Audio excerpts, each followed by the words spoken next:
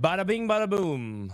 It's final lobby time for Project PBE. Project PBE. So, let me actually put up a little bit of information here. Actually, I used to have a bottom left text here. Let me see. Oh, and how do I change this text? All right, so the text is, this is PB, Project PBE. Final lobby. This is game 2 and checkmate. It's exclamation point scores. What's checkmate? I think checkmate 20. We're playing checkmate, I believe, today. So make sure you guys dial in. I'm a little bit late. This is technically game 2 right now, so I'm sorry that I'm a little bit late on that front. But hope you guys are having a wonderful Sunday. Didn't really do like an actual intro of, you know, how I've been and everything like that. Spent some time with the fam this morning. But I'm ready to watch NA win yet another major. Let's go, Prestivent. Let's go, Marcel. Those are the 2 NA reps that we have. From Korea, we have Seoill. We have Panda. From China, we have Qiyue and Ahao. Koyui, I believe, also is China. Give me a sec here just to confirm. I believe either that or he's from APAC. Koyui is from CN, that's correct. So we have 3 CN, and then we have 1 EU player. If anything, right now, EU did not have that many reps. I don't even think EU signed up very much for Project PB. I only saw a handful of people go for it. In general, Project PB is more of like a kind of like a self-motivational thing. Like if you really want to get ready for the set, you have people playing it. It's funny that a lot of people who did well at Worlds, the narrative going into this lobby is that a lot of the players who did well at set 15 Worlds just 2 weeks ago, they made it to the final lobby. They're back in it. Seoill, final lobby in set 15. Aura farming, by the way, for Preston. Oh god, he got Ornn. I hate Ornn. Ornn, I think, is one of the weakest ones, because you get it at 4-3 and you have Ornn too, but you get a delayed payoff. So it could be, and it could be an artifact you don't use. It definitely can be really high roll, but at the same time, it also can be very low roll at times. This is Marcel. Marcel going with late game scaling. This augment is perceived to be pretty strong. We've seen it do very well. We've also seen it barely flame out, but on average is pretty good. Gobosteur also is a player that barely missed final lobby at Worlds as well. Barely missed. He was in position. If the tournament ended in 12 games instead of 13 after group stage, I think Gobosteur would have made it. That's how close he was. And he was in a really good spot. He just needed to not go something like 6th. And unfortunately, that's kind of what happened, and he barely missed. So it could be that these players are sort of, you know, need a little bit of a run back in order to get to feel like they can get revenge for what happened at Worlds just a couple weeks ago. So those are some of the players to pay attention to. Ahao, 2-time regionals winner from China, one of the most highest earning players for a while. Qiyue is just a long-time competitor. He's made regionals a few times. He's made Worlds as well. And then Panda, a multi-time world finalist. Panda and Marcel both had the dubious honors of making Worlds and both going dead last. Unfortunately, Marcel went super 8th at Worlds this past set. And I believe Panda, I want to say in set 9 or set 8, also had made Worlds and had high hopes and also went super 8th. So both these guys obviously have high highs, and even within those highs have had low lows. So we'll see if they can turn around. I think Marcel went 8th his first game. But it's checkmate. We'll see how the day goes. What up, Tolba? Good morning, man. What up, Lennox? Have you seen any specific line that makes it easier to get into any Mel comp? I've been trying to play Mel. I've went dead last. I think Viego. I think Viego Bilgewater is really good because it combines one of the best one costs to play around, which is Viego, and then you get Bilgewater, so you get free resources, and you can just develop tempo. So my preferred way to get into any AP win streak line is Viego, exactly like what Gobosteur is playing. Viego with items, and then when you get Bilgewater, you can even put the AP items on like Twisted Fate, or you can just obviously start snowballing your Bilgewater. So I like that personally. Man, I'm getting more dogged again. Are you playing or just casting? Me? Right now, I'm just watch partying, yeah. I'm flattered that you think that I'm as good as these players. I would say that on average, these guys are a little bit better than me, you know? Maybe like a cut above or so. But yeah, you know, I wanted to keep it fair. I wanted to keep it fair. If I play in this lobby, it wouldn't be fair for everyone else.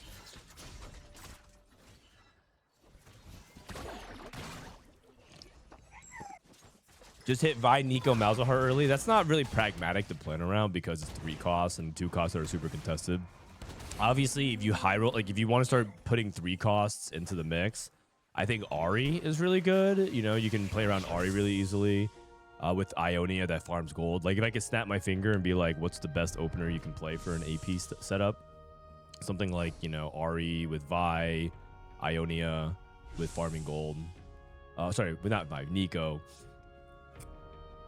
Farming gold, maybe Ishtal as well, but I mean that's a little bit too optimistic. A pan, you know, pans are much better than spats right now in the current meta. It's interesting because I think if there's 3 spatulas, no one pick them up, but pans actually introduce a lot more because they splash into comps easier and they do something, right? So like Vanquishers give you a chance to drop gold, Slayers give you a shield, Quick Striker gives you a heal, Arcanist refunds some mana. So it feels like pans are just a lot better because the verticals of the spats are not exactly good. Kind of interesting dynamic. I don't know if we've ever had that so far in TFT where it feels like the spats just generally are useless and the pans are quite good. But that being said, on average, you still want to have a full item, even though they are splashable. Unless you know that the interaction is particularly powerful. So, you know, some people like a powerful interaction with a pan. Who has a pan? Who has a pan?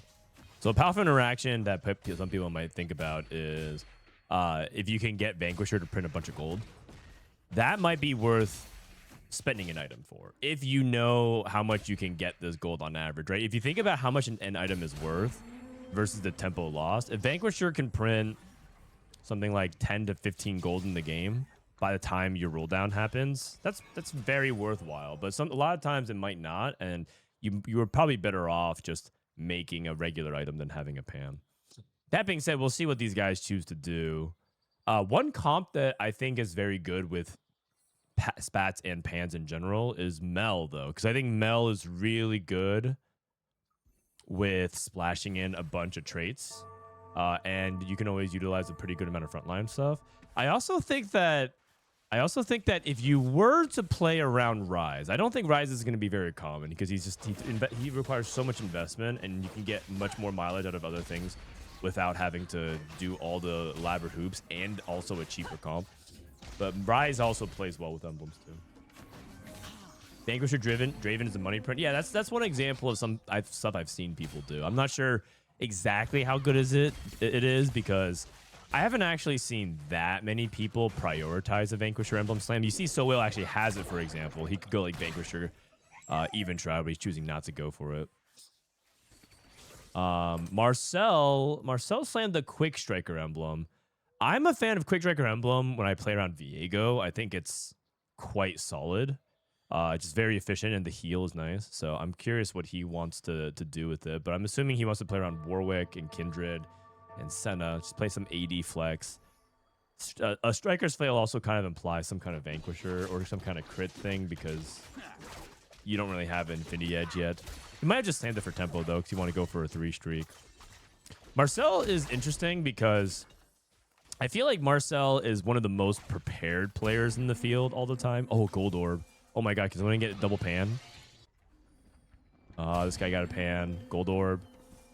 Yunara and Braum. Qiyue got a Death Gloves. What did Prestivent get? Looks like Prestivent got gold. Okay.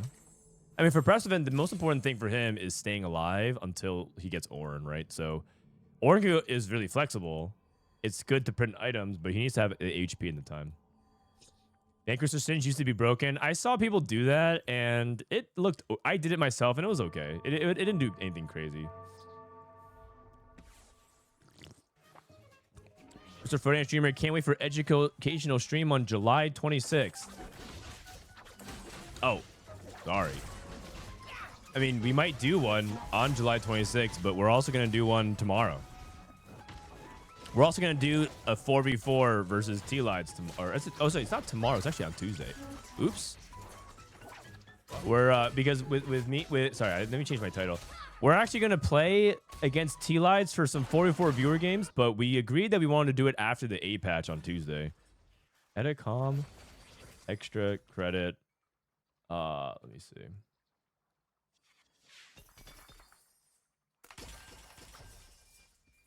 Oh, Prismatic Destiny min-max, and he gets a golden remover and turns all of his removers into Reforgers. Prismatic Destiny into Wand Overflow. Okay, Prestivent's AP for sure. Wait, Prestivent can actually unlock Vagar. Oh, no, you need level 7, though. You need level 7. Prep for 16. Lore and Legends on Monday, Tuesday at 1 p.m. Pacific.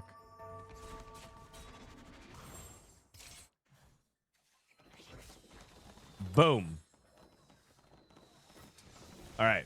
And if you don't know what we're talking about, tomorrow, Disop and Solus and I are going to sit down to yap about TFT, talk about everything, update every tier list, right? Because on tier list, we have items and augments and things like that. And we haven't really done much for the set so far. Within items, there's also emblems and artifacts, and I mean, there used to be support items. Actually, what is on it these days? Just want to double check. There's items. There's radiance. Oh god, I have to study all that before I go through it. I haven't studied all the radiant items yet. It's mainly because all those things are usually the final touches on comps, right? You're not memorizing radiant item stuff until the meta kind of settles. All right. Anyways, let's take a look at other people's setups here. So Sword Overflow. So Koyui, Windstreak, Yordles. I've been seeing this more often, which is you're playing Yordles to get Econ, right? So you play Yordles, you play Epoch. The other thing that's interesting is that he hasn't used this. It doesn't look like he used that many free rerolls. But I've seen people use this to get Bard. But he's rushing 6 Yordle to get early stats and rerolls, and then he's gonna pivot out. And I think that this is a strategy that I need to explore more. I've done it one time, and it felt okay because people were playing strong boards, so I was win lose, and I was saying, and I didn't know exactly how to navigate if I wasn't win streaking. But this is a great spot for Koyui. This is a good tech to remember. You can play 6 Yordles. You can play it as an econ trait. You get 2 free rerolls a turn, and you kind of just guarantee build up your board because you hit your 2 stars. Could an augment that give a 5 cost give Volibear if I have Volibear unlocked? Yes. If you have Volibear unlocked and you click Duo Q, for example, you can get Volibear. I know that because I have experienced that with other things. If you unlock something, a random generation can get it to you. Warpath.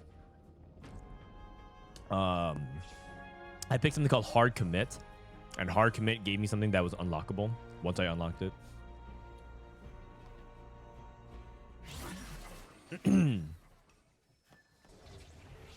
Ionia, Bard, Bilgewater feel better. Well, you say that, but whatever gets the job done, right? I don't disagree, but if you win streak, it doesn't matter what you have as long as you have free rerolls. And 12 rerolls. This is now a silver augment in value, right? Now you're at a silver tier augment. He's rolling just to see if he can get a little bit stronger. Maybe hit Kennen 2. You get rolling for days for free. And then once you start getting 20 rerolls, then you're at a gold level of power. Once you get to like 30 free rerolls, I mean, you're not going to get to 30 free rerolls. That implies you played it all the way till stage 5, which is probably too much.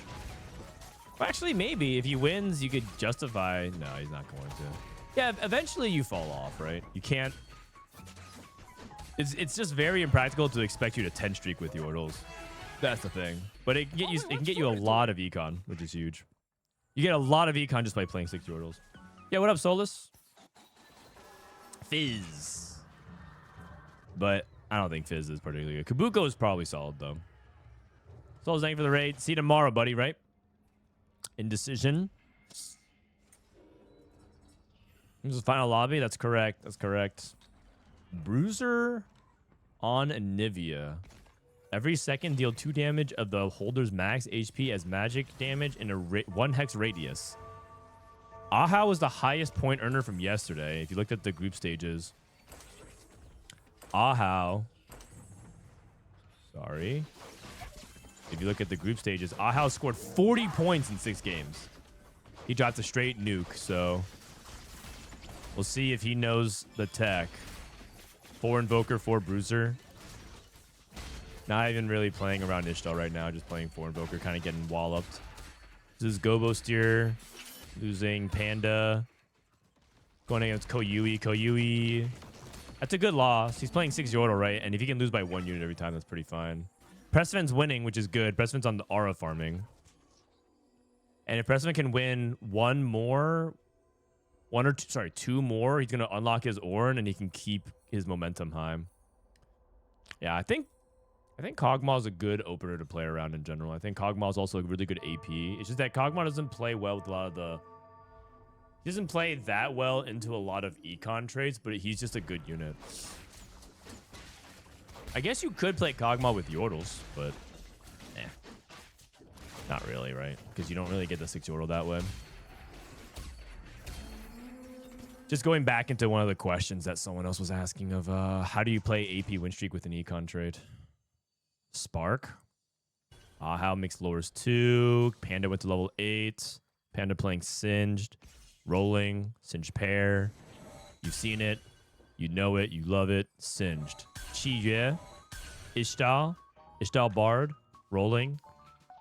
He went Radiant Vow on his Pandoras. I guess he just settled because he can't wait too long.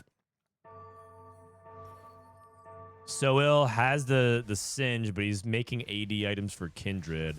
This looks like, to me, he wants to play into, you know, obviously the Senna and the Kindred stuff, but he's very poor, so we'll see how he navigates through it. He might have to play around like Warwick. Oh, he has 6 Juggernaut. Oh, so I guess this is just his board. He's just gonna play 6. Dude, he's playing set 15. He's playing 6 Juggernaut, 5 cost in the back. My man is still stuck in KO Coliseum. Cheer on a win streak with his Singed. Ahao unlocked. Let's go with Prestivent's POV here. See what he's going to do. Bronze for life. That is theoretically pretty powerful. Instantly rips it. Doesn't even bother looking at anything else. And here comes his roll down. He has Singed. Prestivent has Singed unlocked. There's a lot of Singed already gone. Gobosteur rolling. Hits Quillista 2. Plays around Belveth with a Flicker Blade. And Prestivent is broke. He does have a Malzahar too, though, but he's waiting for that Ornn. Bronze for life for Koyui. Looks like he is fast 9. He's still racking up all those free rerolls. Marcel with 3 3s. Marcel with a Leona 2. 3 3s with Darius 2 in the orb. Oh dear. Oh dear. Marcel, what is he trying to play here? Trying to play Slayers? He's trying to play Ambessa Slayers? That is so tricky. He is... I don't even know how he can capitalize on this. Who takes Quick Striker? Is it Shyvana? Oh, no, it's... sorry. You know what? Sometimes in the back of my head, I still think Ambessa is a Quick Striker. There's a lot of reversed identities this set. And I just think, oh, yeah, that unit's an X. Like, it still takes me a... Sometimes I just forget that Cho'Gath's not a bruiser and he's a Juggernaut. And it's like, in my back of my head, I'm like, yeah, but you have Quick Striker on Ambessa. What? Doesn't even make sense. Marcel's looking at Bezos while Prestivent's looking like a McDonald's employee. Yeah, except I feel like Prestivent has the Ornn 2 now, and that feels like a lot better than Marcel's Fast 9 spot. I'm not sure why. I just feel like Marcel is not likely to hit his 5 cost, but we know how powerful late game scaling is, so if you can get to that board, it's good. Gobosteur with a Flicker Blade. I don't believe Callista's very good with Flicker Blade because I think she's much more cast oriented than attack oriented. So I don't think she's very good with it. From my understanding, Callista is a lot better with Shojin, right? And Mana Gen. I guess Flicker Blade, Rage Blade technically is Mana Gen. Same. Aatrox is Juggernaut and Gwen's a Slayer. Yeah, you have this like leftover visual. Yeah, I think Gobostier's dead from previous sets that just that just doesn't like make sense to me, but it's all good. It's like Panda's gonna lose Kindred. Kindred doing a lot here. Seoill's win streaking with a Kindred 1. He's out here playing set 15, man, and that's something that I hadn't thought about, which is, I mean, because I tried a 6 Juggernaut setup before, but I was trying to play around Singed, and now he's just playing AD 6 Juggernaut. There's another pan on the carousel.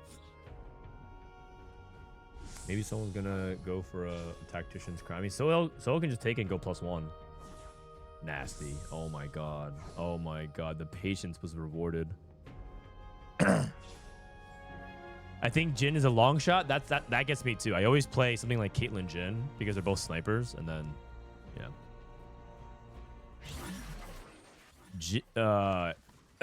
she's still good with Flicker Blade. Callista? Is she good with Flicker Blade? I mean, Flicker Blade's just a good item. It's neutral on it. Azir 2 for birthday reunion. Marcel level 9. I mean, Azir 2 works. He has items for Azir if he wants to transfer over. The thing is, Azir, I've come to sort of, I don't really think Azir is all too reliable. He's like okay if you put items on him, but I feel like he's a good third option once you have your primary and your secondary kind of squared away, because his job is like to, you know, have the same soldiers and add utility to the team. I just don't really feel that confident in Azir being the primary carry. But in middle parts of the game, you can do it for sure.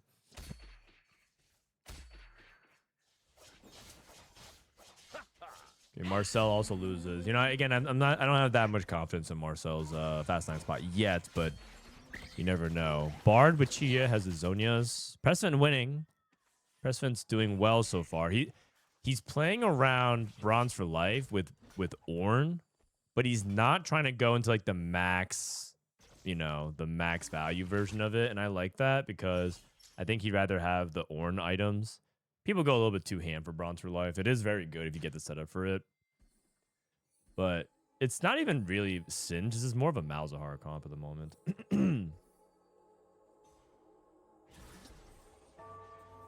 I feel like TG is Bizazir. Yeah, something like that. Marcel won Mort's guessing game. Oh, what was the answer?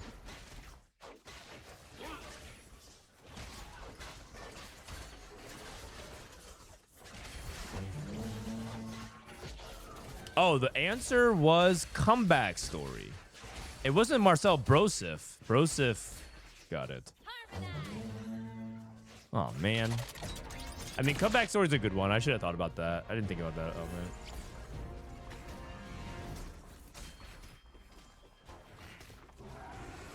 I think I picked no scout, no pivot, just for the memes.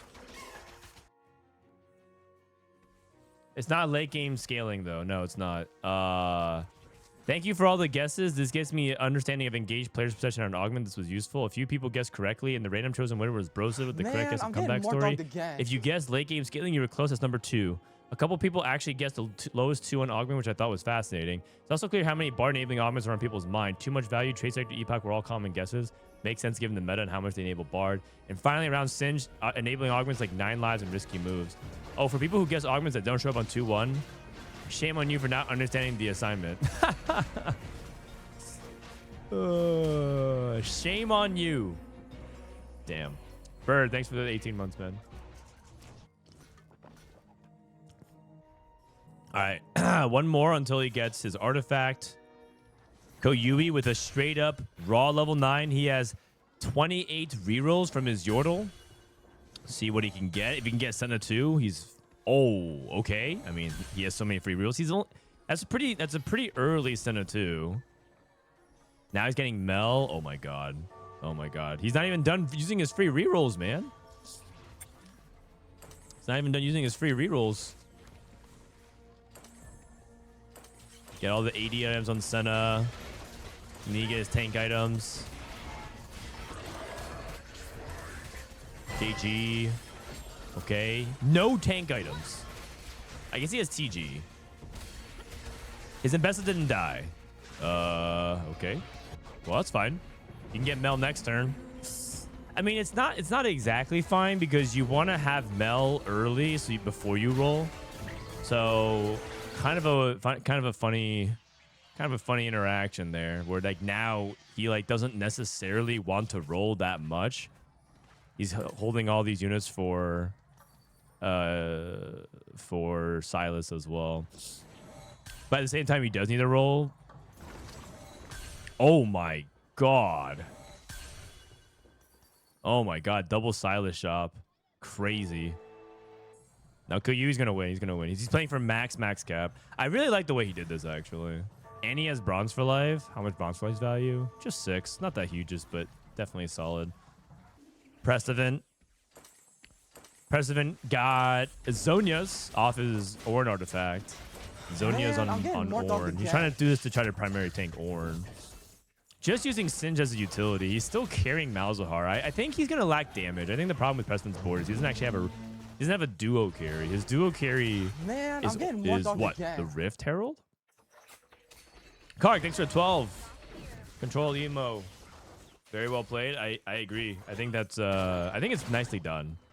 It's one of those things that like looks like, oh, pretty straightforward. You just build this board, but he's doing it in smart ways. And Thena next to the prime as well.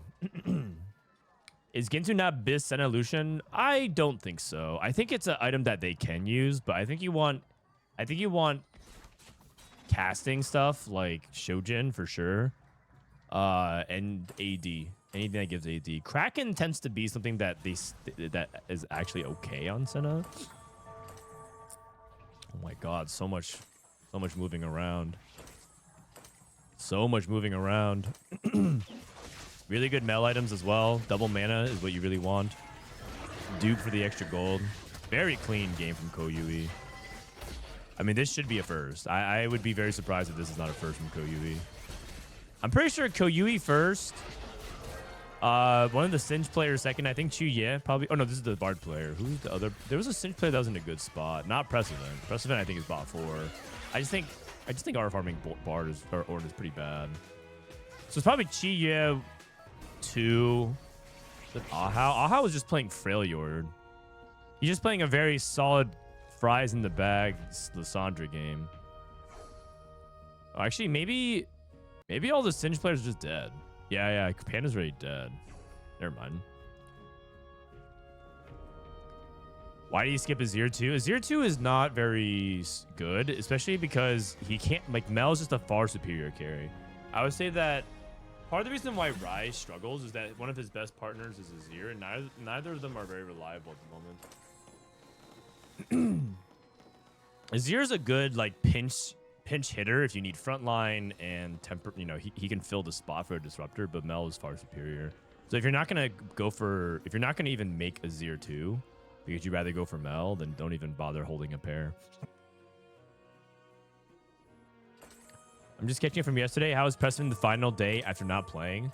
So Prestivent was the #1 player on ladder for Project PBE. And so his reward for being rank 1 was that he gets a buy straight to day 2. He gets to buy straight to day 2. He doesn't actually play in day 1.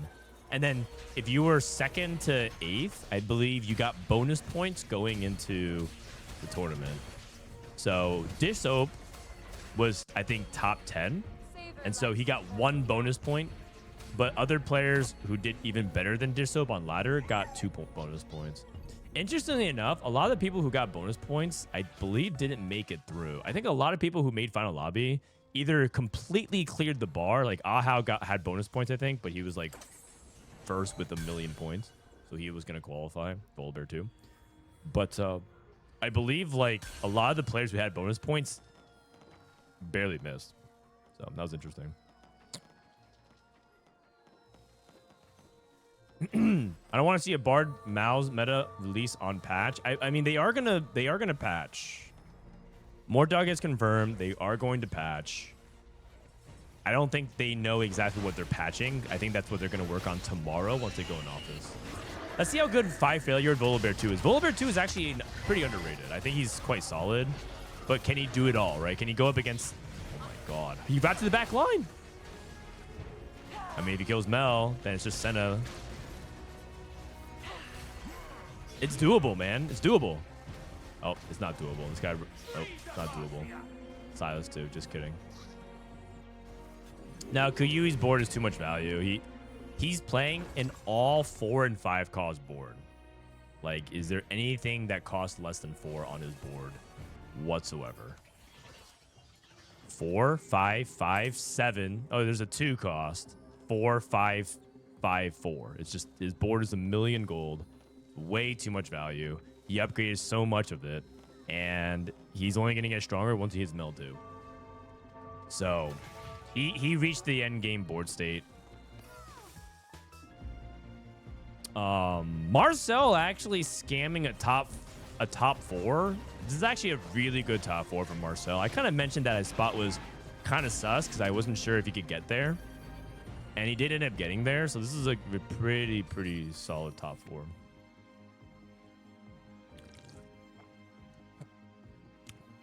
How do you see PBE ladder? No, I just saw the results of the score sheet. So the score sheet right here, I'll show you, but it just showed like their results.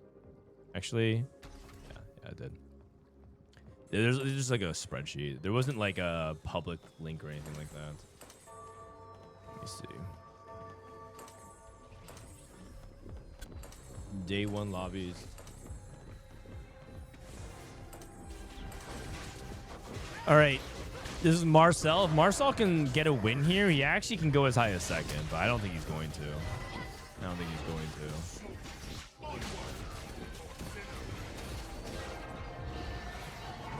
Oh, just kidding. There was a public leaderboard. It was on his website. Wait, Ahao gets the win over the Bard player? Maybe Failure's underrated.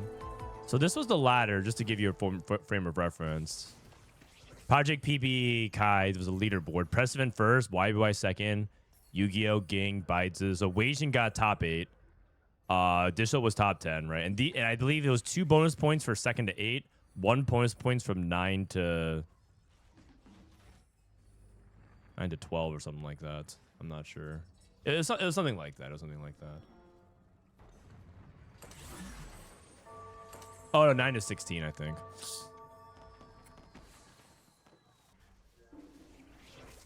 But I'll show you guys the day 1 scores. But pretty much everybody who made final lobby did not have any bonus points, which is interesting. Is Void Vertical any good? No, I think the more I play Void Vertical, the more I feel like it's like a prismatic augment only type of situation. Not that. Wow, a 2nd with the sun. That's a fantastic 2nd for this board. The more I think about Void, the more you're only supposed to play it when you know you can get to level 10, and it's just kind of hard to do that without immense econ. But Void is obviously, if you get to level 10 with anything, your AVP is always going to be good.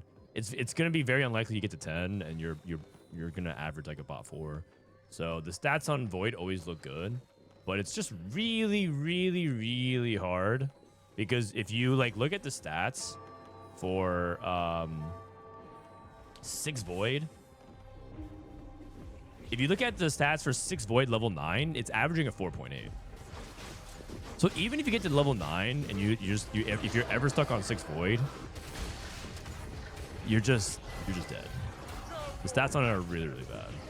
So I think Void is one of those, you have to know you can get to 10. You just have to know you can get to 10. Nice job with Koyui. That was actually kind of a masterclass, honestly, a fast 9. If you look at Void, and that's really bad. Even if it was a reasonable number, like a 4.3 or something like that, you have to remember that you have to compare it to the average level 9 board. If you literally just look at the average level 9 board, it's a 3.6. So even if it was like a 4.0 and you were like, oh yeah, you know, 4.0 is not even bad. It is bad relative to the average level 9 scenario. So yeah, the Void is just verticals in general are like pretty bad. Okay. So I wanted to show you guys the bonus points. That was game 2. I want to show you guys the bonus point situation. So this bonus points column on column K was to YBY, Yu-Gi-Oh, Ging, right? These are our best performing players. But if you look at it, Ahao, 40 points. Ahao had 1 bonus point, did not matter. Qiyue had 35. Qiyue is top 20, 0 bonus points. Panda, 35. Panda had 1 bonus point, did not matter. Koyui, 33. He had 1 bonus point, did not matter. Seoill had 0 bonus points. Gobosteur had 0 bonus points. Marcel had 0 bonus points. So literally none of the bonus points mattered. It would have mattered if Dissoap had 2 bonus points. Dissoap was at 1, for example.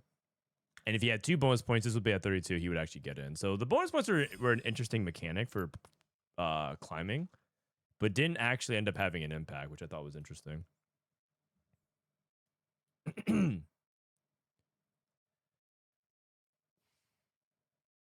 All right, so remember, this is Checkmate, and I believe they're playing Checkmate 20. Let me run some ads real quick. BRB. Let's see. Based on placements. Order list of players. They didn't say where. It's Checkmate 20, right? Volibear is trash? Really? I feel like that was not actually that bad of a thing. Level 9, 5 Freljord. I mean, on average, it's kind of underperforming, but if you get Volibear, I mean, Volibear, Braum, Lysandra, I mean, it doesn't look that great. He actually kind of overperformed. I feel like the conclusion is Volibear is trash is not exactly a fair assessment there. Man, I'm getting more dogged again. Volibear seemed kind of fine. But the thing about Volibear is I don't even know if people are building him right. Like, there's no way Volibear spikes your AVP that much, but his builds look this bad. I wonder if Volibear's good with, like, oh, is it because he's an artifact check kind of guy? No. The one thing about artifact data that's kind of weird right now is that there's a lot of survivorship bias. There's a ton of survivorship bias because of Ornn. A lot of stats are going to naturally look really good on him because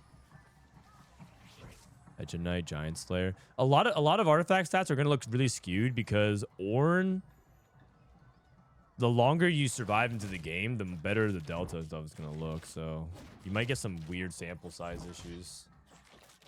Dogging sense for the 14.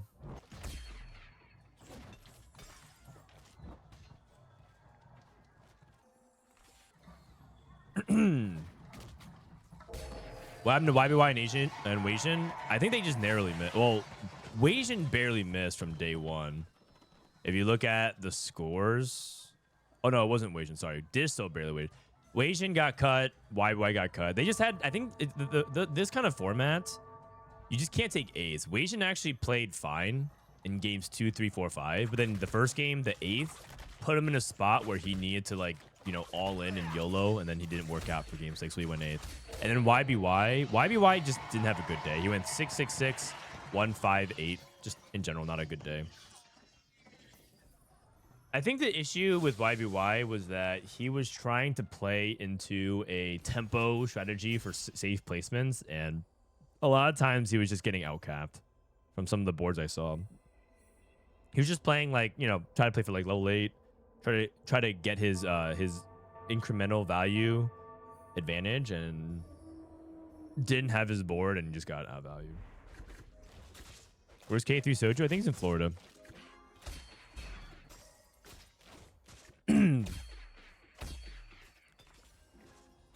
We have a belt, cloak, and a sword.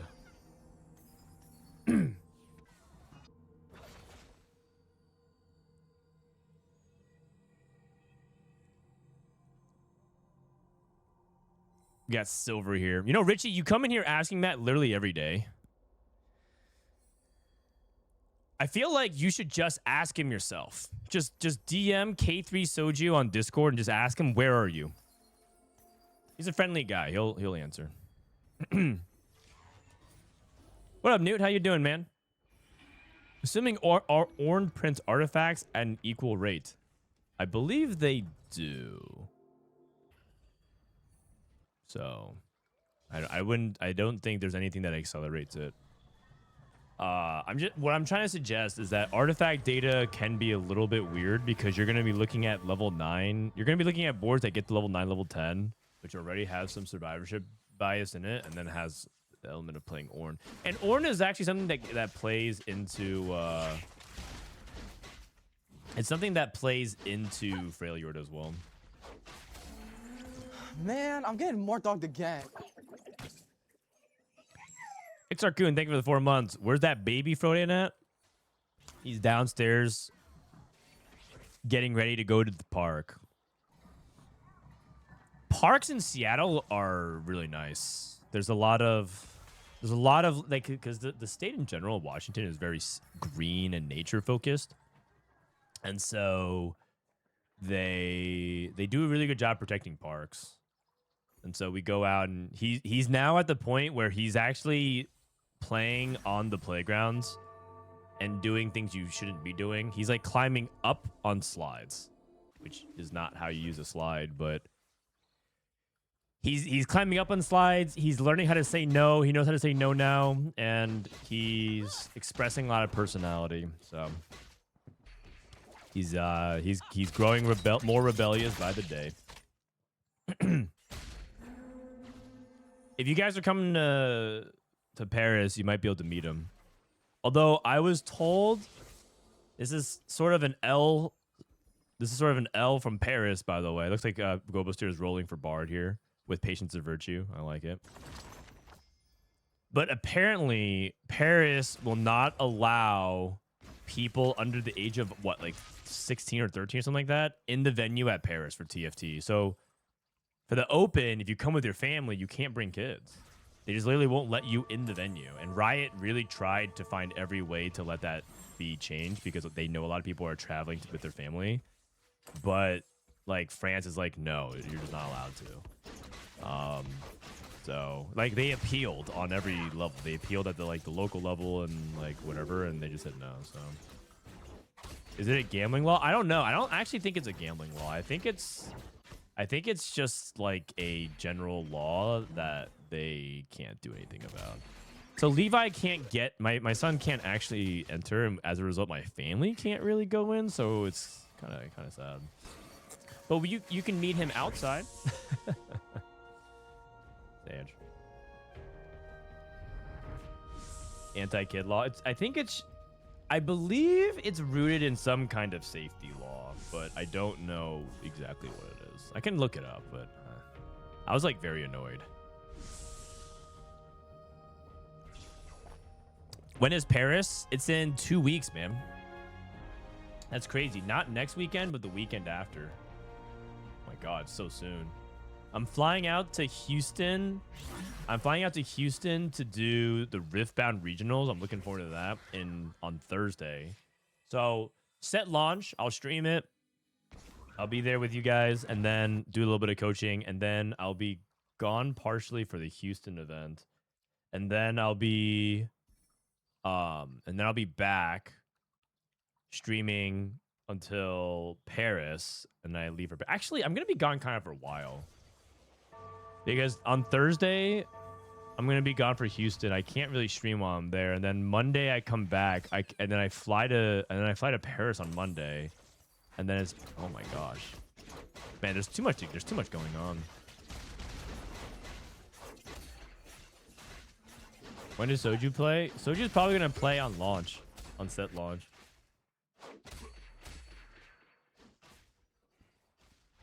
Will you still remember us when you come back? Oh, yeah, absolutely. I hope you guys remember me. I mean, I'll be gone for like 5 days with no stream. Sage. It's okay though. That's partially why I'm streaming so much now, right? I stream a lot. In fact, if you look at the past, let's see, Twitch tracker. I did like, take a little bit of time to go to Spain, for example. But if you look at the past 3 months, I've streamed 82 out of 92 days, which is kind of a lot. I don't, and the only time that I don't stream is usually because I'm traveling.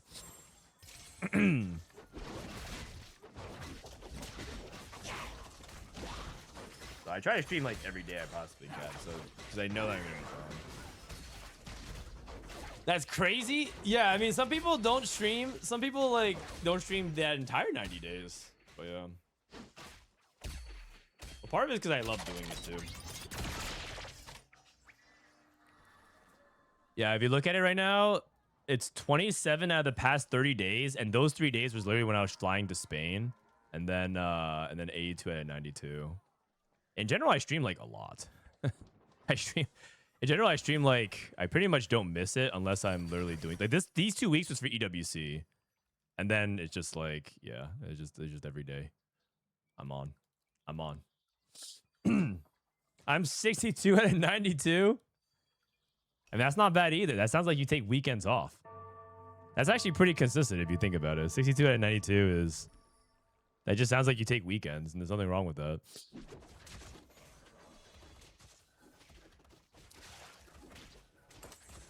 So, even though I'll be gone for a stretch of time, you already know I'll be back from Paris and grinding like crazy. Okay, so Prestivent's on a 5-loss. 78 5-loss is pretty good. And then we have Efficient Shopper for Panda. I didn't actually even cover some of what's going on here. I've been kind of just yapping. Just yippity yapping.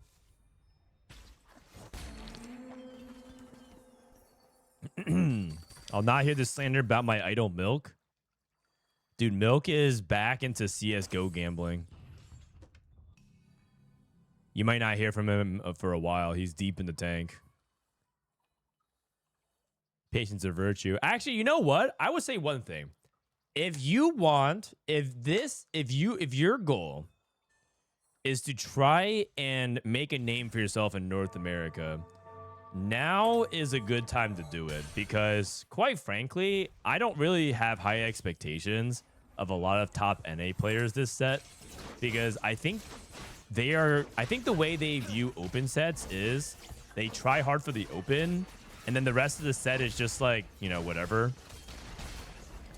And I'm not entirely sure their motivation will be there. Because if you think about what happened in set 15, and I'm going to be quoting him directly, the best performing player in North America last set was Dehua. And Dehua, when asked about it, said, NA is bad because I was the best performing player. He literally said that. He said that he thinks NA sucks right now. He's like, if I'm the best performing player, then NA is trash. And I thought about it, and I said, well, you know what? The other way you can think about it is that, and Preston's thinking about taking Explosive Grove versus Gold Destiny here.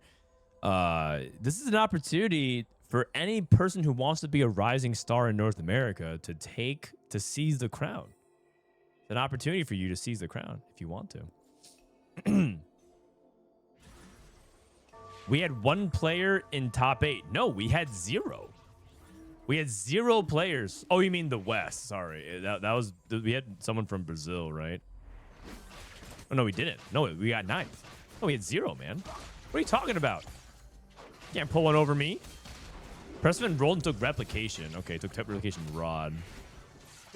I think Prestivent might be playing Singed again.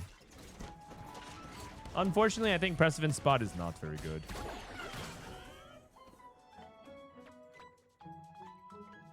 Marcel's spot's good, though. Looks like he's got the AD win streak tempo going on.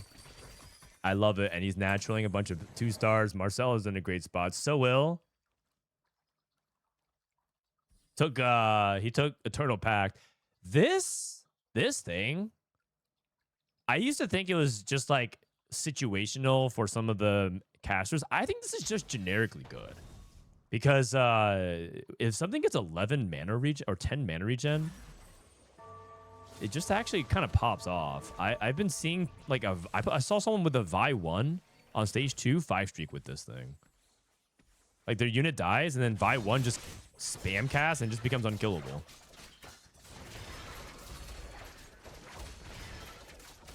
Okay, well, not against this, but I mean, Seoill still has a good spot, or still gonna win.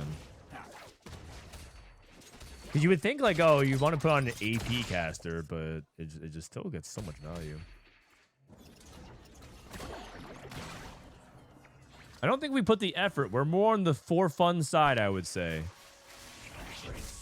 I mean, that's kind of true, but there's also a couple of NA tryhards. I think Weijin and Dish Soap.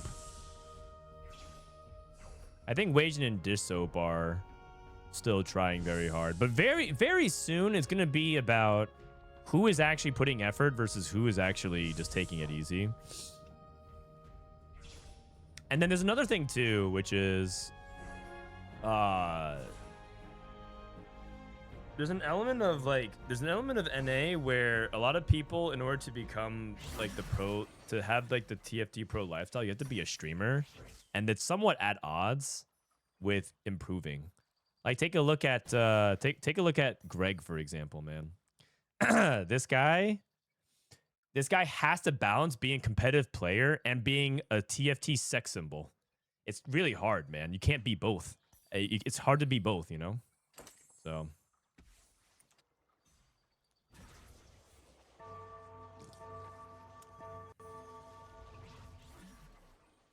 Can I get a wide Grexo in chat?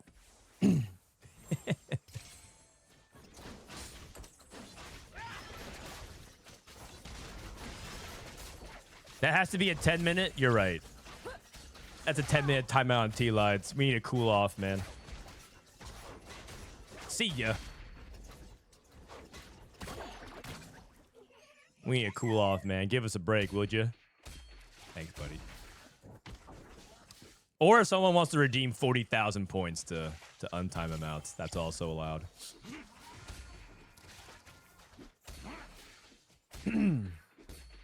Or just be Marcel and have hella savings. Okay, what's going on with this mirror, man?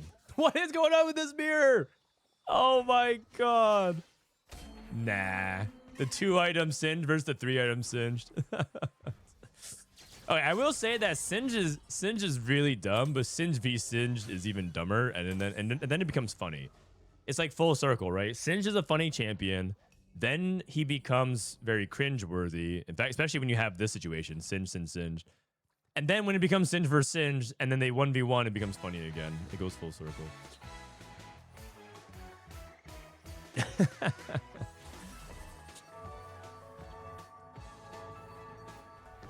All right. Ain't nobody redeeming 50K for Greg? Dude, people would drop everything, man.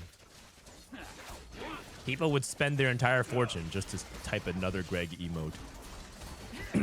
It's the only thing that has a bigger scarcity. That's the only thing that's a bigger commodity than Riftbound cards. Greg emotes. It's artificial as well. You know, I found out yesterday on T-Light's stream that he revoked permissions to 7TV for his mods because some people have ruined that privilege for others. Man, I'm getting more dogged again. He doesn't even allow emotes to be added anymore. Gentlemen, thanks for a tier 1. Artificial scarcity, man. He's trying to corner the market. Don't let him. Invest now. Invest now.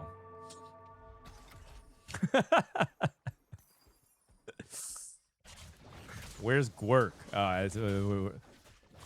We need to keep this stream semi-family friendly, you know? Otherwise, it'll be both the TFT Paris open venue as well as my chat channel that kids can't go in. All right, Prestivent with patience is a virtue. Here we go. Here's the Spirit Bomb all in. Here's the Spirit Bomb all in. Trying to roll. He doesn't have that much gold, so he needs to roll in hits. But the issue is that he's 3-way contested. And this is sort of the dynamic that I think Singe players run into pretty often, which is you're rolling super contested. Everyone has the econ, and you just might not hit. Gobosteur with a Bard 3. The I2 tank right now. Marcel still win streak AD, just chilling. I really like Aphelios for win streak. I do think on stage 4 he just doesn't do anything against like the tempo boards. But if Marcel can get a win here, oh my god, beat the Bard 3. That's huge. I mean, his items are good. Nicely done by Marcel. This is looking very clean game. Meanwhile, everyone just tripping over themselves to just get any semblance of Singed online. They banned Frodan yet? Not yet, man. That guy keeps walking free. Evil wins again. Where's the justice? This is real life, guys. The bad guys win. This ain't your anime or your kids cartoon shows.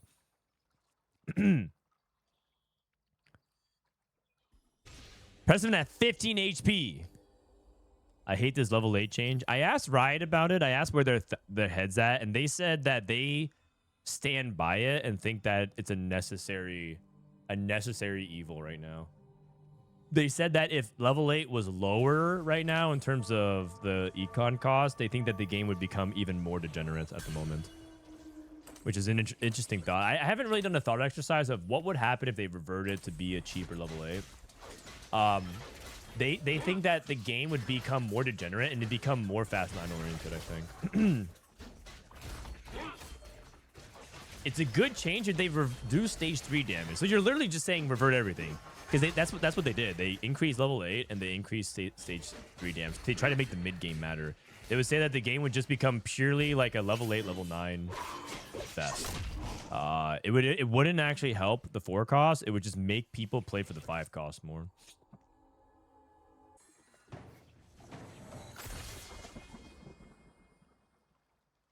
Okay, Oriana 3. Kaisa 2 for Koyui. So Koyui playing some Void. Okay. Okay. Got some Void. Rageblade on the Kaisa. Probably Rageblade. Oh, it doesn't have JG though.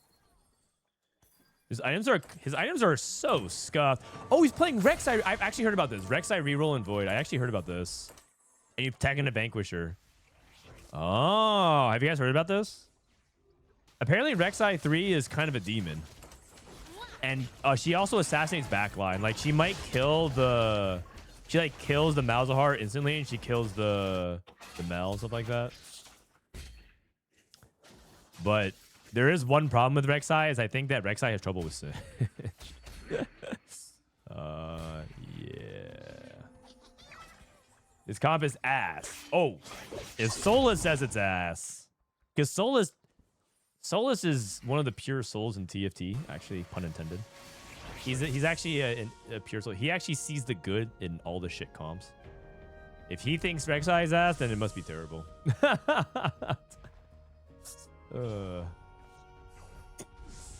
Never mind. Never mind. I mean, I heard it was good, but apparently it is not good.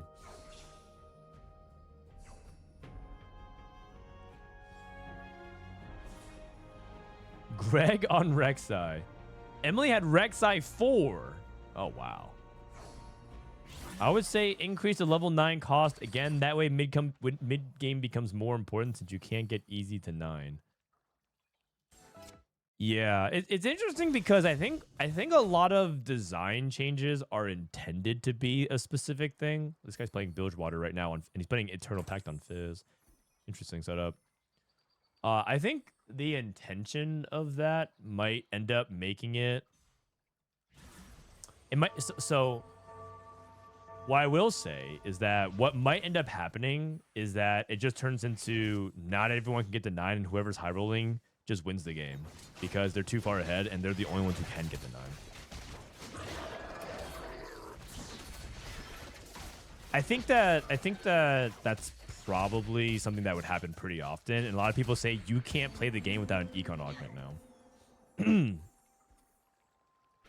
you don't want that to happen either, right? And when you think about design solutions, you're supposed to break it. You're supposed to break it. Like, what's the What's the bad version of what happens with that? And I'm not entirely sure what the solve is, right? You have to think about a solution that simultaneously solves what you want and is not breakable. So then the solution would be then, okay, well, you do that, and then you lower the power of 5 costs in general. If you make it cheaper, if you make it more expensive to go to 9. Things like that. It's kind of weird. It's kind of weird. There's like this weird balance you have to go, and because there's a lot of systems that sort of have a cascading effect on everything in the meta. Marcel's sacking to go to 9. I think he's gonna go 9 at 5-2. Maybe a little bit later, depending on how he is. Prestivent still down to 1 life. Still unsinged. I mean, watching these Singe games are just depressing because you just know that you're scrounging for placements, and it's very likely that Singe might be bot 3 in this game if he takes 1 nasty loss. But looks like he gets his win. Panda. Isn't the problem that it rarely makes sense to roll on stage 3 unless you are re-rolling? Panda's dead, by the way. 1 Singe player in bot in 8th. That they try to actually combat that with this change. Like they want this rolling for Silas, by the way. They were trying to combat people don't play the mid game, but then they made 7 costs and 5 cost and so many 5 costs that are high value. I actually think that legitimately what they would need to do is to make mid game matter is just simply make 3 costs overpowered. And that's not exactly what they want to do, because if they make 3 costs the best tier to roll for, then why even bother going for 4 and 5 costs? And then everything just turns into reroll fest. It's weird. They could also do something kind of unnatural, which is make 2-star 3 costs good and 3-star 3 costs bad. But that also does not feel. That also feels like bait. That feels like artificial balance, or it doesn't feel like it's very intuitive. It would make not much sense. Make everything broken and then nothing is broken. That's not true either. I like that. That's like something that I see thrown out very often as like a broad paintbrush to like fix problems in game design. That's just not true. When everything is broken, the game is not fun because the game ends too fast. And that like combat pacing is like a really big thing in TFT because that's how everything is gated. That's how everything is measured, right? If everything is too explosive, then that just makes the game. It makes your eyes just kind of gloss over because combat ends too fast and it's too explosive, and then it just becomes who hit versus who not. The whole like make everything broken. That's just not. That doesn't work in TFT. We've actually had situations like that where the combat pacing was so fast and it made the game pretty unfun.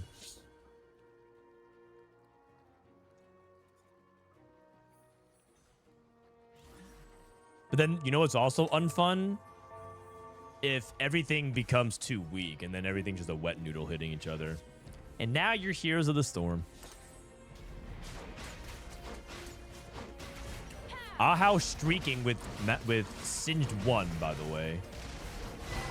Prestivent also streaking with Singed as well. You can see why everyone puts their faith in this comp. Let's look at Marcel. Marcel gives me hope. Marcel's going at 5-3. Looks like he's a little bit too poor for a 5-2. Do you think it would help if some number of level 8 unlocks were moved to 7? No, I think then that actually makes mid-game even more unplayable. Or it's not more unplayable, but like it just become less about 3 costs and more. Like right now the game is so oriented around unlocks, and it's around 4 and 5 costs and 7 costs, and you would make it even more so about it. So yeah. Heroes of the Storm mentioned. That game was not actually bad. It was too late. And I also want to say it was like too creative. Like Heroes of the Storm was so creative. They were one of the they're like the only MOBA that's ever made multiple maps for their cast, and it actually be interesting. Like Summoner's Rift, League of Legends, we're playing on the same goddamn map. I mean, I know the map's changed, but it's like the same functional map. for like 1.5 decades now. And then Dota's the same thing. Oh, Prestivent? Prestivent's alive. Marcel still hasn't finished his roll down yet. But here's Storm actually try to create interesting, objective-based other maps. But, yeah, it's just too late. It was too simple? It was not too simple. It didn't fulfill a lot of power fantasy. It was like too team-oriented. I wouldn't say that it was too simple. It was actually kind of complex.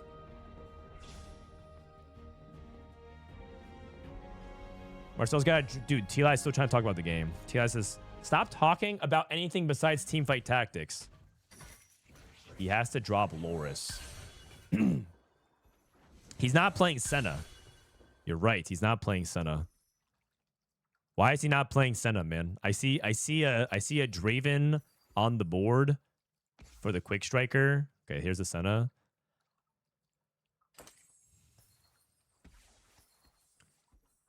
How good is Shreem? You get max HP? It's pretty good.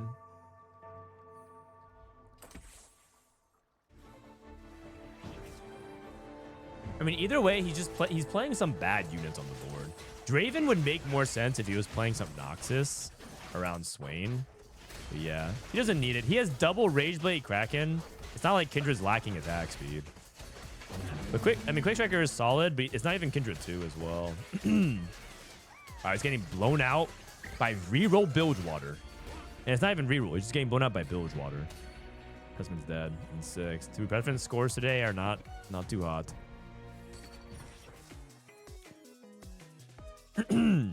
Graves TF Bilgewater, huh? Alright, so what's the TF Graves comp we're calling?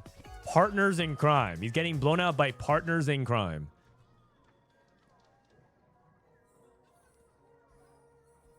Rek'Sai 3. This is what we got outplaced by. We got outplaced by Rek'Sai 3 and Graves TF.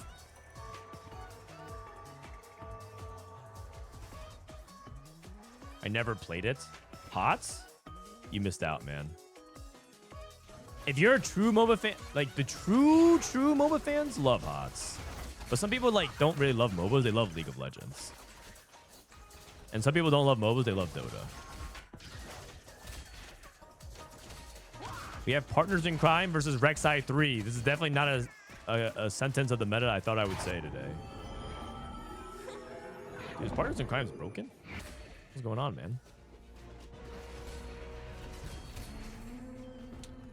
Well, Rek'Sai 3 got a 5th. I feel like you can't ask for much more. Let's be real. Han was the best. Dude, you are so old. Heroes of New Earth. If there's one community that was more toxic than Dota and League of Legends combined, it was Heroes of New Earth. Dude, no one even knows what Heroes of New Earth is. You literally just said Pong is the best video game. You said the 21st century version of it.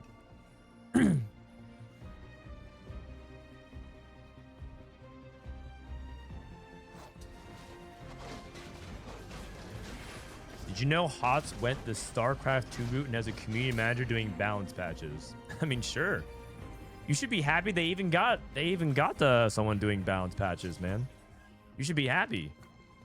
Activision Blizzard having somebody do anything updated that's not something wildly profitable like another horse mount skin for World of Warcraft.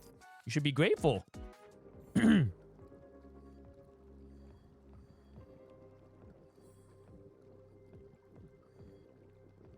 I'm a Smite enjoyer. Smite's not bad. I think Smite always felt clunky to me though. The third party MOBA thing felt kind of clunky, but I guess I also think Fortnite is kind of clunky. So maybe I'm just not a third person POV gamer. Like I thought PUBG was infinitely more enjoyable first person than third person. So maybe I'm just not a third person gamer. I never liked Mass Effect. You know, it actually makes sense. I'm not a third person gamer. I'm not it's just not my vibe. From that perspective, obviously TFT is zoomed out. So Ahao wins. Gobosteur on a win streak. So it's gonna be Bard Ishtal. Okay, I'm kind of rooting for Marcel here because I want him to win. He got a Talisman of Ascension. Oh god. Okay, Talisman. Wait, is Talisman maybe Talisman like a Azir or something like that? The theme, Talisman on Azir. No. The lore. The lore. Oh man. You can also Talisman Nasus. That's true. That is true. I mean, maybe you can get there. Qiyue with the C1 positioning on Milio. That's pretty interesting.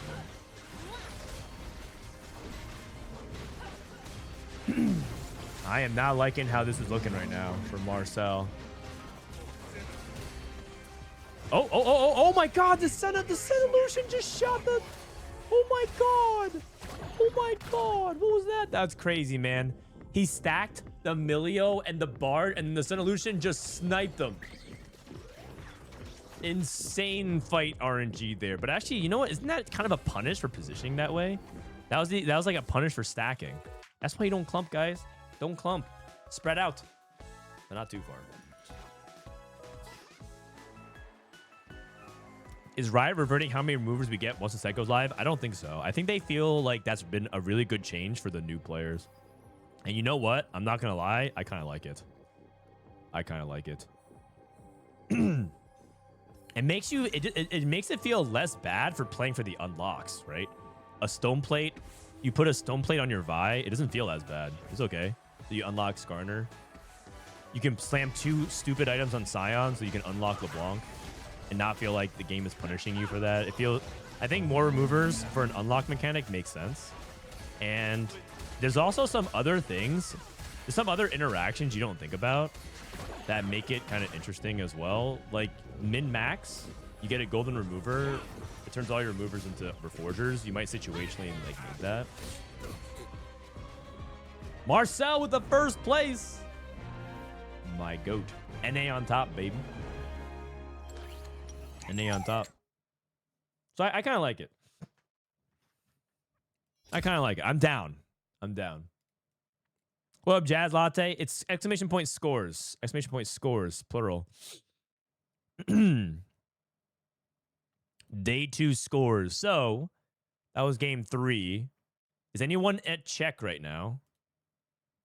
I think one person's in check, maybe. How's that check? He has a 2-2-2. Wait, is this guy an actual demon? He scored 40 points. And he went 2-2-2. And he's played different comps every single game. Hold on one second. Do I have this guy added? I do. He's played... Hold on. He's played Singed. Lysandra. Sorry. He didn't play different comp every game. Singed. He went 7th with Mel. This is AD. He played Piltover. Played Warwick. He played Viego reroll. He played Yunara. And I remember he played Yunara into Tarek 3. He played Freljord. He plays a lot of Freljord. What the heck? Is Freljord good? You know what? I'm Freljord every... Okay, I made up my mind. I'm Freljord every game. Don't contest. I'm Freljord every game. I don't see any T-Rex at all. Well, that might be a good sign to get your annual checkup at your eye doctor because there was a T-Hex there. All right. Oh, you're saying you don't see it at all in your lobbies. Okay, so who's on check right now? Check. Ahao.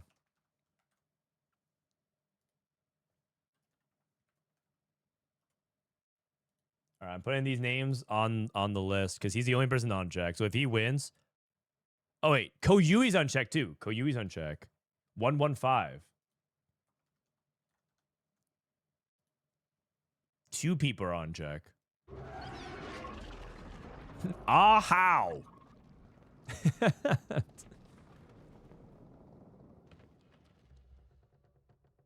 All right, so we got loot subscription. No, this is Scuttle Puddle. I don't know why I thought this was loot subscription.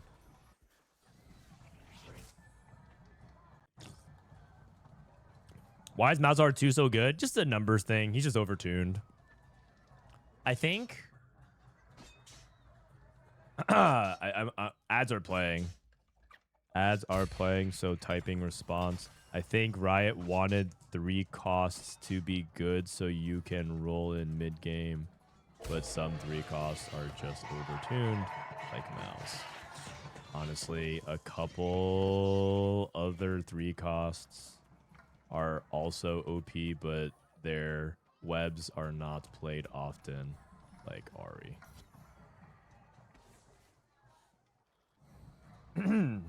Oh wait, what's Frodan Anyways. Oh, snap. Jazz Latte with the raid. Thank you, brother. Shishia. Hao. My Chinese is really bad, though.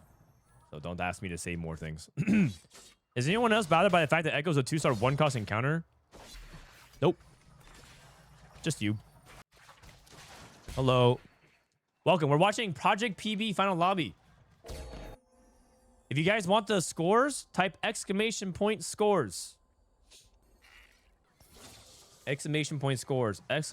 !scores. This is game 4. We're on check. And the 2 players that can win is Ahao and Koyui from China. Both CN players. Open up with Targon. We're on Scuttle Puddle. Ooh, what if he plays for Seoill? Targon Seoill for the win. Seoill would be a good checkmate comp because it's hard to stop that. And if you snowball, there's nothing that people can really do about it. So if he has that opportunity, it's prismatic. Oh, do you take something like ticket? Do you take ticket first so you can try to go? Oh man, I'm not sure. Interesting. I would probably take buried treasure to be safe, but prismatic ticket is also really interesting as well. Because a ticket would be to try and get the free rerolls and then try to see if you can scam. You could play into Bard strategies, or you can also try to play into Targon stuff. But ticket Bard is like really good in general. Buried treasures is just a very good augment in general. Because you just get so many items. He takes ticket. Okay. And then Ahao takes level up. Okay. Level up into fast 9, fast 10. Band of Thieves. So 2 Thieves Gloves. Birthday present. Leveled into Leona Pair for Qiyue. He sold his unit. He got a 2-star 1-cost, but he sold it. Panda with birthday present as well. Looks like he got Blitzcrank. Band of Thieves 2. What? This guy took Axiomata? And then Living Forge into Hull Crusher. Okay. So I've taken this before. And I think this augment, I think I went 8. And it wasn't even a close 8th. So maybe they did buff it, and I haven't taken it since. But the issue is that sometimes you just get something that doesn't do anything. Like, you get another fire axiom, and then you're just like, well, I guess I get more burn and wounding. So I felt like I couldn't use it. Maybe it's just a skill issue. Take it into a free first. Okay, he has Bard. Oh my god.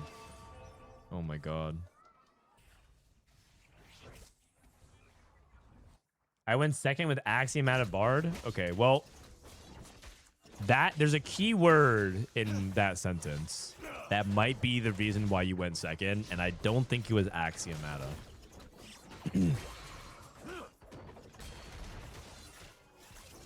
I don't think it was Axiomata, but we'll see.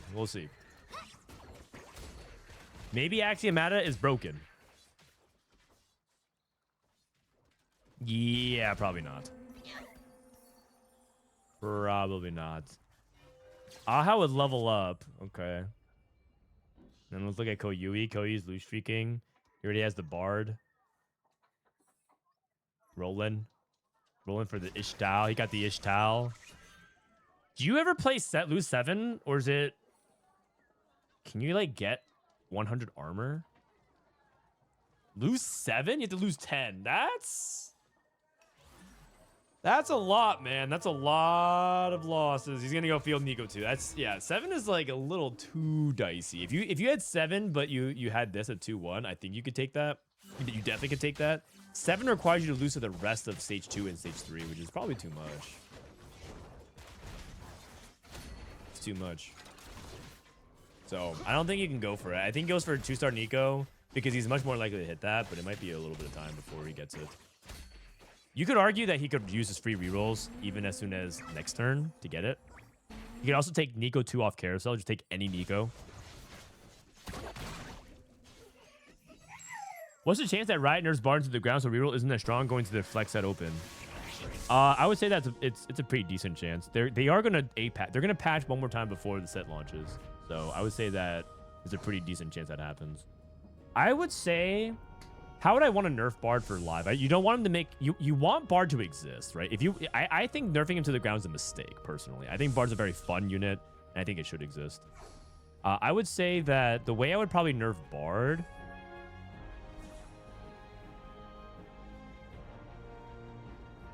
I'm not sure, man. I would probably make it maybe one more reroll. Make it one more reroll. But I mean, some people would argue that's still not enough. Roll 5 times. That's kind of hard, man. That's you don't want to make it so that you just destroy your own game to play it, but it could be. Or make his unit generation true random. It could be that as well. Like his unit. Another thing that makes Bard kind of OP is that he has moments where he pulls units from your board. So I've had situations where I play Bard and he summons a Silas for me. I like unlock one Silas on 8 and he pulled another Silas and then I had Silas too. It was just like way too high value at that point. He gave me a riff. Yeah, exactly. So maybe that's another thing that can help it very subtly. If it's true random, then maybe it's just a little bit of gold. And then Aurelion Soul. Yeah, exactly. I played so much yesterday versus meta matches. The amount of Singed Mouse players is disgusting. And you know, since their trait listed like a bowl of M&Ms, they just copy paste the first thing they saw in meta TFT. Bro, isn't PB supposed to be learn and try comms? WTF, you got to earn by being a human, chat GPT, and TFT.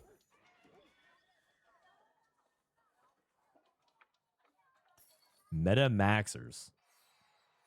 Are you describing good players?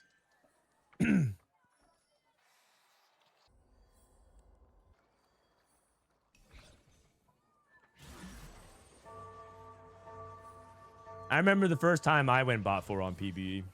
It's all good, man. I understand that it's like annoying to play against Singed a lot on PBE, but also it's not that big of a deal, man. It's just PBE. Like it cuts both ways. It's just PBE, man. Just play it. Just play. Either it's fine to just like step away for a couple days and not play PBE, especially because the patch has been very dominated by Singed. You can also just say it's like whatever. You just you're trying out different ideas, trying out different reroll comps, learn different stuff. It's only game. Why you have to be mad? Some people play PBE and they have time for 1 or 2 TFT games and they want to just like get a good sense of how the set is and they want to do well. You know, I'm a player that when I play single player games, I'd never actually played Baldur's Gate, so please forgive me. I never played Baldur's Gate, but if I played Baldur's Gate, I'd be the kind of person that would study what to do in Baldur's Gate instead of spending my time aimlessly clicking around and just wondering what happens. There are players that are like that exist, and I'm one of those players. I like to like look at things and know ahead of time what I'm doing and get a good sense of things. And for me, that's the way I would want to first time interface with the game.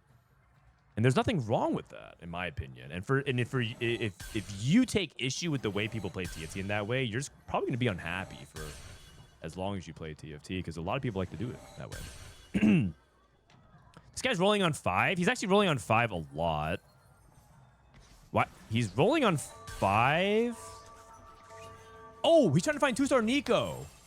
Oh my god, he was rolling on 5 to find Nico. Oh, for his quest. He was still on Nico 1. He found 7 bars before he found... He found 7 bars and how many Orianas? 5 Orianas. Oh my goodness, man. That's crazy.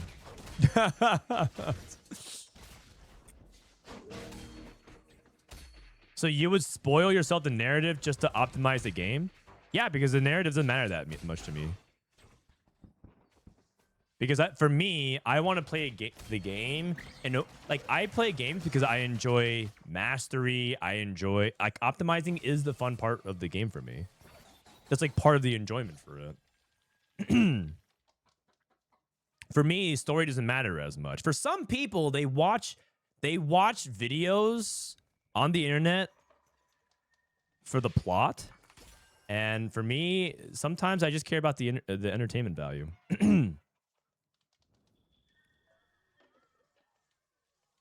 Wow, these are all awkward. I would say, oh my gosh.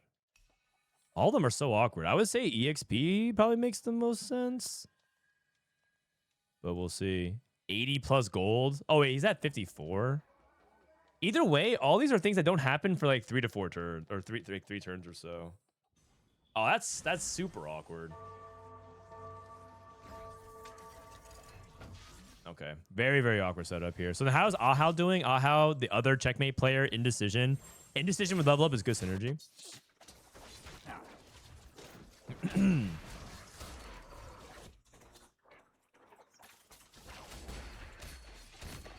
I think people have a hard time understanding other people's gaming habits because the way they enjoy games is a very deep personal journey, and it's like the way you enjoy TFT is not the way other people enjoy. Some people love verticals. Some people hate flex. Some people love overpowered rerolls, and some people really like these are like controversial things, right? Some people love trainer golems every single game. They would want it to be that. And for them, they cannot understand why other people from TFT would enjoy the other side of that stuff. There's a lot of people that like that.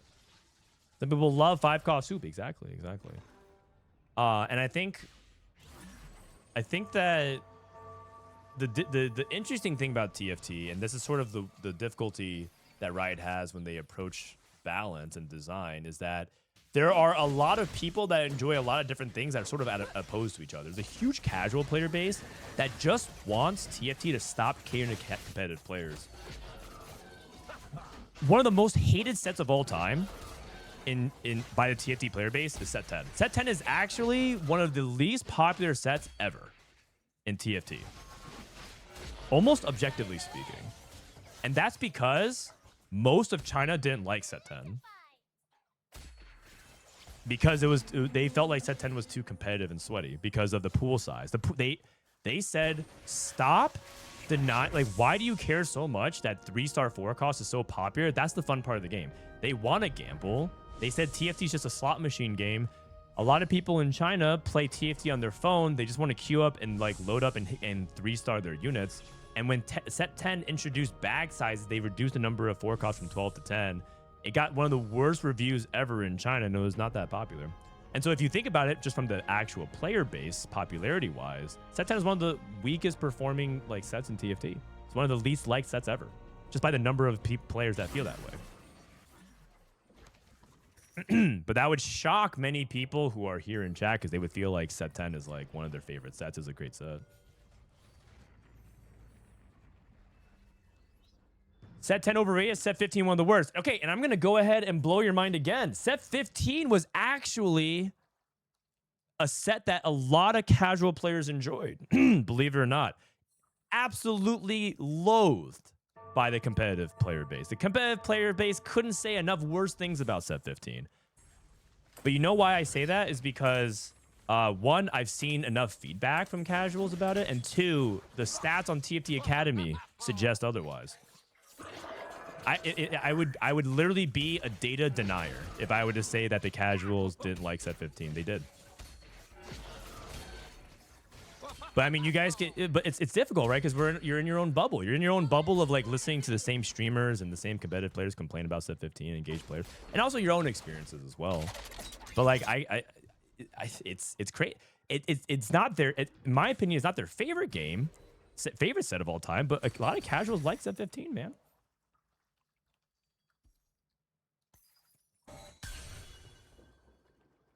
All right. Bar 3. Here we go. I'm not rage baiting. I'm straight up telling you. Okay, you know, It's crazy, man, because you guys laugh at people who don't understand stats, and I'm telling you some stats to suggest, like, what things suggest, and you guys can deny it all you want. You can be the exact thing you mock. You can be the exact type of demographic that you mock.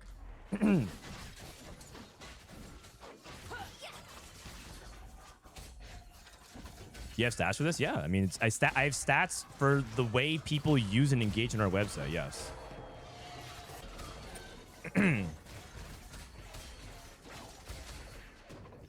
User behavior. I don't have augment stats. What do you guys want? Like, I don't have stats on what like augments, which is like the one thing that you don't have stats on. I guess I don't have power of fruit stats or anything like that, but I have stats on the type of users that use our website. I can confirm I have casual TFT friends. They didn't hate set 15, even I didn't hate set 15. I was just too busy to play it. Boom. Well, that's anecdotal evidence, but is 4-star Tom Kench possible? I think so. Yeah. You buy 5 Tom Kenches. You have 1 2-star Tom Kench, and you have 2 1-star Tom Kenches, and you feed each of them 3-star 5 cost, and then you have 3 3-star Tom Kenches. So yeah, you can. All right. Should we lock in a little bit here? Should we lock in? There's a checkmate on the line. Ahao, Gold Orb for Scuttle Puddle. Level up, Indecision. Ahao's on check and Koyui's on check. I think Ahao's in a pretty good spot to close it out. He's actually going to turn to Freljord again. Ahao really likes Freljord. He likes playing Freljord Invokers. But is Freljord Invokers a first place comp? I don't think he's played it like 4 times this weekend, but he hasn't actually won a game with it. I think he's gotten like second. Oh no, he won 1 game because he got Taric 3. That wasn't even Freljord. That was Yunara Freljord. So yeah. Cat, thanks for the prime. How do you feel about the set so far? Unlockable 4 and 5 cost? I like it so far. But that's because it's a new set for me, and I like every TFT set. You shouldn't listen to me, man. I'm hella biased. If you're asking me in my opinion on things, I generally like TFT a lot. It's like my favorite strategy game of all time. It's kind of hard to say that. I don't say that lightly because I played Hearthstone, and Prime Hearthstone was also really good, extremely good. In fact, I think Hearthstone is still the best card game ever made. But TFT is my favorite strategy game ever made. Prestivent's going Super 8th, isn't he? He's trying to play Callista, but to no avail. Koyui.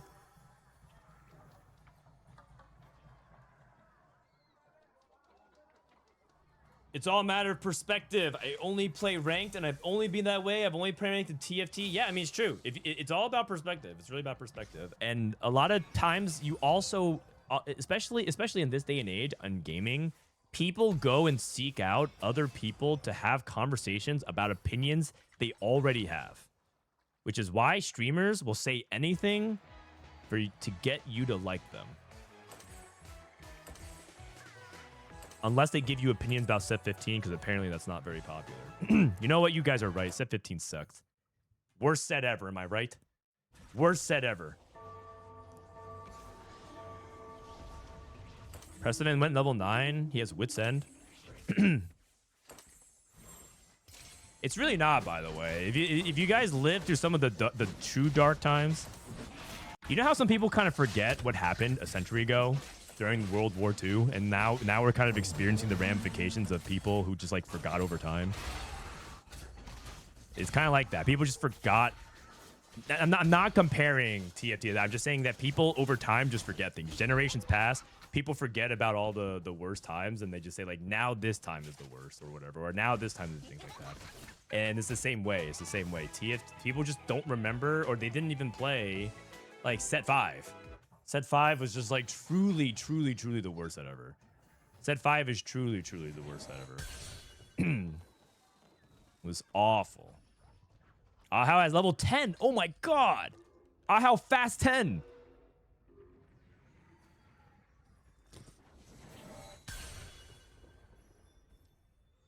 Zillion 2. I love 5.5. I'm talking about 5.0. 5.0. 5.0 almost killed TFT. That's how bad it was. And I just told you that set 15, the casuals actually kind of liked the set overall.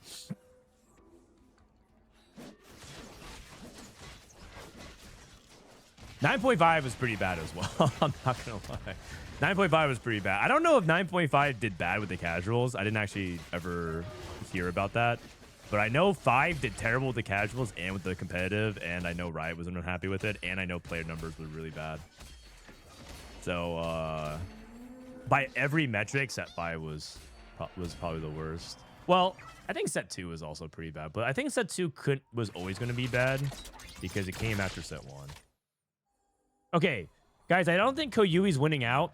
His quest, I think his quest really screwed him. Oh my god. Wait, so he finished 80 gold and then he got by 68 EXP? Dude, I think Koyui's dead, man. I think Ahao won. I think Ahao's the highest chance for checkmate. But Panda's at 100 HP. 100 HP, bronze for life, birthday present.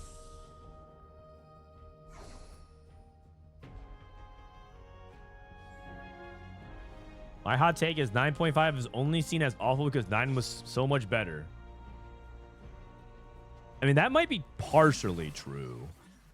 But set 9 was extremely degenerate. Panda gets another artifact here. What's he gonna get? Hellfire Hatchet. That's actually a pretty solid one. According to the stats, a lot of melee units like this. I can't tell because this is also a reward you get off of the Bruiser augment. So I can't tell if it's like a cash out thing. But it is good in the stats on a lot of champions, on a lot of melee champions. I just hit 3-star Lucian. Nice, congrats. Did Panda get Swain off a birthday present? I mean, we've been tracking the checkmate players, so I haven't actually... We've been tracking checkmate players and also talking about the state of TFT, so I kind of lost a little bit of track of Panda. So I don't know exactly what he got. This is Ornn 2 with 2 artifacts. Big Chungus Ornn, 5600.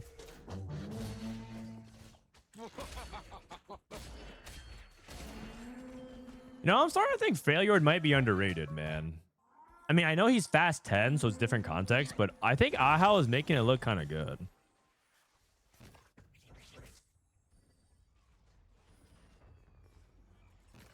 He's level 10 on 4-5. He was level 10 on 4-3, actually. He went on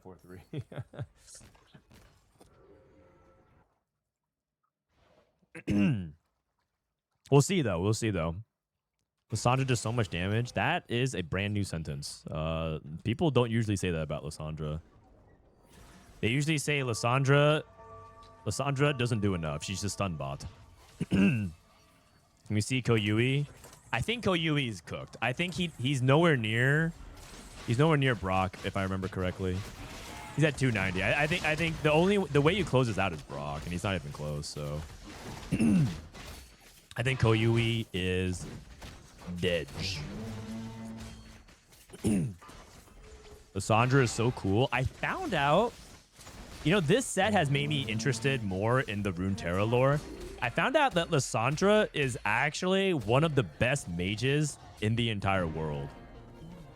She did something kind of crazy. She froze the Enders of Time with her ice. Sorry, spoiler alert, in case in case anything comes out with Lissandra. But she literally, like, she came, like, they're called the Watchers. The Watchers came out, and they are just like the Enders of existence, which is what I don't even know what that means. That just sounds like an 8-year-old made up thing. But apparently there are people who end existence, and they came out, and Lissandra said BTFO, and she summoned something called Black Ice, and she froze all of them. I mean, that's just badass. But the problem is, it came at a cost. She had to sacrifice her family and friends in order to conjure that ice, which is kind of sad. But you know what? She stopped the Watchers.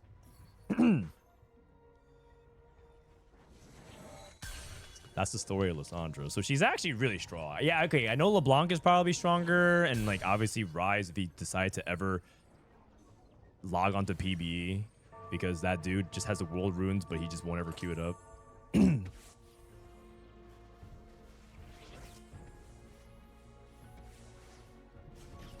But Lissandra is up there. She's one of the strongest.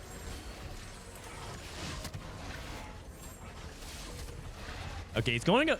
This is the GP3. Gobosteur is playing GP Slayers with Kindred 2. I don't think Ahao's winning. You know, it's interesting because I just don't think this comp... I think Ahao's very consistently top 4. I just don't think this comp wins.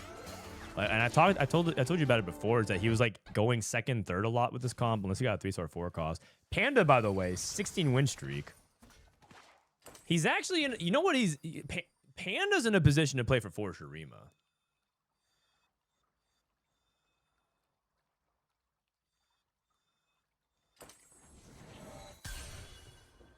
You're telling me the Watchers are Eldrazi? Something like that, yeah. What's Panda streaking with? He's streaking with AD Fast 9, like Kindred. He wants to play into Senna. He's just playing 5 cost soup with, I mean, that's, sorry, the kids are calling it 5 cost soup because they don't understand it, but 5 costs with a bunch of 2 and 3 costs and 4 costs. He's playing Unit TFT. My favorite.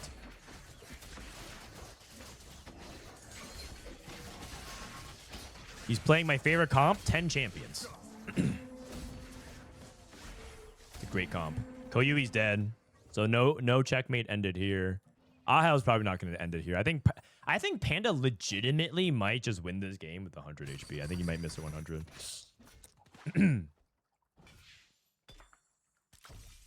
Another artifact, another Hellfire's Hatchet, which, by the way, they stack pretty well on top of each other. Because they get it, it just gives you a lot of the same thing what you want. He's looking for Silas now.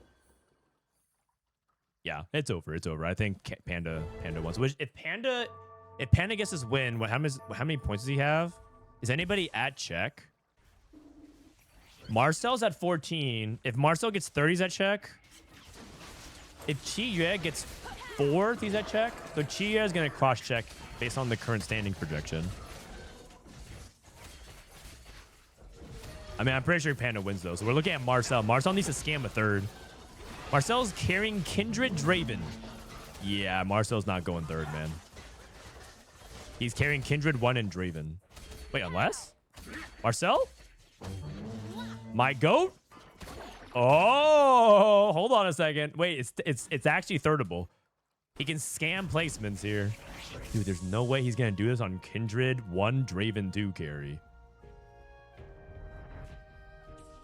That's actually nutty. He has Ornn 2. That doesn't actually say anything. Prestivent got Ornn 2 and then went 8th. So, he had Ornn 2 and 4-3. Is it Draven Enjoyer? Draven's another 3 cost that I think is also quite good. There's a lot of good 3 costs. It's just that Malzahar shines the most in that Singed package. Silas 2 for Qiyue. Yoicks. Okay, so if I'm Panda, he's going for Renekton 3. Is anyone holding Renekton's? No. No. Whoa! Where did that come from? Wait, Ahao what? He just hit Zillion 3. Whoa, he just won the tournament. Where did that come from, man? He sold his board. He literally just sold his board out of nowhere. I missed that because I was like clicking through. What the heck? Oh my god. Oh my god.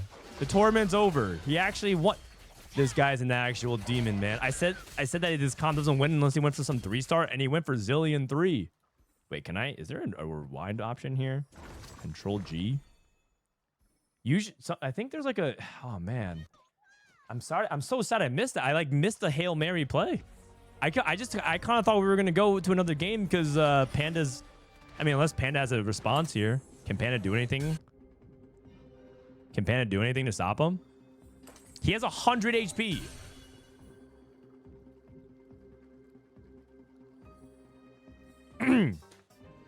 TFT is not a slot machine, by the way. Yeah, and you're not a good TFT player. 2 true facts. You trash.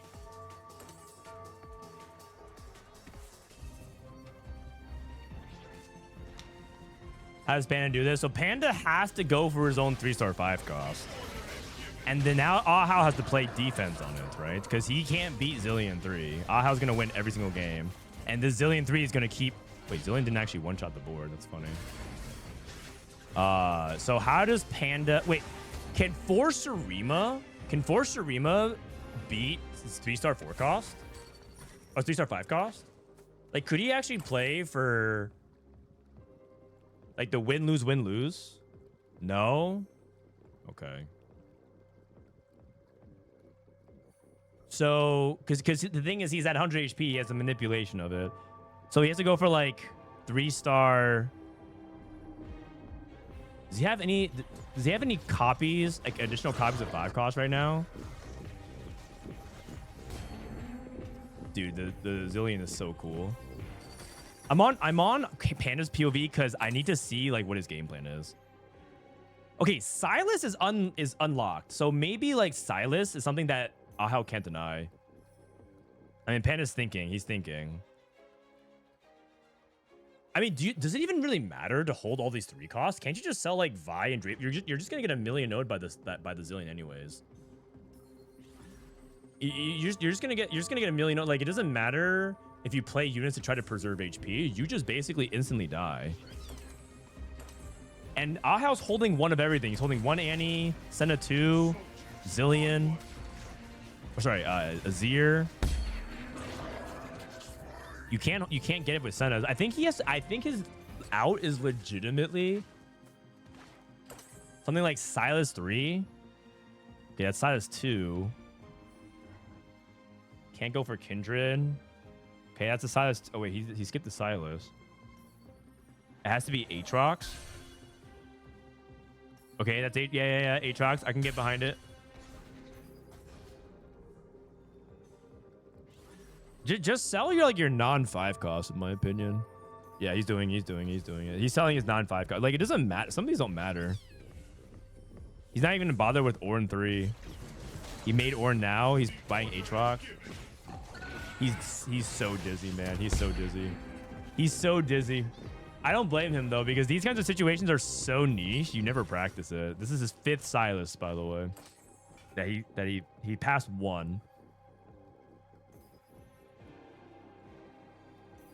Another Ornn. And if I'm Ahao, I have to roll to deny his Ornn. Another Aatrox. Just sell the Annies, man. Annies are not going to be it. Sell the Vi. Oh, man. Aatrox. Ah! Dude! Oh, my God. Wait, actually, there's a world where we might see Silas for Zillion 3, man. If he just, like, bought the Silas, I'm just telling you, man, you can't stop it. You can't stop it. Max gold? Just take any max gold option?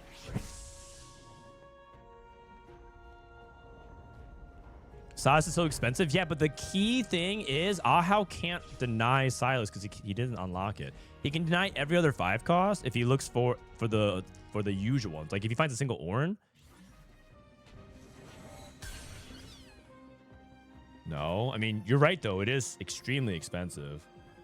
Another Ornn, 7 Ornns. 7 Ornns, 5 Aatrox, 6 Silas. As soon as Ahao finds an Ornn, though, you just give up on it. Also, Panda, I believe. Wait. Unit count matters here. How much he wins by matters, because if Ahao... Okay, he finds Ornn. If Ahao actually fields enough units, he can kill Panda in 2 turns. But if he only fields 8... Oh, he's gonna do 20 anyways. Oh, he dealt 19. Okay. No, this is the last one. Panda has 1 chance. You have to sell. Yes, Silas. He missed. Dude, if he finds another Silas, I'm gonna be so sad. He actually missed Silas 3. Like, unironically missed Silas 3. Oh no, I don't think he has enough gold now. He doesn't have gold. Oh man. No, he actually hit it. No, dude, that 1 Silas he skipped. He would have hit Silas 3. Panda. Oh, man. Oh, man. And now he takes too much damage. He doesn't get another chance. He doesn't get another chance. Oh, man. That would have been crazy. Ahao closed it out with Zillion 3. What an insane game, man. What an insane game. Absolute cinema. That was fun, man. That was a fun game. I feel like Checkmate's going to be a lot like that, though. I feel like Checkmate's going to be about what unlockable can I try to do to navigate around my opponent. I feel like this set is going to have some unlockable Checkmate shenanigans for sure. Oh, I want to see Silas 3. I've never seen it, man. I've never seen Silas 3. I don't even know what he does. I don't even know what he does. How come no one holds a single Zillion? Dude, he surprised everyone. I watched his POV for like 5 minutes and I didn't even see it. I mean, let's look at when it happened. Let's look at when it happened, right? So Marcel, I was on this guy's POV for a long time, and then I wanted to see how Panda was doing, and then I switch over. Okay, he's down to 1 life. For 2 rounds, I switch over, and then in 2 rounds, he transitions and just rolls for Zillion 3. I think I clicked through it even, right? I was like, oh, this guy hit Silas 2. I want to see. What's Frodan Because this doing? guy actually did it. This guy actually did it. Panda. President, thank you for the raid. Panda. We're going to play some viewer games after this, guy. So sign up for viewer games if you want afterwards. So I was clicking through. Oh, by this time, he was actually going for Zillion 3. I just missed it. I just assumed he was dead. But like nobody was paying attention to it. And he just gets Zillion 3. I literally clicked right past it. And then I just saw Zillion 3. Oh, my bad. He surprised everybody with that. Crazy. Oh my goodness, man. Oh my goodness. 6678. Is that how Prestivent did? Let me see. Prestivent 7668. If Prestivent tripled his score, he would still have less than Ahao. Unfortunate, man. That's okay. That's okay. He needs the reps in Checkmate, man. He needs the reps in Checkmate. How many times has Prestivent played in Checkmate? He got some good reps. He got some good experience. That's all that matters. Yeah, I mean, he almost got to double digits. It's the effort that counts. Dude, Ahao 2-2-2-1. Right? And then day 1, look at his scores in day number 1. Sorry, what was the scores? Ahao in day number 1. 2, 4, 3, 4, 1, 1. He didn't bot for a single time. And he averaged, let's see, how many points did he average? 69 divided by 13. Wait, not 13 games, over 9 games. 69 divided by 10. He almost averaged a 2. He scored 6.9 games over 10 games. Unbelievable, man. And I have his profile because I added him so that I can rat his profile. He played, dude, he just literally logged off all in a day's work. Zillion 3, Fast 10, Singed, Lysandra, Singed Mouse. He went 7th here. Wait, did he go 7th? That must have been a warm-up game or something like that. He didn't go 7th in any tournament game. Then he played Piltover T-Hex, Silas, like some Piltover stuff. He played Piltover twice. And then he played MF Warwick. Then he played Viego reroll. And then he played Unara. And then he hit Tarek 3. Then he played Freljord. And then he played Freljord. I think that was it. I think those are the games. Because he only played 10 games. Crazy, man. I averaged a 6.75. I mean, that's not that bad, man. It could be worse. It could be worse. And perhaps most importantly, you got the Checkmate experience because now you know what to do, right? All right, all right. Let's go into viewer games. If you guys want to play some viewer games, I'm only gonna stream for a couple more hours. Today's a short stream because I have to go get my hair done before Paris, and that's gonna take an afternoon. So I'm gonna start the viewer games from here, from Isagi Ego up downwards. So if you guys want to play some viewer games, let's do it. Let's do it. So I'll play probably like 3 games or so, 4 games, and then head out. And then I'll see you guys mañana for the Dish Soap extra credit stream with Soulless. With Soulless and Dish Soap. We're going to go over every augment. We'll go over all the items. We'll go over all the artifacts. We'll go over all the radiants, all the comps. And we're going to be doing all that stuff. Kai, thanks for the raid, brother. Thanks for hosting Project PBE. Guys, shout out to Kai. If you guys love if you love doing these competitive events, stuff like that, projects by Kai, he has it somewhere. You guys should check out his content, man. I think Kai's, in my opinion, the most underrated TFT content creator. He does Project PB. He does Project Mentor, which is like a coaching project where you get to get coached by some selective coaches, right? And so a lot of them are in TPC. I think Bosso Skills is in it. Dank Memes is in it. Ripple Ojai is in it. Jungle Book. Some of these people are in tier 1. And you get some coaching. He runs a bunch of cool stuff. So it's definitely worth checking out. Home, I don't gotcha. So I'm going to move on. CKC, PCA. Not Kai Sanat. Dude, Kai Sanat probably does not play TFT. Junglersure, not online. Hello, baby, PBE. Keep inviting here. Sterum, PBE. If the username's not copying correctly, you guys need to fix it on your end. I can't wait too long. Okay, I'm gonna just check mark here. Everything below. Actually, I have Branky as well.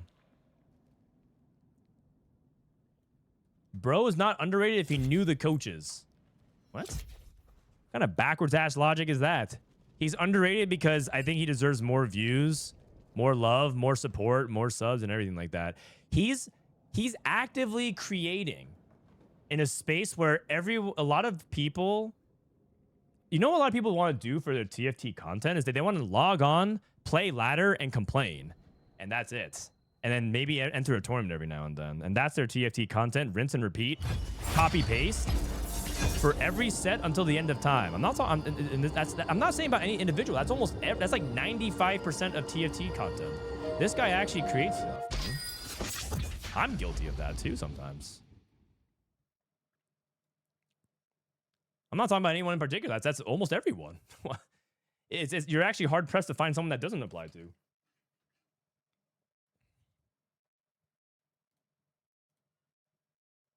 That guy's a beast. Soju? No, Soju is actually an example of someone who doesn't. Soju is actually an example of someone who doesn't do that because he actually runs tournaments from time to time.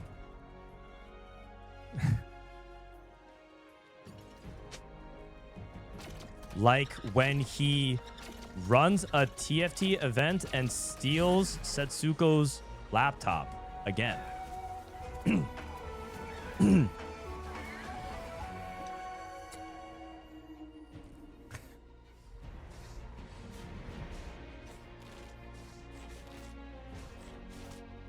All right, here we go. No encounter. Let's go into the game here. Clear my top left. No scores for today just yet. Play a couple of PB games. I got Ari. What's the Ionia? Blade Master. Unfortunate. That's not the one that I want. Could probably play around Zoe as well. I mean, Zoe's not bad. I think Ari's pretty solid. I have pairs, though, and I have Arcanist. I'm going to play with that.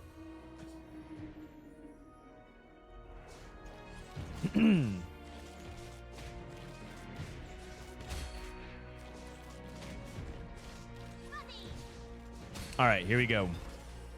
Roy wants sell. Bye. Lulu. Who won Project PBE? Ahao. He's a good player. You know the nice thing about Ahao winning is that a lot of people thought that he's like not a good player because he win traded in Worlds. But one explanation that we gave at the time that I felt was legitimate was that he was soft win trading and inting, but that's like the culture in CN, and it's not like it's something that is done because it's like a specific friend he's doing it for. It's just like that's just how Chinese players play. And we said that, and a lot of people were like, nah, he's scum. And it's like, it's one of those things where culturally you're kind of pressured to do that.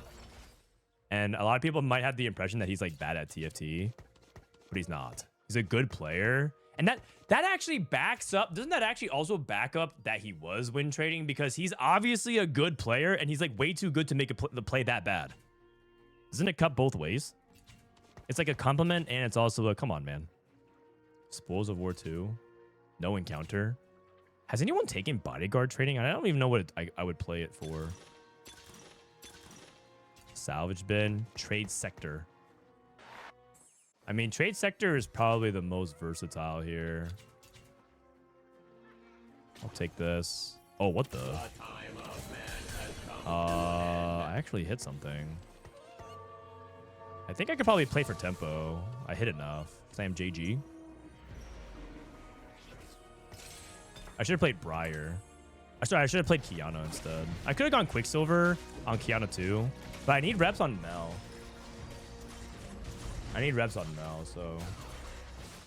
Zon emblem? Interesting. Low-key bodyguard training can be good. What's a good end, though? I don't know. That's the thing. Also, do I lose this fight?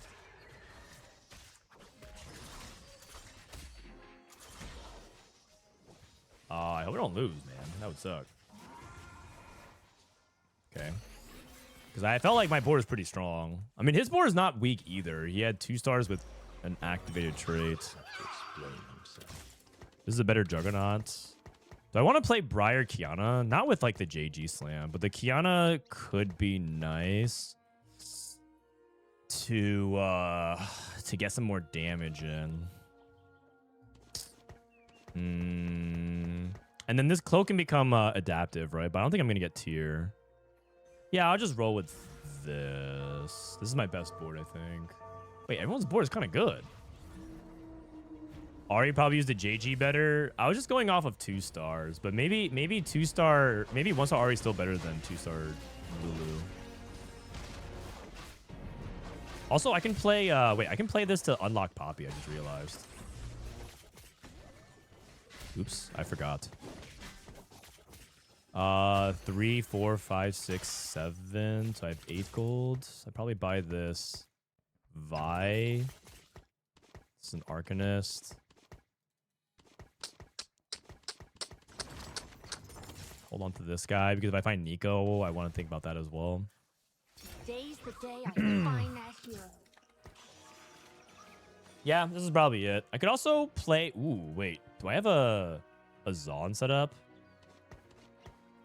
Zon is the future. I could play Mal's. That's probably better, right? Isn't Malzahar just straight up busted? Probably better.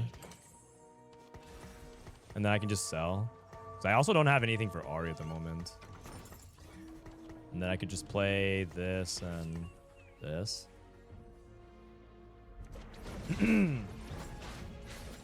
Have a great stream. Thank you, Martin. I'm only going to be streaming for a couple more games anyway, so... Good to see you. I need to find Cho'Gath then. I win, right? Malzahar's OP. Probably means I get rid of these guys. Because I think I need to hold on to a Juggernaut. I'm holding on to the Bilge Water in case I can find a way to play Bilge Water for cheap resources. But thinking maybe it's probably not gonna happen. So I'm playing. I'm ready. I already have like my core structure in place at the moment. 1 cost tier. I probably should have kept Briar Pair. I should have kept Briar Pair and sold Alawi. Having seen the Briar with the tier on carousel. We'll see though. Tier Tears are really high commodity. So is sword. No one didn't take either. I guess I'll just take sword. Swords are good. I'm surprised no one wanted sword. Sword's usually one of the first things gone. Still Slayer, Juggernauts. Can I make 10 if I play cheaper Juggernauts? Say I do this. This is 6. This is 5. Sorry, this is 16, 18, 19, 21.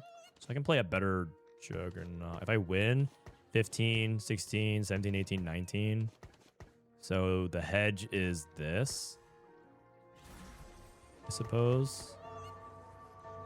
So I'm not even thinking. I'm just like, I'm not even scouting. I'm just like thinking so hard about math. When's the pairs open? Not this weekend, but the next weekend. So in 1.5, 2 weeks. It's coming up pretty close. Pretty soon. Who won today? Today's last day? Yeah, Ahao won. Ahao won. PBE viewer games. Lost. I mean, that guy's board is pretty good, so it's fine. Short stream until short stream to get haircut.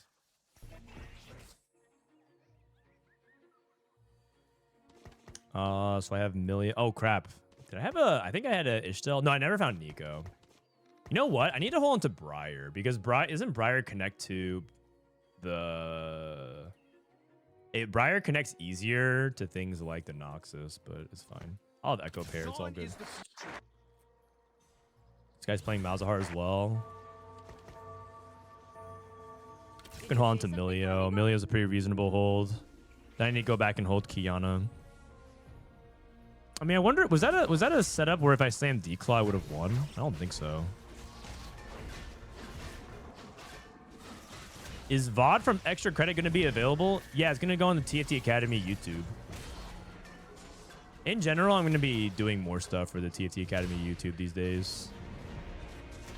I'm not like really retired, but I think YouTube in general, like YouTube guys and stuff like that, is something that I'm doing less often. But I'm going to bring it back a little bit. I'm going to do some more YouTube guys this set. For the noobs. For the people that need help. Hey, buddy. All right, so this ended up being kind of a mixed bag of stage 2. Good morning. How you doing, buddy? Papa. Got some water. What a cutie. What a cutie patootie. This is a good unit to play for Yordle Defender if I want to just fit in more synergies.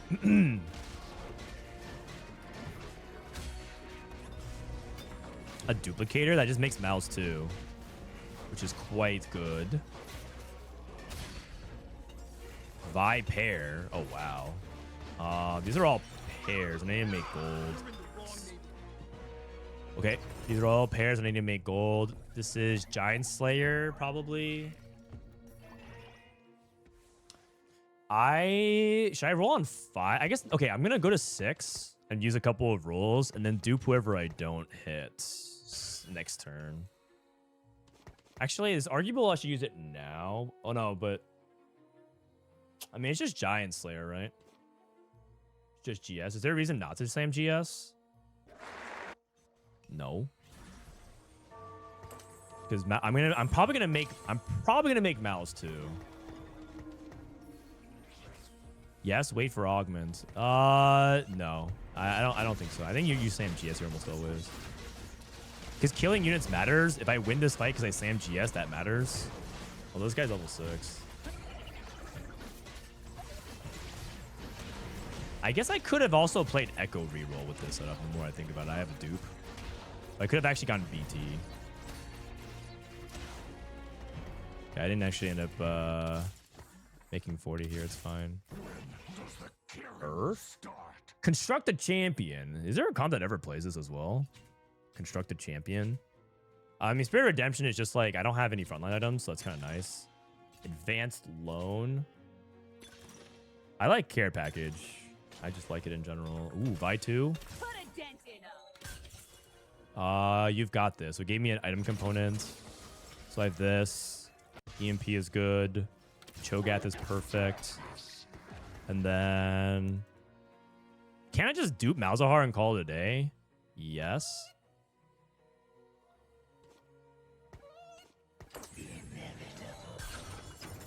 So I have this.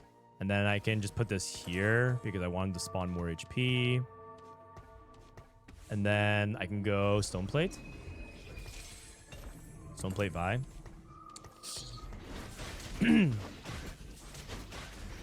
Okay, so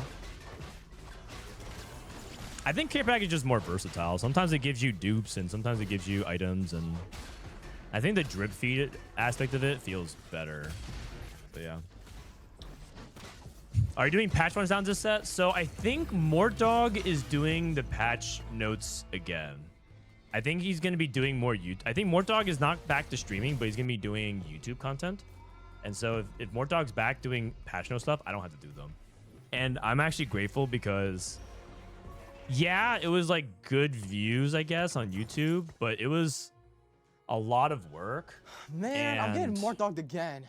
It also always felt incomplete because it always felt like I didn't have the full picture on things.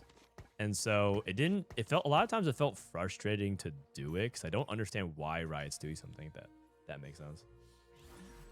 Unlucky Dog, thank you for 2 months. But I will be watching. I will be watching and going down his patch rundown. We'll go back to the old format. I'll be doing a patch rundown with like watching Mortdog talk about stuff.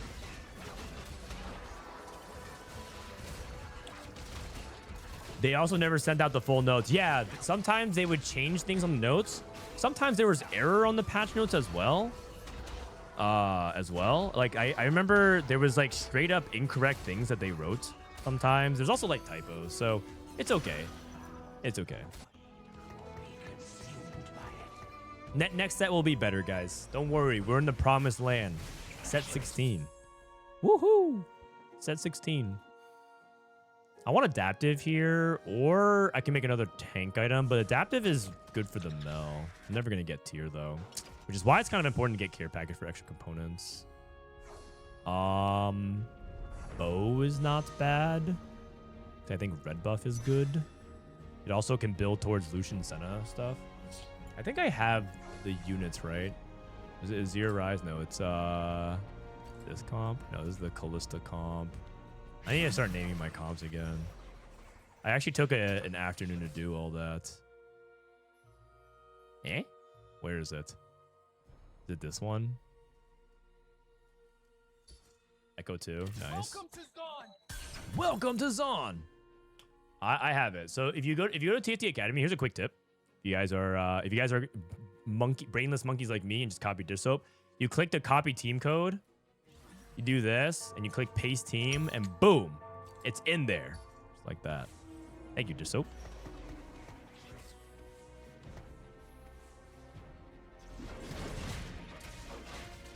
Briar said they want mid-game to matter more, but yes, your early game should try to preserve HP and play strong boards.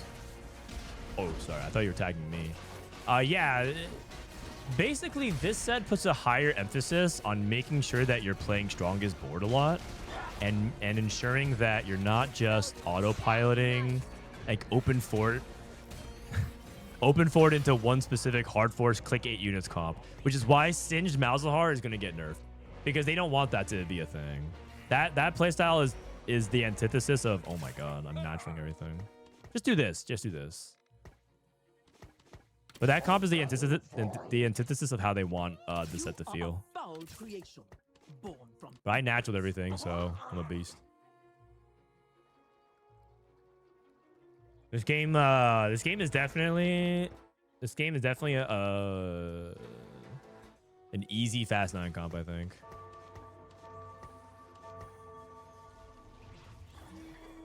Actually, I should probably put Loris here just to balance out my front line because this side is a little bit weak.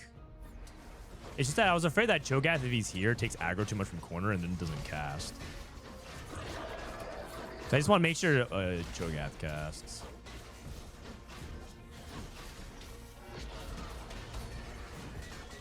Oh, this guy is beefy.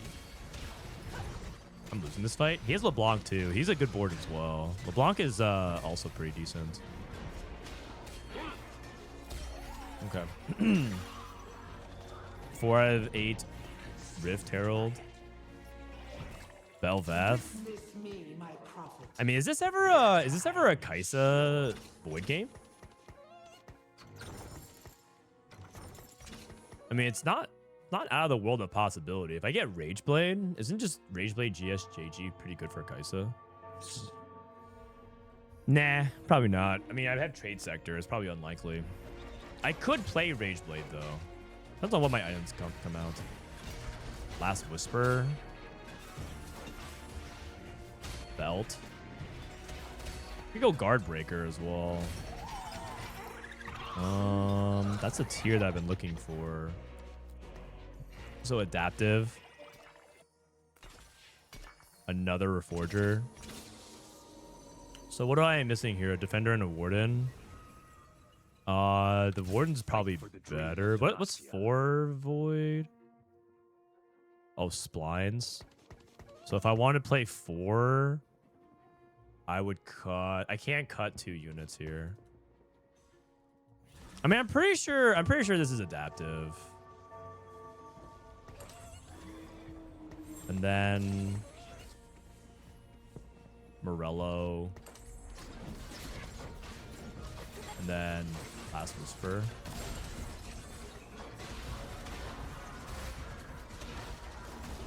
I'm pretty sure this is like the setup for it. And I can put these items on Belveth if I need to level 8 next turn. This guy has Singed, or Yorick too. Sorry, I thought that was Singed too. Viego 3 Ruin King is pretty good. Nasher's Flail. I think Nasher's Flail. Isn't that too much of the same thing without? Challenge me. Like, I feel like this is more balanced. Max build. Exclusive customization. I don't really have a use of this duplicator right now. Is a thing.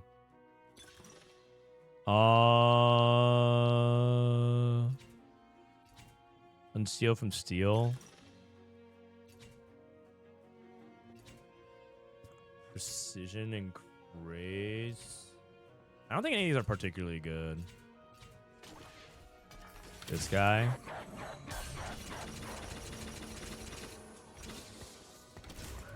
And then I think I want to put this on here, and I think I want to do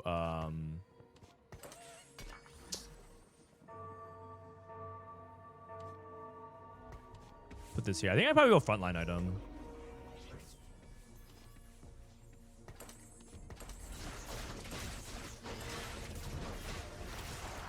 I don't have enough frontline at the moment, is the issue.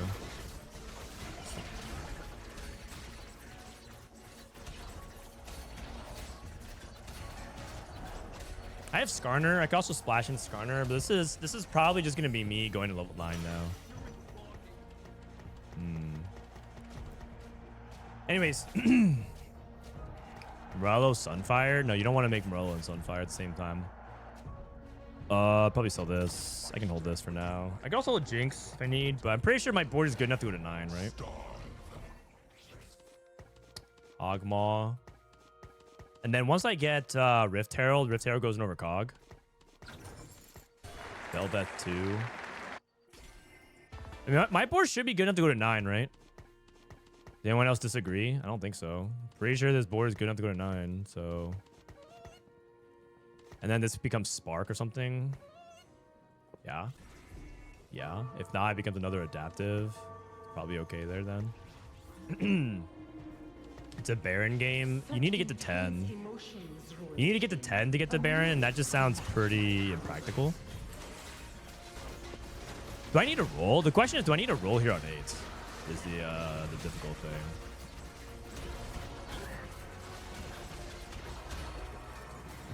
Probably do, actually. I'm thinking about it right now. I'm going to get to 9 at 5-2. I'll probably be at 30 HP, and I'm going to have 20 rolls. Probably not. Oh, we can focus on Econ and then sell. I'll have... Oh, man. Without Econ augments, it's kind of hard. I play Singe for a bit. Maybe Singe over Belveth. Webby stage is not that useful right now. Hello, genuine question. How do you have so many removers? Are they giving them out like candy? Yeah. Yeah, basically. You have to type exclamation. If you type exclamation point remover, you get a free remover.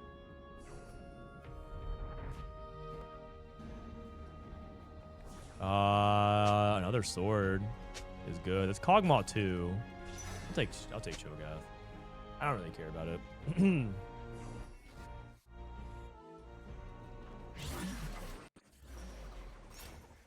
Singe. So I can take that out.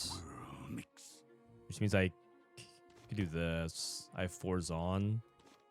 This can come out. Which means I can play... I mean, I can just do that 1-1. And then I just slam BT. I mean, that's fine.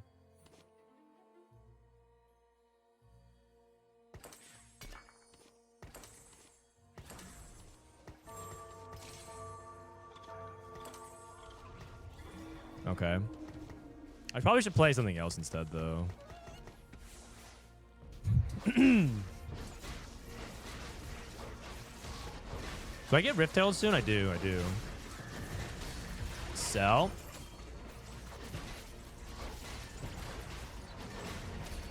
Just give it Golden Remover? No, you don't want to. You want to give it Golden Remover because then the optimal thing to do every turn is just like remove and min-max. And you don't want that to be the case. You don't want that to be the case. Dude, I haven't found a single Nico. Should I be worried? Nah. Oh, there's a Swain. Okay. So Rift Herald, can Rift Herald take punishment? Grow 350 max HP, grow larger. Slam into 2-hex circle on the target, dealing magic damage. Sounds like he wants to be in the middle then. Sounds like he wants to be kind of in the middle, but it's actually fine as well. I guess I'll pay attention if he can cast. Chances are it might be better for these items to be on the Rift Herald or lures to be on the outside. 2 Zon emblems. What the? Does he cast? Rift Herald doesn't cast. Okay. He needed Bruiser probably.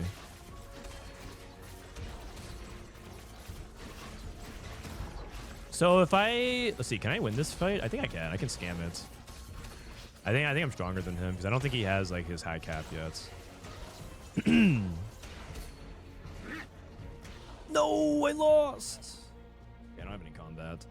Okay, so if that's the case, then let me see. I already have Vi too. How do I reconcile these items? I mean, BT probably just goes on Mbessa or something like that. And then I'm probably going to go 5-2, right? How many people are playing Malzahar? Malzahar, Shadowwiles, Malzahar, Zon, Noxus, Bard, Diego. So not that many Mbessas out of the pool.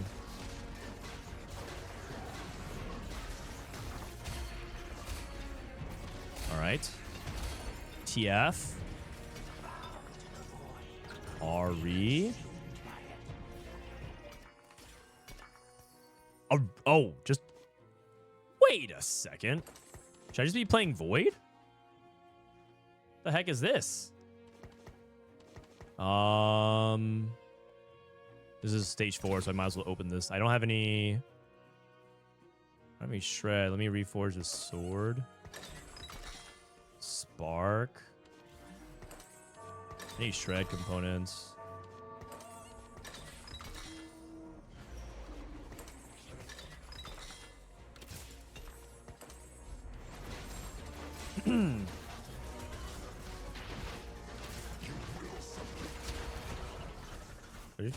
Should I just be playing Void? I got Belveth items. Yeah, probably not. 54 HP. So am I? Oh, dude, I'm not very rich at all, man. This is probably why you need the econ augment, and I wasn't win streaking either. Guy's dead. The Zon player's win streaking. I can't get to 10. This is... I think I have to sack one more. That's Nico, so that's the first unit I can finally buy for that. I think I have to sack one more because I don't even have enough gold to actually buy everything. Swain 2. Dinge 2. Swain 2. I mean, he got to 9 as well, but... Okay, so I think I can get to 9, but then I need another turn to unlock Mel as well. So I think I need that life. I think I'm gonna go next turn.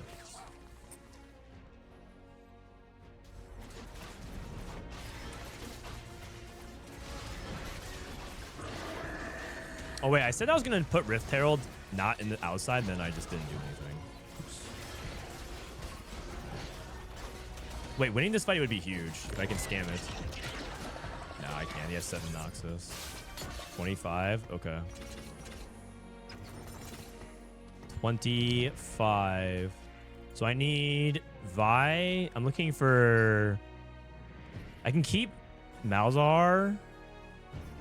I need Ambessa. That's the big thing. I'll make that, I suppose. Lucian Senna. Shurima's legacy will endure. All your life has led to this moment. Kneel before me.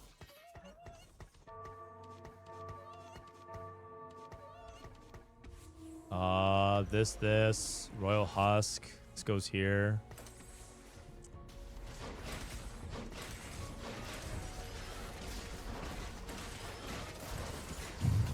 Put that for there for now, and then I roll. I need Ambessa 2. I mean, Kindred can't make this board. So I'm saying I'm too poor. That's Senna 2, right?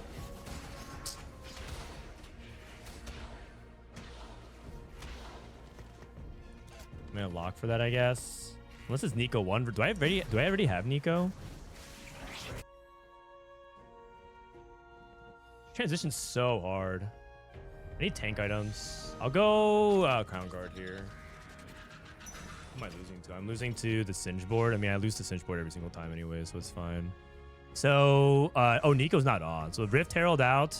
It's probably these out. Then I have no damage. Yeah, so I just saw my 2 stars. God, I'm so poor. Singe 2. This should be enough though. You ready? I aim to purify. Azir, let me try. Shurima.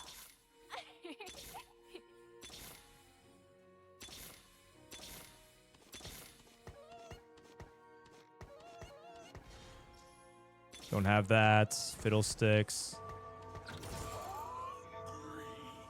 Crown Guard here. Dude, I'm just cooked. I may have Senna 2 though. That helps. Hit across the board. Like I said, I think I'm just a little bit too poor for this. I think I need to... This is why you need to sort of play like an econ trade. I think I need like 20 more gold to finish everything. It's so hard to do. I do have Senna 2 though. It is broken. And I think I will live if I lose by 1. Okay, nice. Oriana unlocked. Not bad. I'm playing... this guy coming out. Nice. That's actually really big. Wave that. All your life Zir pair. Don't even care about Zir 2, honestly. Should I roll one more time? Should I just tank her?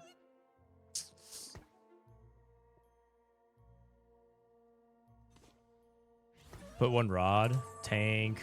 Swain, I guess. Maybe tank Shyvana. Tank Shyvana. Okay, yeah, I'm gonna tank Swain. Essence, great beast. Oh, Jesus Christ, man. I'm playing Swain 1. This is not good, guys. Swain got EMP'd.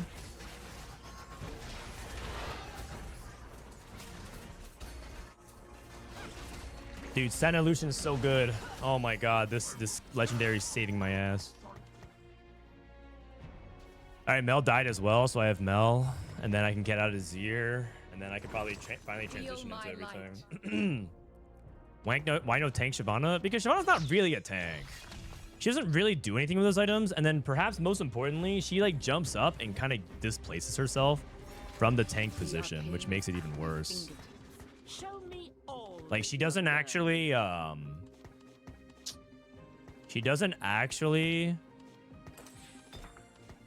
want to hold that because she doesn't tank in that way.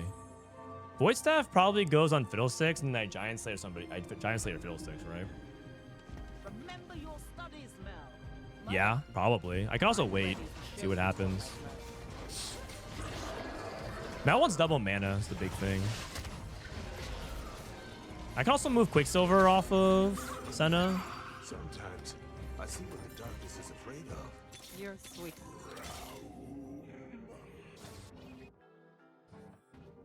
Nah, it's too expensive, guys. It's too expensive. I don't even have enough gold for it. I don't even have enough gold.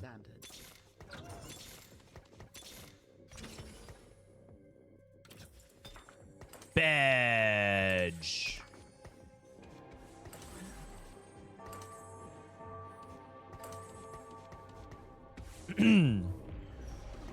Do it. I can't. Even if I rolled and the very next shop had 3 Shyvanas, I couldn't afford it, although I would sell to buy it. I would sell to buy it.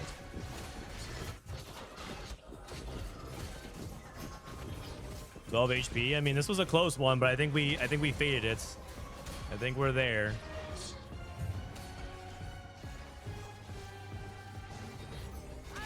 Boom. The Singed Menace has been taken down. See if I find 2 stars. Okay, I missed Lucian Senna 3. What's going on here, man? We reached the sub. Yeah, I'm pretty sure this is the turning point. I really feel like I need Swain 2, but Swain 2 is pretty contested in this lobby. So yeah, this guy is Swain 2. This guy is Swain 2. And Bessa.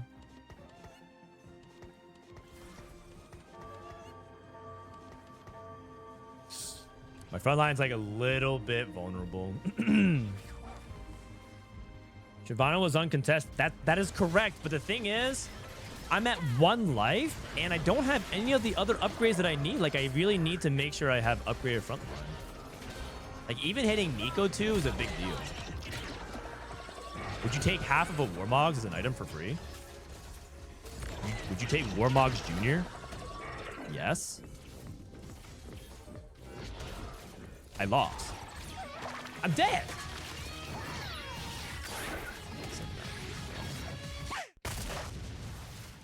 Oh, you know what? Top 4 is pretty good, though. Wait, really? Oh, it's because this augment, Bringer of Ruin. Man, it's unfortunate. I guess I was on the wrong side. I thought I wanted to be opposite side for it. I guess I wanted to be same side of it. Shyvana 3 diff. Yeah. I mean, if you close your eyes and imagine a world where I hit 3 more Shyvanas and I had 200 more gold, it was a Shyvana 3 diff. Yeah, I think the mistake this game is that I think I probably just should have played. I should have probably prioritized going for a different type of approach to Fast 9 because I did natural a lot of units, but I don't think I had the position and the econ to actually go for Mel in that spot. I just kind of wanted to play because I need the reps. Also, I think I was supposed to be a little bit more flexible. I think I was a little bit too stringent or strict on the roll down. And you need to just be a little bit more open to, because I needed like 1 more life, I think. If I had 1 more life, I think I would have gotten there. Oh well, though. I think that was a good game. It was a good rep. Okay. Next game. I'm gonna play 2 more.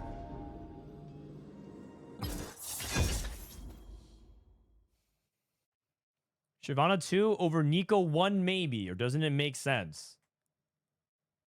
You could, maybe, yeah. You could probably try to play 2 Shyvana 2s over Nico, but the thing is, I was holding Swain pair and paired. I think I was paired on like Seraphine, Swain, and I think at the time I was paired on Fiddlesticks. I'm getting more dogged again. So it's not just about playing the Shyvana 2. It's also paired on Nico, which is a big upgrade as well. It's about like the opportunity cost of what you're not getting by playing that and not rolling as well. So you probably could have sold that Shyvana too, and if it hits, I would have been in a much better spot. Why not get anything? No, you have to queue up, man. If you queue up, you get a free remover. Warbden, thank you for the prime. You didn't queue it up, man.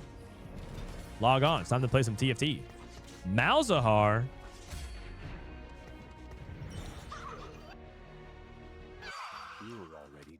That was a 4th with Melfast 9.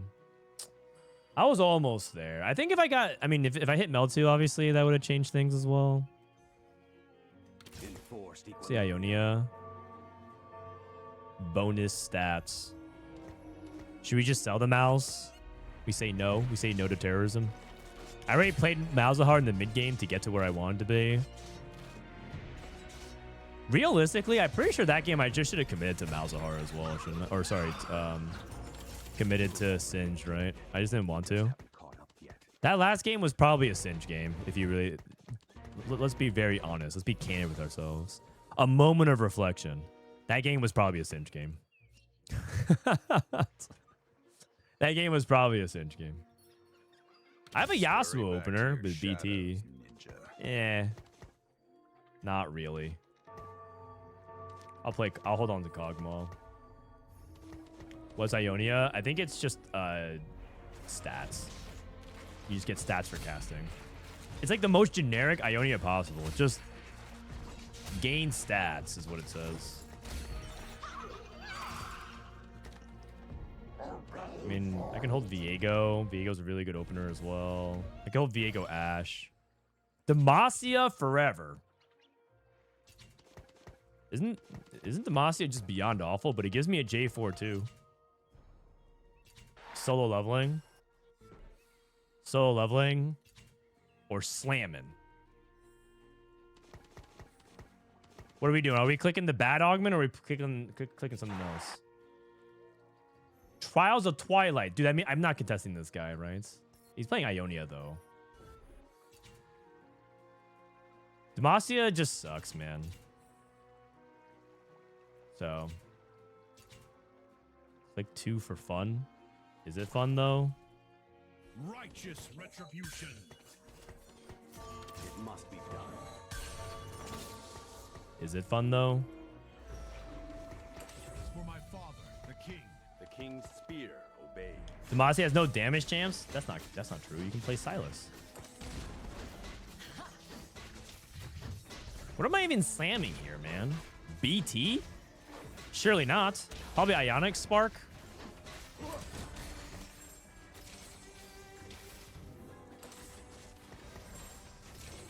I'm gonna hold those extra J4s because I'm part of the way there. I already have 1/3 of the Silas quest done.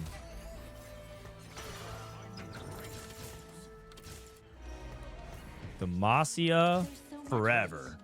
How about Demacia never? Aren't these guys kind of racist? Sell 5, 6, 7, 8, 9. 5, 6, 7, 8, 9. So if I win, I can make 10 here.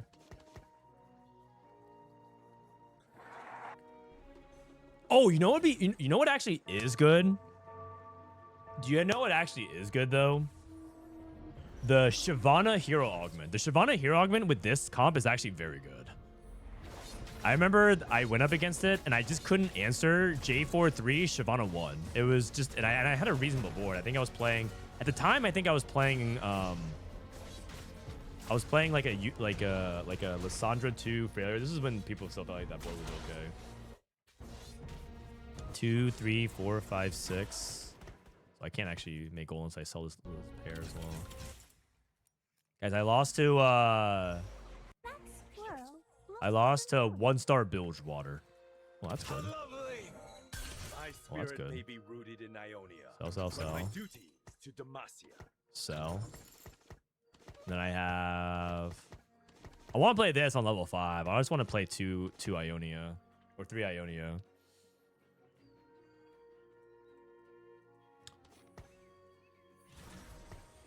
Wait, so the Demacia Forever only stacks on the Demacia units?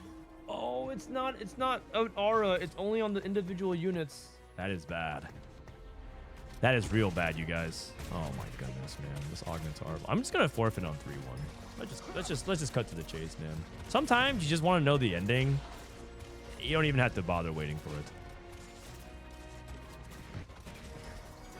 I forget about this, man.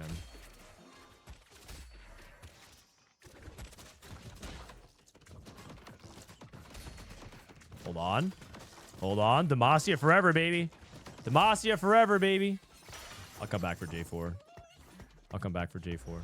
Demacia clears the path.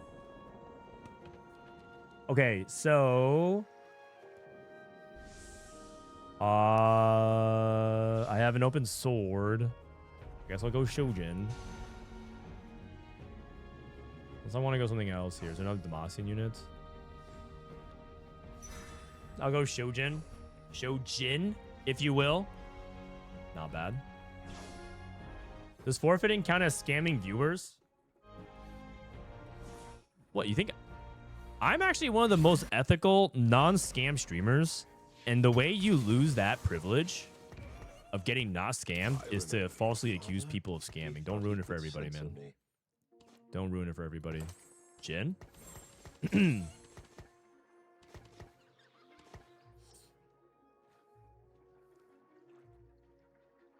Demacia is insanely boring to play. What? Demacia is not boring, man. It's a bunch of white people casting spells. People love that shit. What's not to love?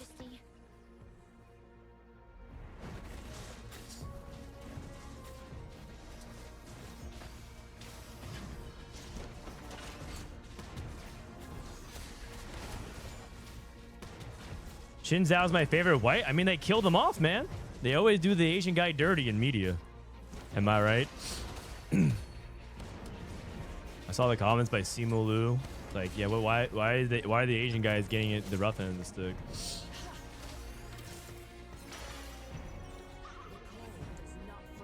It's not spells, it's advanced technology. So, okay, my bad. And also, wait a second. You said they're kind of racist towards not the magic users, right? Uh-oh. That's a little on the nose. Sumu's the wrong messenger for it. Is he really, though? I feel like, it's important to have any advocates, I would say. Why do you think they're racist? Oh, that's what chat says. Chat just says that Demacians are racist. That's all they say. Because they just, like, hate magic users. So, like, users like Lux are... she's, like, a magic user. That's, like, not cool. And then Silas is, like, a magic dude who got imprisoned. And now he's pretty angsty. He's on his revenge campaign.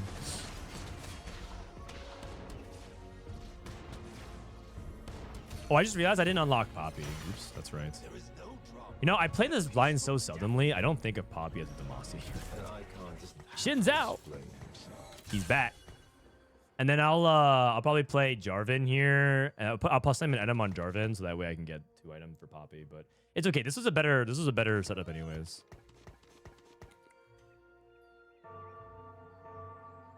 Jin Zhao. Oh yeah. Oh yeah. They hate magic users and chained up and imprisoned Silas for just casting magic. Exactly. I mean, that's not exactly racism. It's I don't know what that is, but it's definitely not cool, is what it is. I didn't slam an item on J4. Sorry. I'm gonna put that cloak here, though. And I have this guy, Ionia Defender. Our wills align. Is there an Ionia Defender that connects to this? I guess this connects to Poppy. I mean, I'm not really trying to play Ionia, so... Demacia forever. That's right. For Demacia. Guys.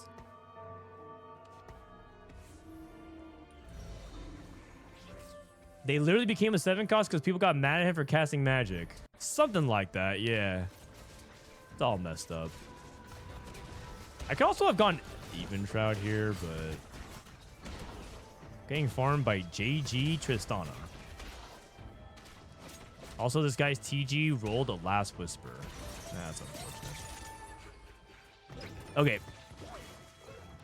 I got the poppy. It's all good. Find your orbit, brother. When is day 2 the Project PBE open? It's already over. It's already over. You missed it, man. You missed it. Today's the day I find that hero. You're too late. Exiles. Construct a companion. Take big grab bag. Unsealed from steel. Nah. Construct a companion is interesting, though, from the perspective of playing around Demacia, and you know you're going around Demacia. So I have this. And 4 Demacia. So I guess I have Sunfire, Declaw, play around Rod. Just go full tank. Alternatively, I can go Morello, Stoneplate, play around Vest. I don't like that as much. I think I'm just going to go with my initial instinct here. Just go full tank. I hope the hero likes me. Actually, is this Sunfire? It's probably, isn't it? It's probably this. I think Morello is better because it's a better Galio item, I think. I'm not sure.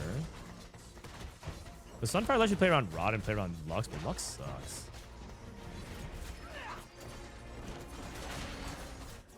I'm just getting farmed by every Bilgewater 1-star board. My god, Demacia is horrible.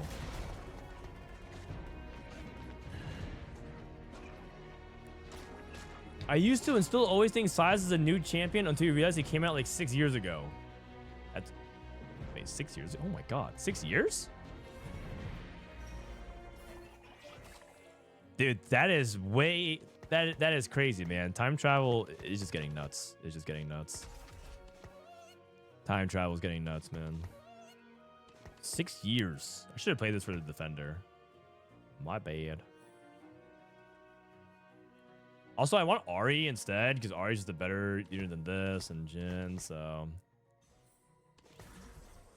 maybe it's better to try to play around Freljord, so I can play like the Invokers and play around Sona too, because Sona's probably better than this.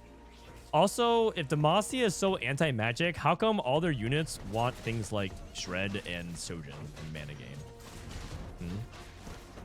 Anyone answer that?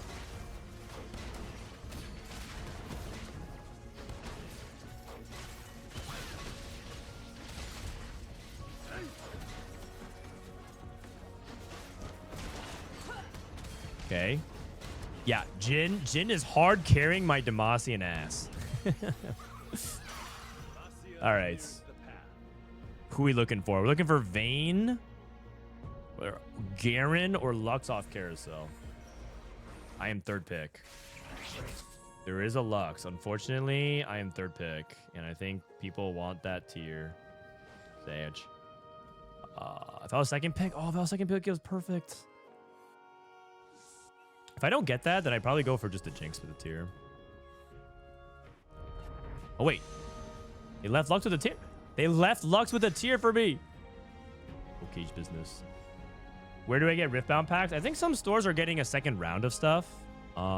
If you want to buy Riftbound packs, you can use my code to save 5% off at Pangea Gaming, which is a local card game store in Kentucky.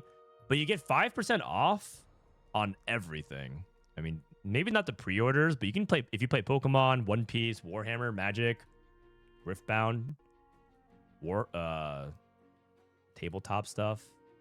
5% off. I think the code is Frodan5, so you can use that for. You can use that for anything, not just Riftbound. Yay!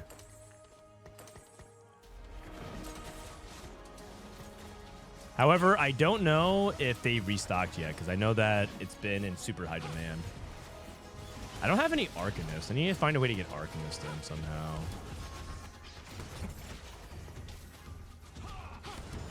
It just feels like Lux doesn't do enough, right? You see her, it feels like she's hitting like a 3-star, like a 3-cost 1-star. I'm looking at it right now. It just looks like she doesn't hit that hard. Like she cast like 5 times and she still hasn't gotten through. My front line is really good. Feels like she doesn't do enough, you know? 2-star Lux is good. Yeah. Yeah, for sure. She's okay. He's okay.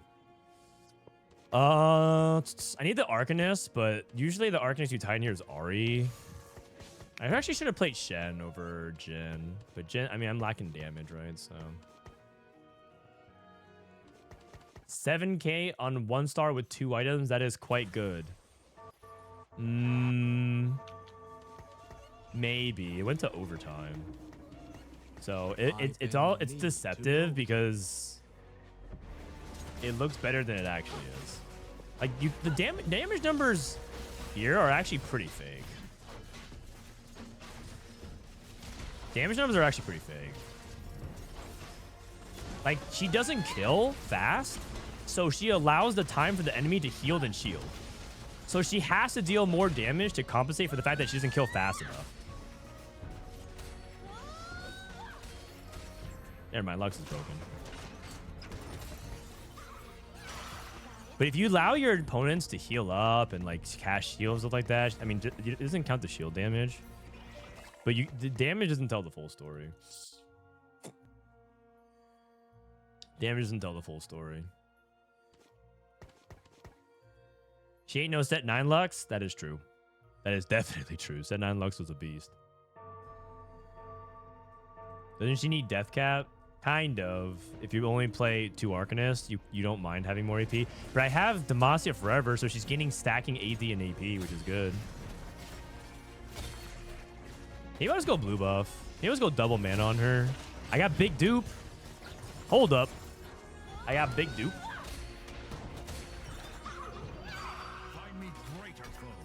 I got Bramble. Bramble Declaw. Blue buff. Can I just level? Not really. I need my gold. I need my gold because I need my gold to hit guaranteed Lux 2. If you level right now and roll it down, you're going to most likely be short on something. And you need that extra gold to hit everything.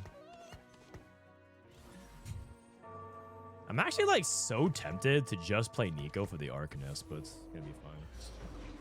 Also, isn't this duplicator a massive hit? Because that means I hit Silas, I get Silas too. This is gonna be one of those games where I can hit Silas 2 on 8 to the dupe.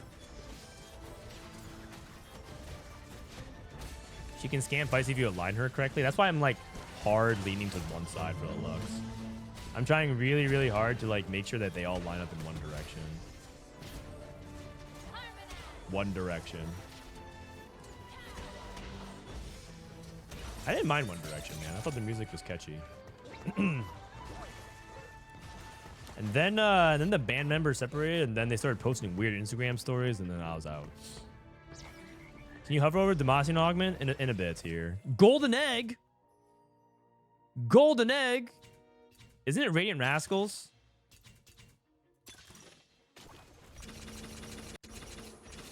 Lessons keep me grounded. Master Demacia guy. Demacia guy. Get shot. Follow me, friends. That is a 2-star Warden.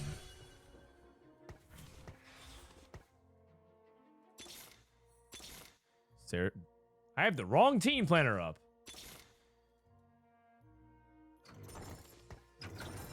Sona, I'm your biggest One fan. 2. I even know when F-bomb is.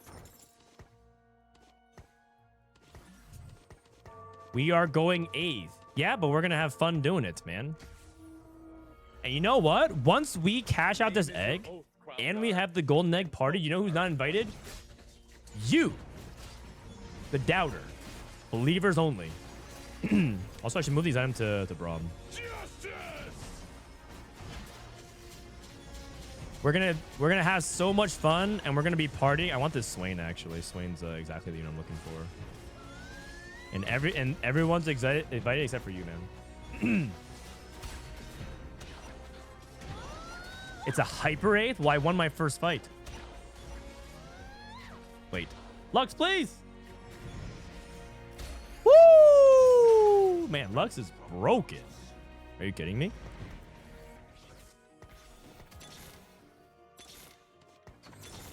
Garen. Gems are probably better on Garen.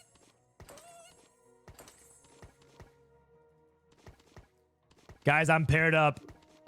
I'm paired up. I actually would be willing. I actually 100% would be willing to use my dupe on Lux and Garen to get Silas, but I don't have it. I don't have it. That's not good, man. That's not good. I'd be super willing to use it on just to guarantee the Silas. Guy has Bard 3 with a Radiant, but I do have a golden egg.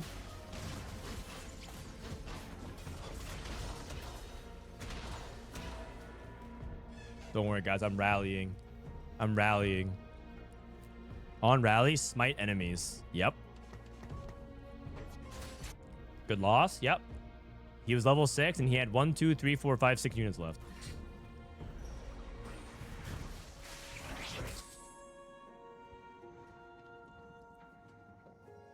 I should probably reforge his belt. I think I take glove here. I'm not even second pick. It's so cooked, man. It's so cooked. I'm taking death cap. Somehow, I'm not even second pick, even though I'm 44 HP.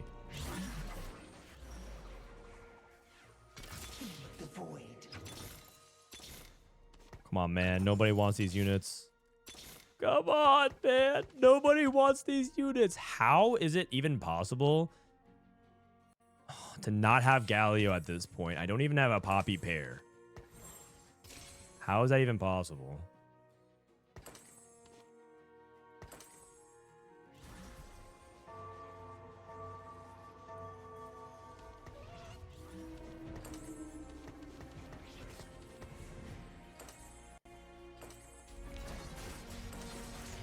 Golden 8th? Not yet. Not yet. Not yet.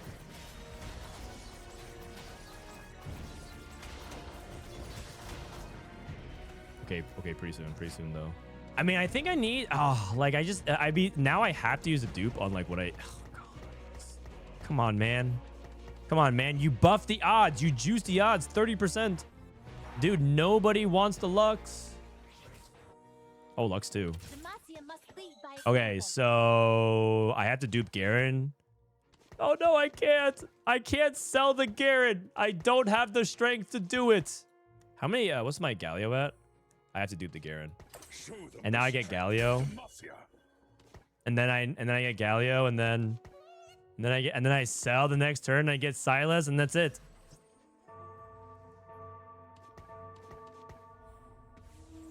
Can you hover the augment now? Demacia gains 7 permanent health every time they rally. They also get 1.5 permanent attack damage to ability power every 3 rallies. Gain a Jarvan and Sona and Zhao. It's called Demacia Forever.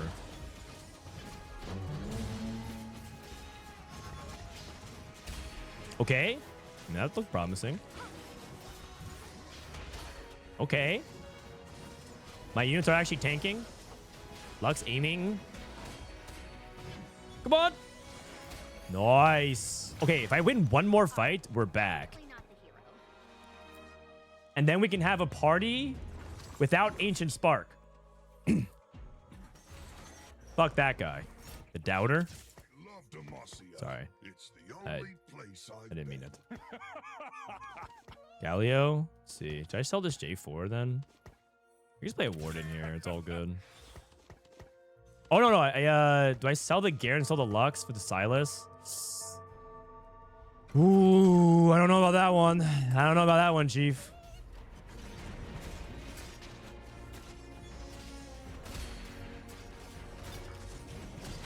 I don't know about that one.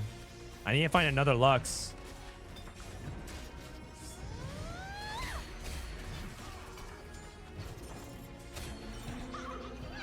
Next time, choose the right side. So what's the plan? I roll for another Garen. Poppy. You know, gargoyles and mortals have a lot in common. Gargoyle? No, I'm more of a magic nullifying colossus. Who are these guys talking to? I have Sterix.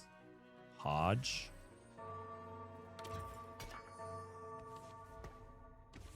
If I sell Lux to Garen 2, I have no board. That's the issue with me selling my units for Silas right now. For the cause!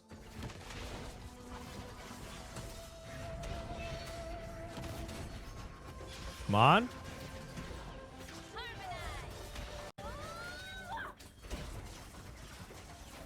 Oh, hold on, please, Garen. No, I'm so dead. 18. I need to win one of these fights. If I can win one of these fights, I can get it. Swain pair. Witness the strength of Another thing too would be I'd be willing to also sell if I found one Lux. Thing too. I mean that helps. I'm scaling. I'm scaling. I'm scaling, guys. I'm scaling. I am not scaling. I'm going up against Singed. I'm going against Singed and Fast 9. Maybe if I play against a Fast 9 player. I'm about to hammer you in the He has Fiddlesticks 2, but he has Seraphine 1. He has Pioneer Eardrop. Okay. Galio. Come in, Galio. Come in, Galio. Okay, big Lux ult. Okay. Garen, spin. Spin, Garen. Spin. Spin. Spin. Think about all the magic users. Think about Demacia. Spin. Spin. No. Wait. The lineup. Woohoo, the lineup. Wait. I think I got it. No, okay, now I have it. Now I have it. Yes. Okay, so I'm guaranteed it now. So now I just have to not die.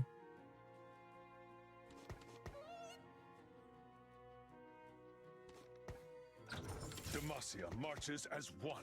Dang right, I have to not die. I'm gonna wait one turn as long as I just don't die. I just have to not get 6-0'd. As long as I just not get 6-0'd, man. Surely that can't be that hard, right? I just have to not get 6-0'd? Oh god, it's a Singed player. No.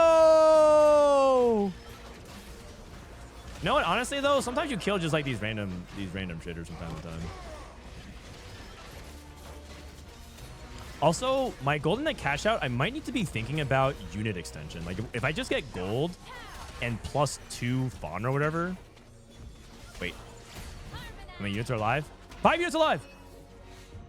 11. Wait. Oh, it's oh wait, just kidding. It's stage 5. I thought it was stage 6. Oh, in that case, no way I get AO'd. Oh, I'm fully back. Garen pair. I need a Silas item. Titans. I'm not gonna gunblade a Silas, man. I'm not gonna gunblade Silas. That is a low blow. Okay, so I cashed out the golden egg.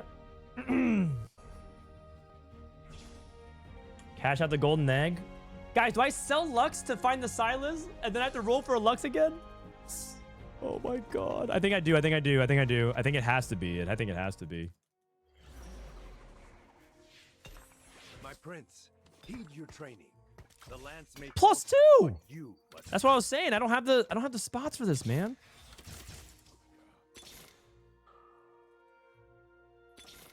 Demacia must lead by example. Sweet liberation. Okay, I have this. Just gonna go ahead and remove.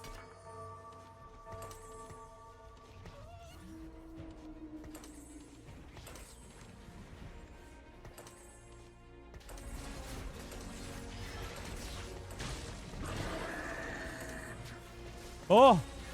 Oh! 4 Arcanists. I am so dead, man. I am so dead. Okay. I am so dead.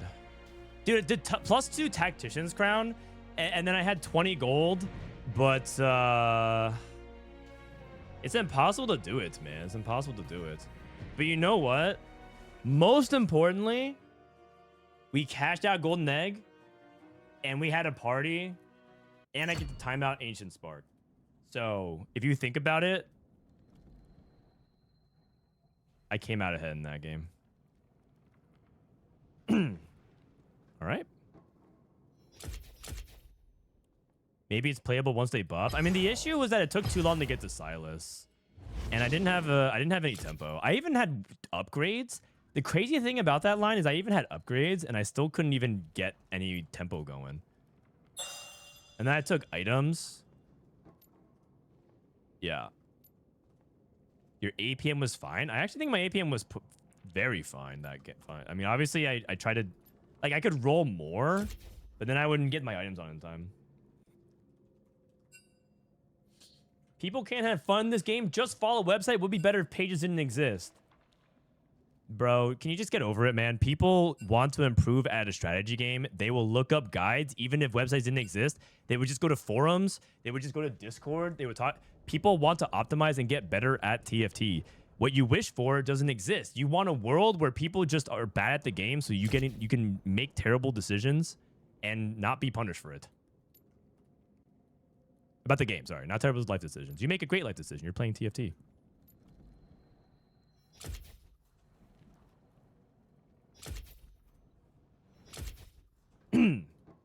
All right, anyways, where was I? Ah, yes. Timeout, Ancient Spark. 07, buddy. All right. See you in 10 minutes. I feel better.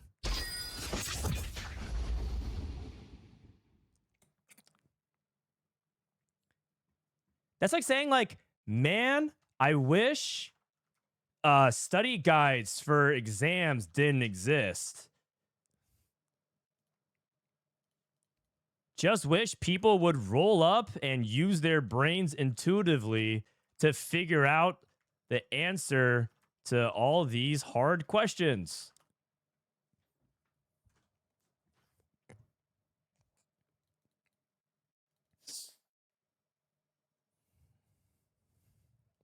I mean, that's what I did, actually. I just rolled up and tried to figure it out.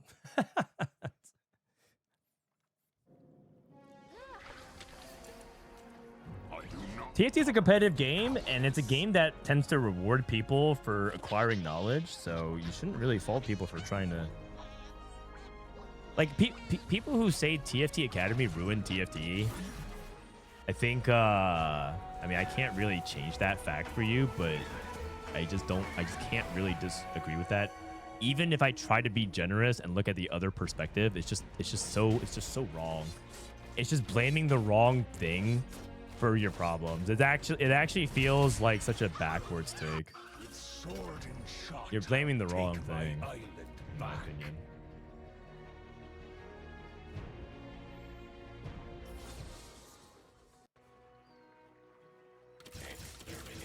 Shouldn't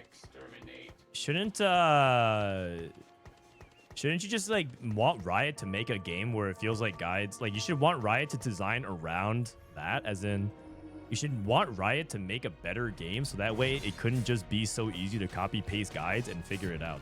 And also, it's not even true. Man, I'm getting like, more guides do help you to a certain point, but they can't hold your hand through the entire process, and those who did are limited. I'll take my island back. Gogmaw. Gagmaw. Gagmaw. DJ, thank you for 3 months. Because you're a Potter. Yeah, I'm extremely biased, but like I wouldn't have started if I didn't feel like it actively helped people. You can actually also say that TFT Academy has actually helped so many more people enjoy TFT and not make it feel like this intimidating, extremely nerdy / like game for only people who enjoy a deep fascination with numbers. Trying to talk around the word here that some people use to describe TFT players. And that's actually an approachable game. Demacia forever.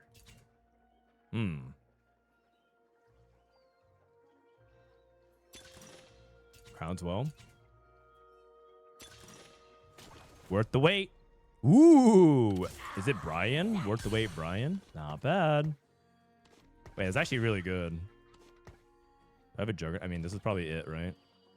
I mean, you do want to level. I don't have Scion, so I can't really get it going. Sell this. It's level for Kog'Maw.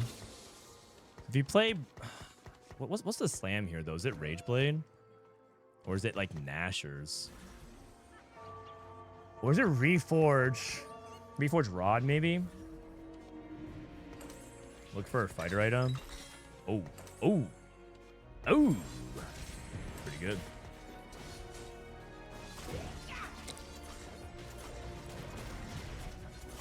The website has helped me stage engage with TFT. It's easily accessible info, but it also baited me in Twilight at Ace. The site baited you, man? Sorry to hear that. That is certainly our fault and not yours. Take my island back.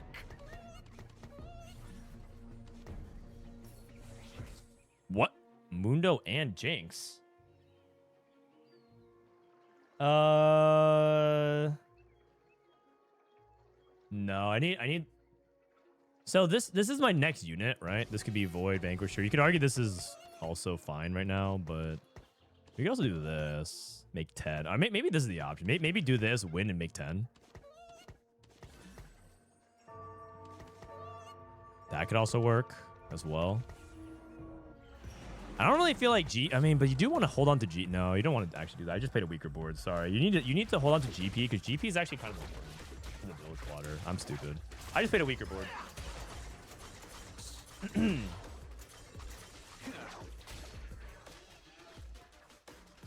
Unless Briar is Briar her. Come on. Yes.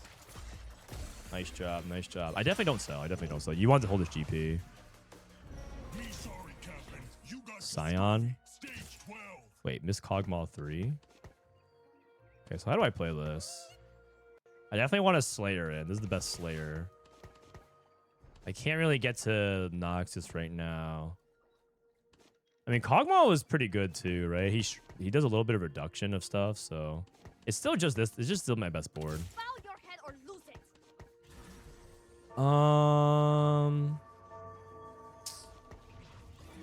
I mean, Kog'Maw is still just my best board, even though he's not really functionally adding much. It's just that, like, in terms of attributes, I just sell both of these. So I want to play Bilge Water anyways for the GP.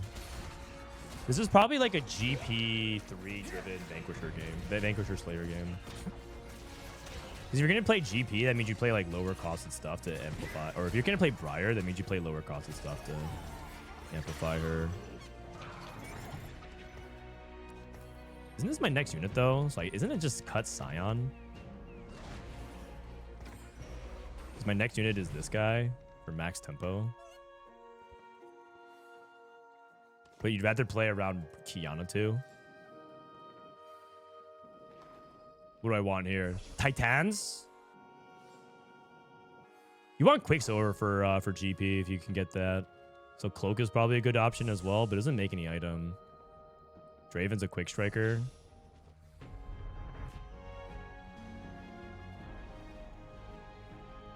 Titans is just a better item. And Titans is just good. You can put that on Bel'Veth. GP, it's fine. Okay. Ooh.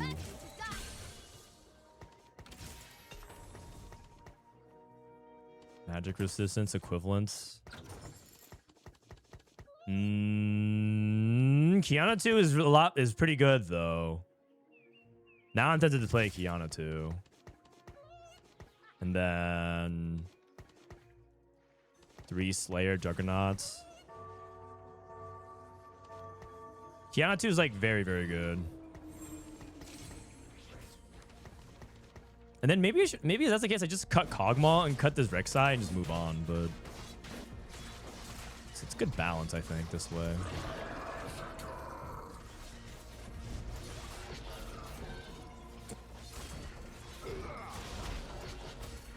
Is Qiyue 2 better than Briar 2? Just like pound for pound? Just 2 Slayer. They're both pretty damn good. I feel like Qiyue got... Oh, I feel like Briar got nerfed a lot, and then Qiyue has not. So it just feels like Qiyue's like pretty good. Instead of GP. Well, GP is like pretty solid as well. He does a lot of damage for little investment. It's a GP pair. So I can do like this. I can do like double Briar too. That's also fine. Briar has her feet out. Wait, isn't this like my 7th Kog'Maw or something like that? What the heck?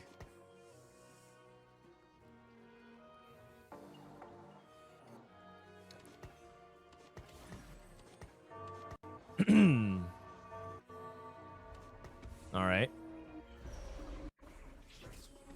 Brian, who's Brian? Oh, this is Brian. I got Brian 1 and Brian 2.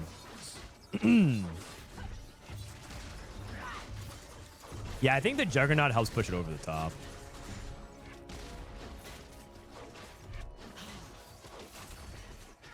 Should I go for Brian 4? Should I go for Brian 4? Gotta go for 4 stars. But then I have to like itemize around it.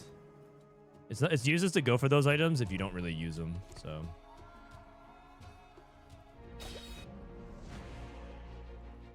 if you get Sona, it's doomed. Well, yeah, you're not supposed to click worth the wait without understanding the risks. It also, if you get Sona 3, you just go Anivia 3, Sona 3. The JP tech. Okay. Does anyone know when these Bilgewater units come online or what? Like I'm never hitting them. Where the Bilgewaters at? Alawi, Twisted Fate, Nautilus.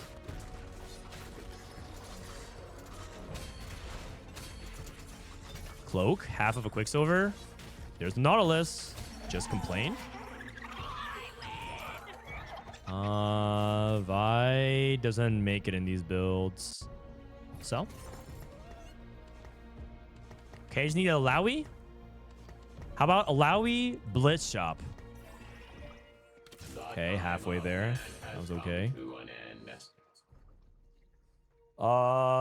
Man, I really want to streak. Would you ever level... What would you even play? A Rek'Sai? 16?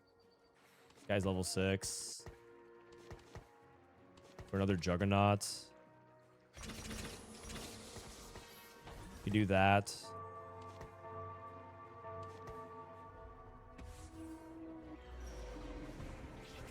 guy's level 5. It's rough because if I win this fight, then I'm definitely going to win the next fight because I have Briar 3. But I don't want to roll and nuke my economy because I kind of defeats the purpose. This guy has Qiyue 3. Wait, he has Stars Are Born Qiyue 3. Oh, because he had Bard. Unfortunate, I lost. That is very unfortunate. Damn it. Unlucky.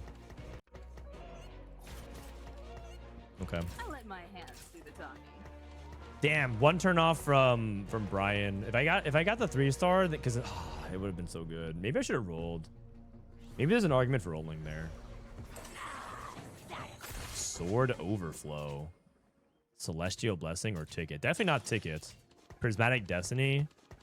I mean, the fun option is Prismatic Destiny. The smart option, I think, is... I don't even know if it's Sword Overflow. I don't know if we want that many swords. Yeah, I think it's actually Celestial Blessing.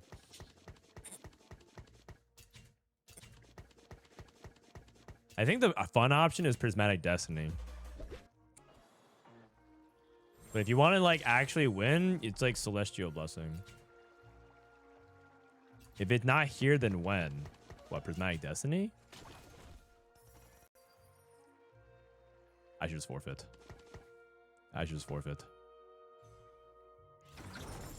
Not Draven.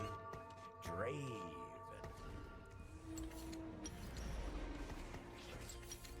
I should just forfeit. Start a new game. If I start a new game, I have time to play one more before my stream ends.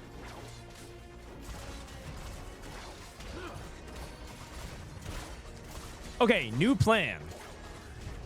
It's time to play Fast 9 into Mel.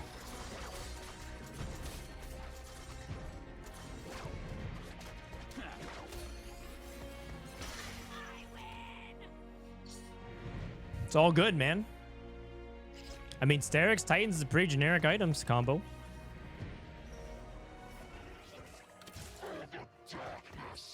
Juggernaut.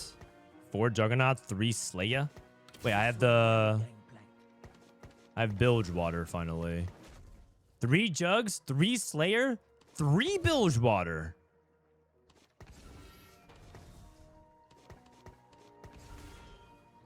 I mean, that's pretty good.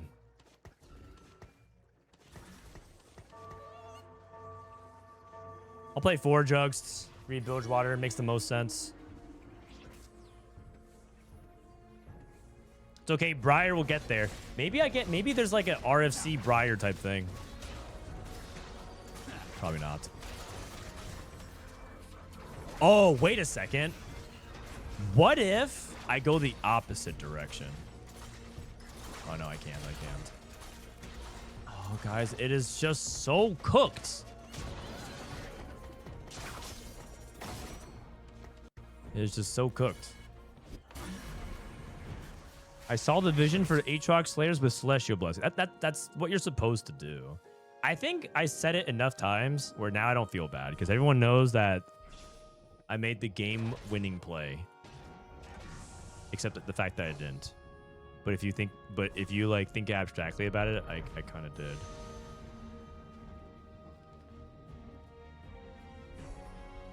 Velvet here is pretty damn good. Okay. I have Even Shroud. I'll put Belveth in the back line. All good, man. All good. It's all good. So I have this. First one's free. GP2. I'll go Even Shroud on Blitz. You need the armor reduction. Like, it's not even really that bad if you can find a way to get to Senna. This is actually a pretty decent setup if you can find a way to get to the Senna board. Okay, look at this. Is this even that bad? Hold the line. I have Tarek. Or Slayer. I mean, Tarek's pretty good. I'll go ahead and hold that guy. It's definitely not Vanquisher Boy. Then I have GP2. All right. 50 Serpent spent. So who's the unit that I can cut? I can cut this. I mean, usually you play Bilge Water for early farming, though, so... This is my next unit for a 4 Slayer. I just need items. I think actually the big problem right now for me is I don't have items. That definitely is a problem. Is this comeback story? No, this is hold the line. Allies in your back 2 rows. Oh, wait. It's back 2 rows? Oh, wait. I can put her in the 3rd row. Oh, that's not even that bad at all then. Oh, wait. What? And no one corrected me? Check this out. Craven. Boom. Nightbot keeps yapping. Yeah, sorry. There's a couple of ad timers that I'm supposed to keep. I agree too. So it's the Riftbound and the HelloFresh stuff. But it's only there to help keep you informed.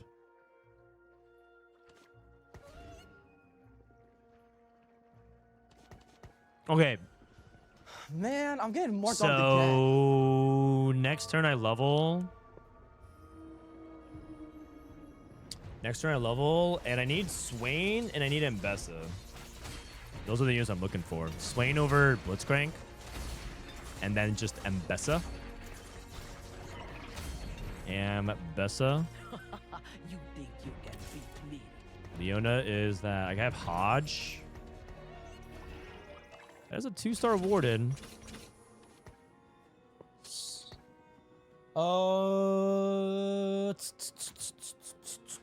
Is it worth it on a 3 streak? I don't think so.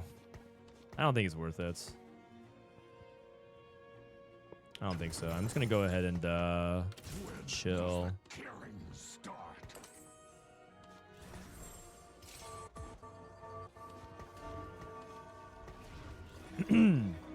What the heck? This guy's just typing a bunch of German. All right, try again, man. First time chatter. Maybe maybe you wandered into the wrong corner of the internet, but you can try again.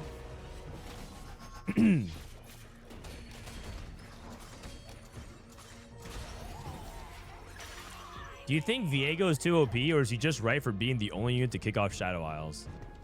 He's a little bit OP, but I'm okay with it. I don't mind, personally. Horrible Forge. Oh, there are some insane combos here. I need items as well, right? RFC Belveth? Yo. Okay. Wait a second. All of a sudden, not even that bad. Wait a second. All of a sudden, not even that bad. 3 Slayer. Looking for Belveth. Knocks this guy.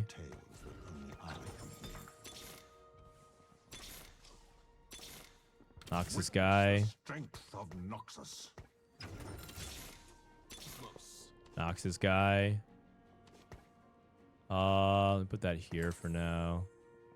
Do I even care about Bilgewater that much? Probably not, right? I'd probably slam Vow then.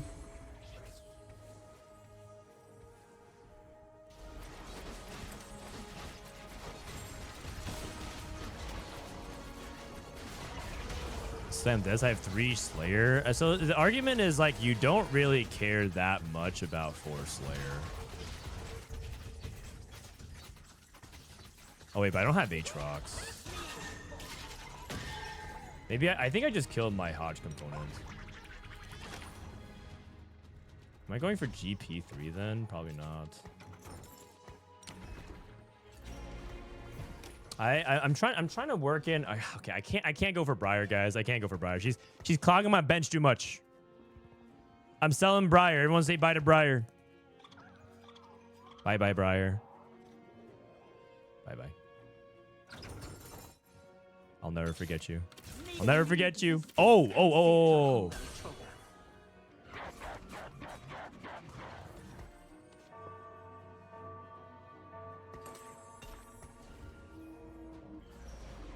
I'll never forget you. Okay.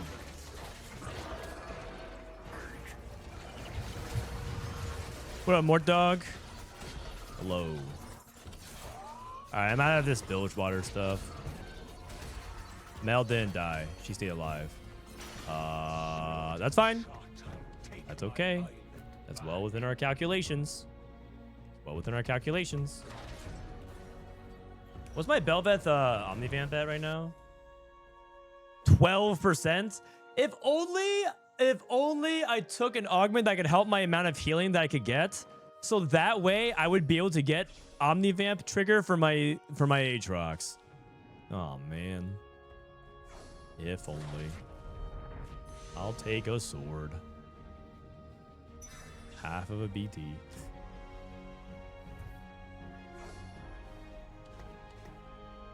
Sadly, that augment doesn't exist. It's okay, man. This Orin's gonna farm me something. I can feel it. I can feel it, guys. This Orin's gonna farm me something. For real. For real. GP3. Sell.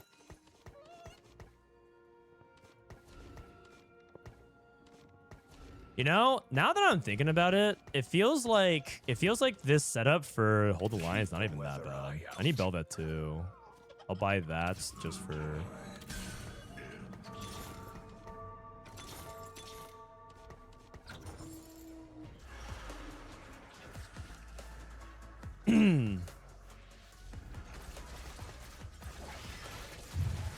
I mean, I want this Taric eventually. You just cut the 2 Juggernauts. You cut Cho'Gath and this guy. That guy, if you cut that guy, then Ornn has no Warden. Mel is still not dead. Mel, come on. Come on. Stick to the script. Stick to the script, please. Mel, please. I need Mel.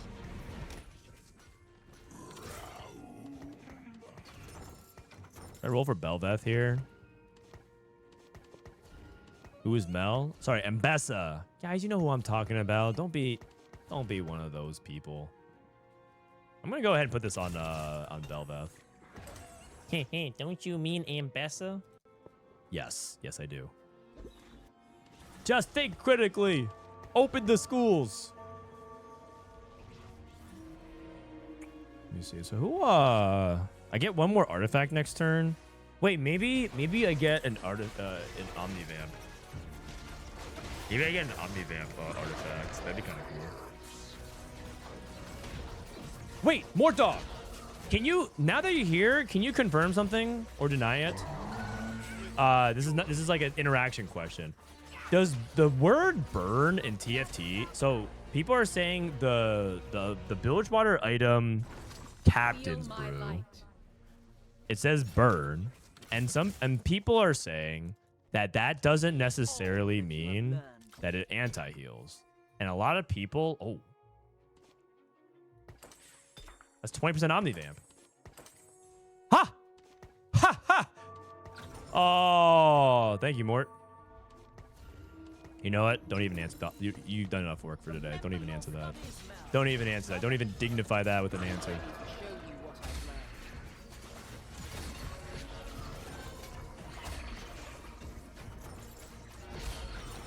Don't even dignify that. You know what? I don't even need to see the answer to that one. Mel and Aatrox? You spoil me. You spoil me. But then again, my front line is all 1-star. So... I'll fight if you make me, Mbessa. Belvet too. That helps. You know what? I'm honestly going to play this just because I don't have no front line. And then now I have Aatrox with items. RFC. I will purge the void from this world.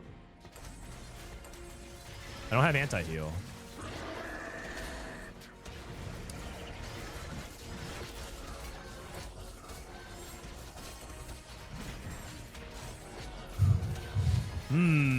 That's not good. Briar 3 on the bench. Bye-bye, Briar. Bye-bye, Briar. You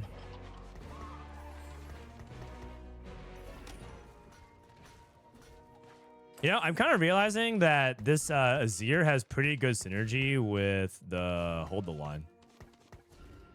Pretty good, actually. Oh, wait. I have anti-heal with Mel. Okay, I need to get to 9, then.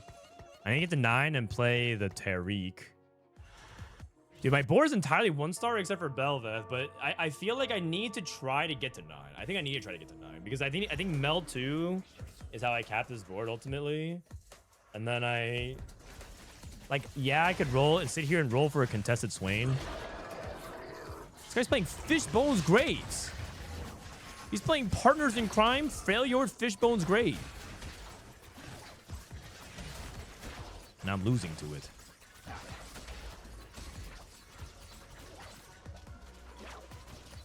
Oh! Oh! Woo! Not even close. Is hold the line last 2 rows? I actually read it today. I don't mean to brag. I'm a bit of a reader. But it does say allies in your back 2 rows gain 10% ability power. So, what are these Mel items? What the heck? 2 more turns until I get another Ornn item. Do you even care about this guy? If you get Renekton 2, I'll buy Renekton. I'll play Renekton 2. Shadow Owl's Thresh. Still 1-star, though. His bench is actually so... Oh, no! He bought Thresh too late. He has 2 Threshes on the bench. He's got Thresh 1 and Thresh on the bench. Wait a second. His Fiddle 6 is kind of crazy. Oh, that's actually so... Dude, he got APM jailed. Who's old now, Jungle Sure? Who's old now? That's right. Respect your elders.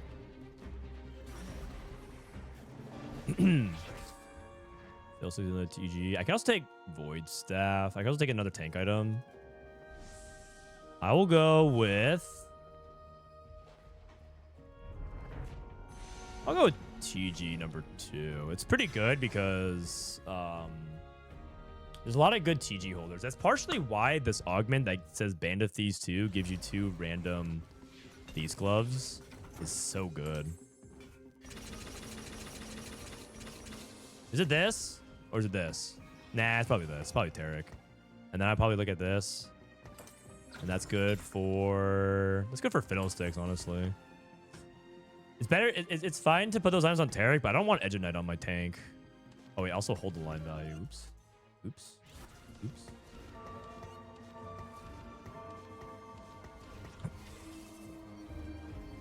Okay. And then I think long-term Ornn comes out for Renekton, but I'm using him to farm 1 more artifact. And I don't think I have time for 1 more after that. I think I only have time for this artifact because then it's 4 more fights. I mean, I could greed. I could greed 1 more, but I don't know if that's going to be worthwhile. So I get the artifact here. This is definitely an anti-heal check. You can't kill Warrior without anti-heal. Or should I say burning and wounding? Mind your step. Artifact. The Darkened Aegis?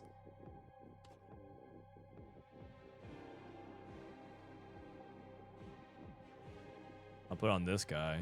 I just have 2 Darken. Okay, can I farm 1 more? Maybe I can go for a 3rd Darken.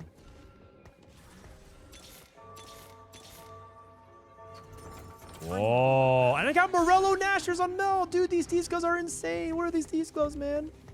What are these Thieves Gloves? That's crazy. That's actually insanity. Wait, I look over and this guy's partners in crime went 2-star TF, 2-star Graves, so 3 stars each.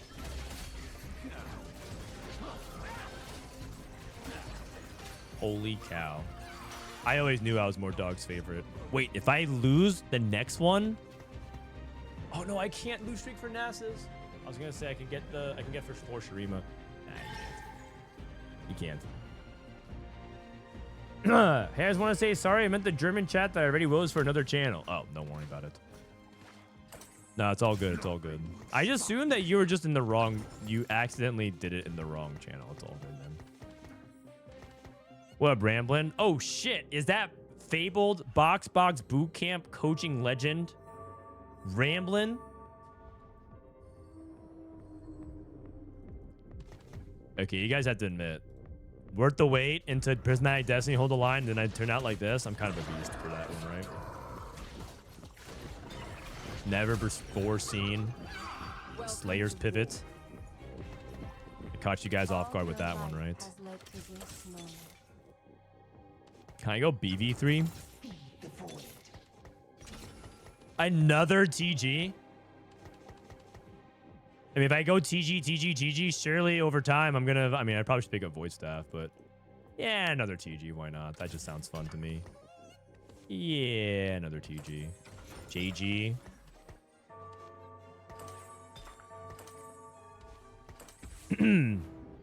Yeah, why not? I have great plans. Just infinite item value. Who needs anti-heal? Just beat him with stats.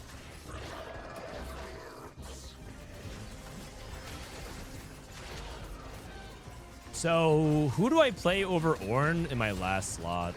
Once I get my last artifact. I get another artifact that's 6-3. It's probably Senna, right? I mean, Renekton's also okay as well. Oh. You ready? Yeah. The random Senna, yeah, agreed. Especially with all these TGs and stuff like that.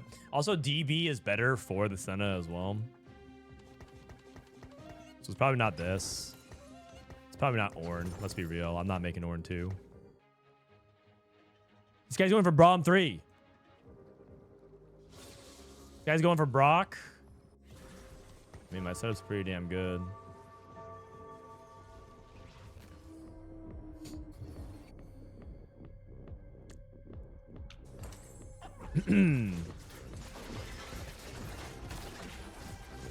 All right. So on Carousel, I need anti-heal. If I don't get anti-heal, then I probably go for something like a Kraken or a Quicksilver on Belveth. These items, I think Hellfire Hatchet is also really good on Aatrox. But right now, I'm just playing it on Belveth because Aatrox is unupgraded. So, I mean, that's arguable that I should be playing it now, but it's all good. One more turn for Greed. One more turn for Max Greed. I could swap these two TGs as well. You know what? It's fine. Naked Ambessa. There's nothing wrong with that. That was also part of Arcane. You don't remember? There was a scene where Ambessa called her servants over. Let's get Darken Bow again. That'd be kind of hype. 3 Darken.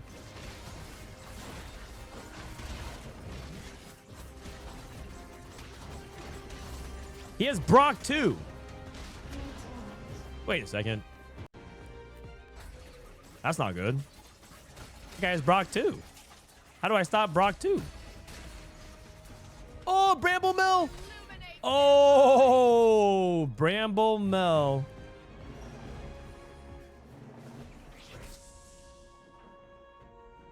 Okay, there's only one item that can save me now. There's only one item that can save me now.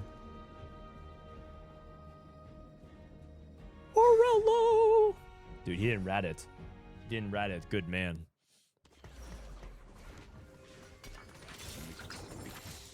Okay, what's my artifact? Prowler's Claw. The dragon nears. Swain. I already have Swain too. Shurima's legacy will endure. Huh? And then I guess, who does this go on? Morello on Senna?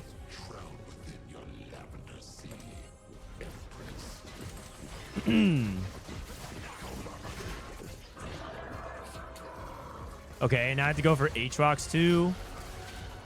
Oh god, this Brock is destroying everything I know and love. Wait a second. Oh, I need the Mel. Okay, last chance, guys. Last chance. Aatrox 2. Okay, Aatrox 2. Aatrox 2. Everyone be cool. Everyone be cool. We can do it. We can do it.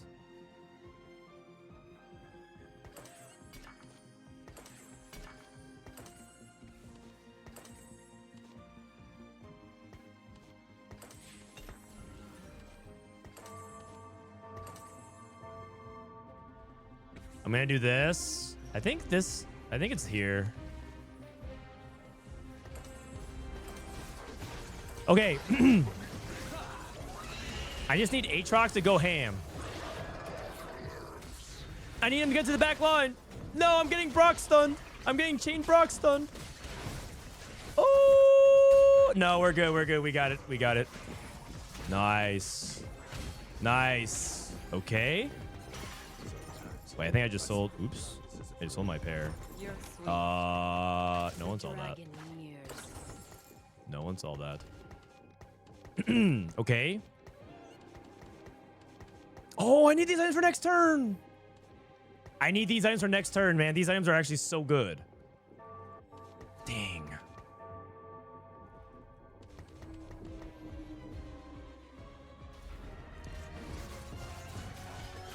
Okay. The random Senna damage? Senna is not random. She just doesn't have any trades. She's just a threat. Shyvana 2. Shyvana 2 can go over Tarek. Do I need more tankiness? Blue Kraken on Belveth. I mean, that's pretty good. I can do Kraken Belveth. That's... Or I can do Bramble. No, it's just Kraken Belveth, I think.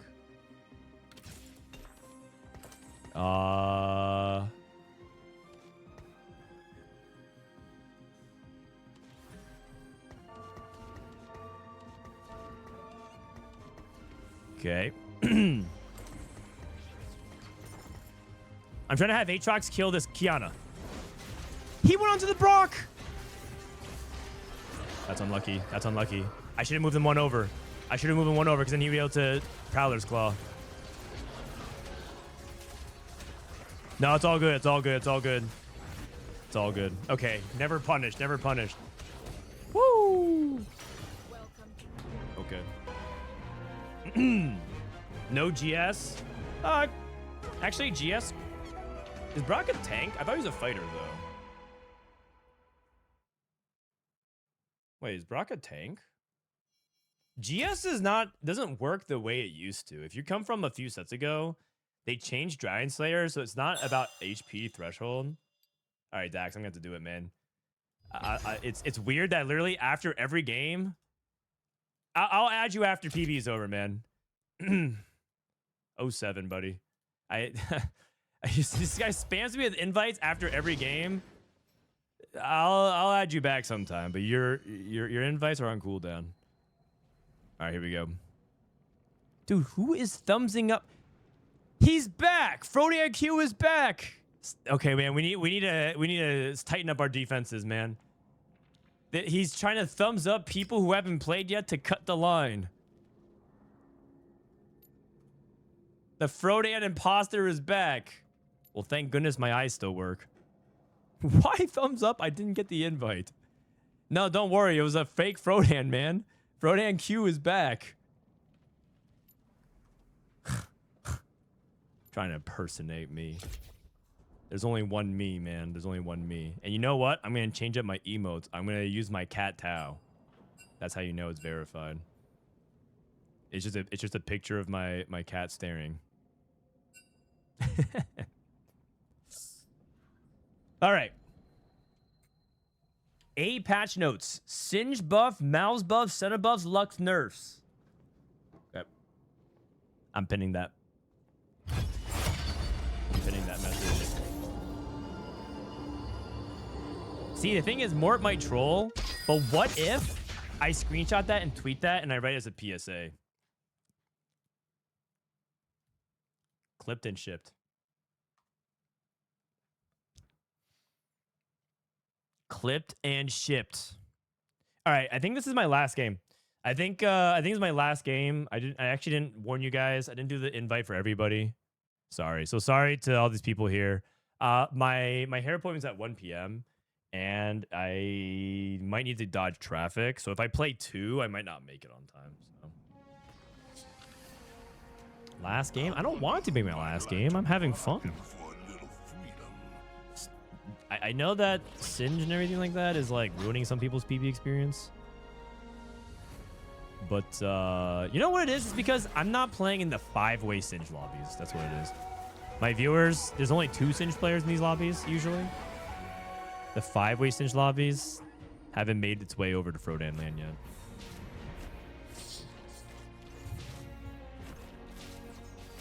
All right, so that was a first with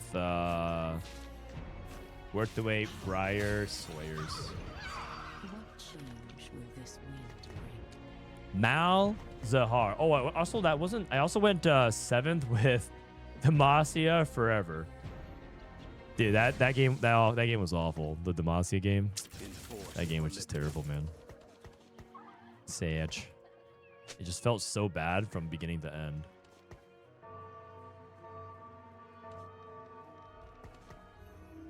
Say Ionia this game. Blade Master.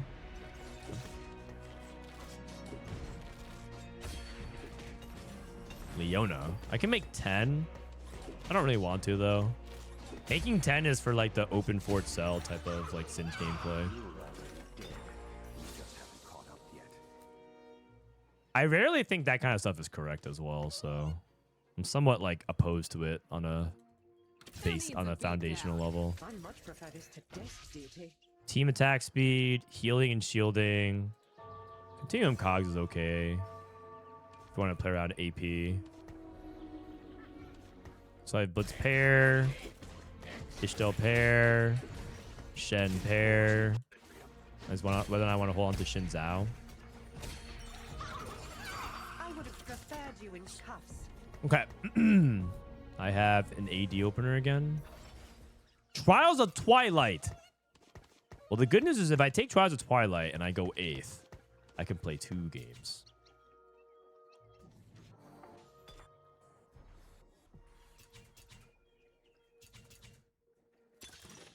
Double Trouble. Is there a good Double Trouble line I could play? Okay. Zohen is so trash. I mean, he's pretty trash. You're not wrong. However, counterpoint, Oh, wait, what's I have doing? Shinzao. I remember your father. He thought he could censor me. Double Trouble Targon. You can do Double Trouble Targon. I think Double Trouble Targon is cooling off a little bit. Blame himself. I'm going to say I'm Stairs Cage, and this goes into Titans. Let me see. Zhao. Defender. I can sell this. I can play this guy as a tank temporarily. Zhao. I mean, Kiana 2 is just a good unit, but she doesn't really fit my board. And this ties into like a... There's a lot of defenders. Vi's just a good unit. I mean, you could also just play Kiana. Nothing wrong with that. Find that hero. Infinity, thank you for the raid. Appreciate it. I'm gonna play Leona. Oh, just kidding. I should probably... Oh, if I think I can win. This guy leveled to 5? This guy has Scion 2? And Scion 2 is so wide that he looks like he's a dragon. He looks like he costs 2 units. Oh my god. 14, 17, 19.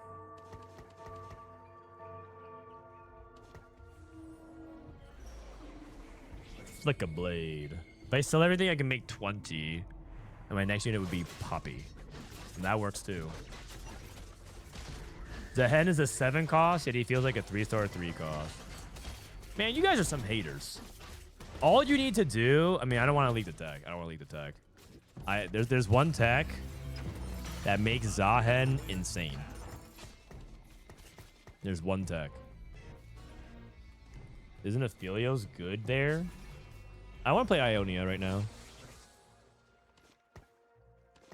No, this doesn't even do anything. Slayer, Juggernaut, Bruiser, Warden.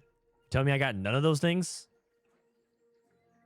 Maybe another Ionia. I'll just play Poppy, I guess. No, I'll just play another this guy. I'll just play another Shinzao. Oh, man. I'm pretty sure, by the way, that Ionia is better than Demacia. And also, another element of that is you can try to go for Yasuo 3. I got my ass kicked by a 2-star Zahen Demacia. Demacia is only good if you can get to Silas, and Ionia is only good if you can get to Yasuo 3. Those are the ways you can play into Shinzao Hero Augments.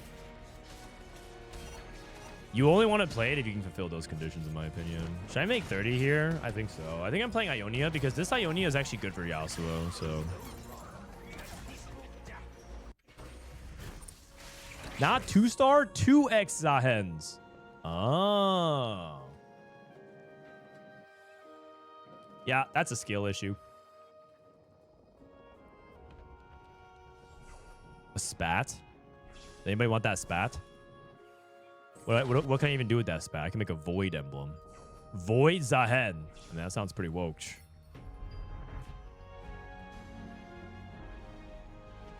Titans. Titans is, I think, one of his most important items. I'm down for a 2v2. 2 Zahen 2s. Scurry back to your shadows. 2 Zahen 2s versus 2 Brock 2s. Who do you think wins? I'm pretty sure Zahen wins because of the inevitability, right? For Ionia. I might as well just play this. Get a little bit of Warden synergy here.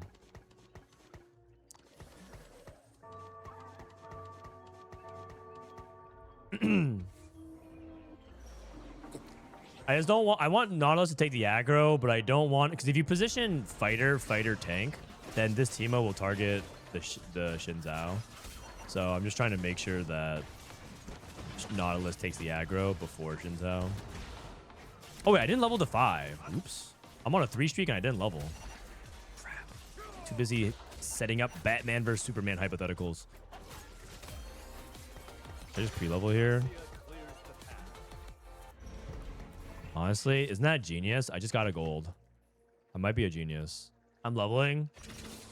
There's so much pain. Why am I talking as if I'm like calming to a team? Why? Do you think it's ever worth rolling here? 35, 37, 38. I'm on 1, 2, 3 pair. 37 gold. Protect the faithful. Ladies, I'm a beast. if I fall today, let your song carry you home. All right. Sell. That's actually a demon roll. If you do that and you actually hit like this. Don't tell me I lose anyways, man. Then I'm quitting this augment forever. Yeah, if I roll twice and I lose there, I'm quitting this augment forever, man. Is this a Riot's game? You know, you know what? In some weird world, it could be. If you like go for Zhao 3 and you go for Ionia Demacia, it's like entirely possible if for some reason you hit an ungodly amount of Zhao's fast and then you push levels for Rise. But I don't think, pragmatically speaking, that's like something you can pull off.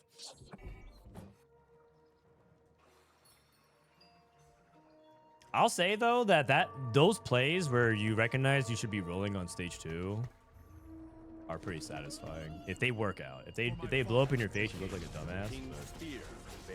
That's a risk I'm willing to take. That's a risk I'm willing to take. Demacia clears the path. All right, here we go. I have Sunfire, so that way my last item could be a BT. I think I take Sunfire, right? Because my last item could be a BT. Wheels align. Otherwise I go even Shroud, play around Vest. I don't think I need that. I think Sunfire makes sense here. And I go Sunfire on. I just stack without a hint at the moment.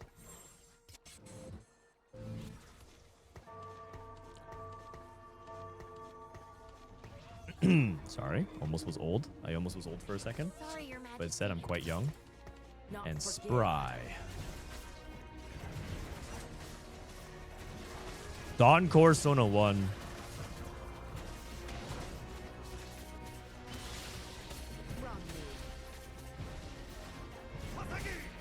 Frodan, what's Ionia? Ionia is a region in Runeterra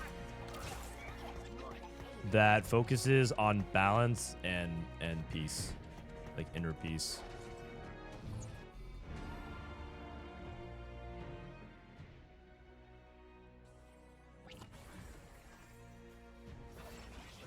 Radiant Relics, Giant Mighty, Tiniest Titan. Tickets? Wait a second. Ticket for the Yasuo 3? Let's do it. Let's do it. Master Cannon. Let's do it. Going for the Yasuo 3. I'm doing it. From the shadows. Should I just throw in Jin 3 while I'm at it? Khan doesn't have to Just for the explain himself. funsies. And this is another thing. I can just go 5 Ionia, 2 Defender. I also could do this as well. I mean, I did technically 2-star everything. Demacia is like kind of fake, isn't it? This is probably better as well. Like, I'm playing Sona 1. She doesn't even do anything. And 5 Ionia gives me more blade, more damage. And Demacia gives me more resistances. And durability, I guess. And mana cost. I mean, that's all fake stuff. That's all fake news. I also don't need this. Okay, so I'm going... I'm just going to slow roll on 6. Very useful information. Thank you. Did they release patch notes? They did. It's unpinned. fight for the dream of Demacia. That is the patch notes. Tread carefully. Can you play Shinzao Ionia?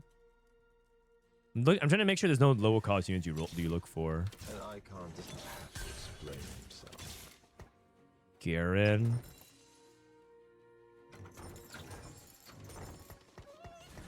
For Demacia.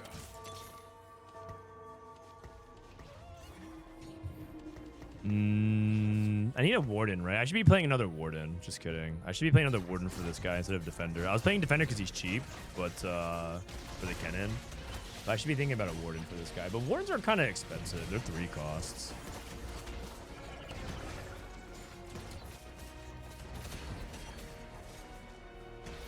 Okay, so I'm losing. All good. It's fine. Probably not. I'm probably not going to go Shen 3. Dahen Demacia averages of 5.1. That's not... Is that true? That doesn't sound right. That doesn't sound right. Yeah, but what happens when you add in one important filter? It's piloted by someone very knowledgeable and handsome. Man, I'm getting more dogged again. And humble. I'm taking this for BT. Like dish soap? Yeah, like dish soap. Like dish soap. Shifty Monk, thanks for the prime. I think I missed a few people. Shifty Monk, Zylander, Satichi. Appreciate all of y'all. I dedicate this game to you. I mean, I probably should play a warden instead of this guy. That also does give me the Jarvan back as well. Ionia. Zhao, we must cleanse this land of our enemies once more. I stand at your side. Cannon once 2. more.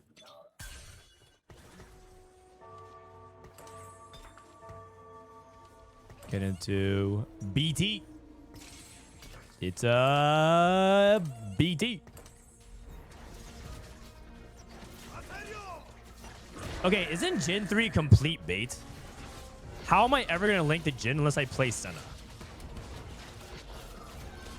I'd rather play Yunara. Okay, actually, I wouldn't go that far, man. Yeah, but he looks cool. That's true. That is true. Jin 3, no items. Yeah. Tread carefully. But the thing is, I'm right here. I might as well. I might as well commit to it. You know. Just looking for a road home. Did I over? I think I might have rolled once by accident. But I was like rolling because I thought I had a free reroll, but I think I might have misseen it. Well, now that I'm here, I might as well roll one more time, right? For the Jin 3. Okay. Carefully. Okay, next turn. I think I want to get it for next turn because I need to make sure that I have Shinzao 3 but for 5 rounds, right? That's like the key.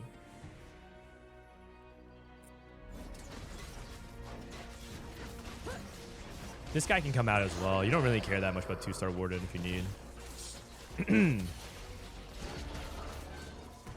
Path of Blades is basically Ginsu's. Yeah, that's like a very abstract way to think about it. I wouldn't exactly define it as such, but it's more like a little bit of a Kraken. It gives you a little bit more damage and attack speed. You can go ahead and sell this. This is just this Yunara is just a tuck away, so that way I can play something on 8. But instead of Yunara, I could play Jin 3 because I'm looking for Wukong, right?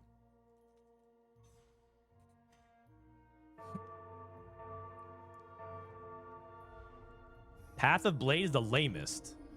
Nah, I don't think so. Oh my, wait. That is so much gold. That is so much gold. I need a bow. I need a bow. Any bows? Any bows? Any bows? There is no Yes! Wait, now Jin's really good. Oh!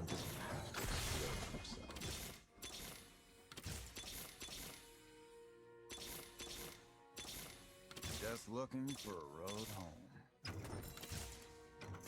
Tread carefully. Just looking for a road home. Actually, I should go to 7 now.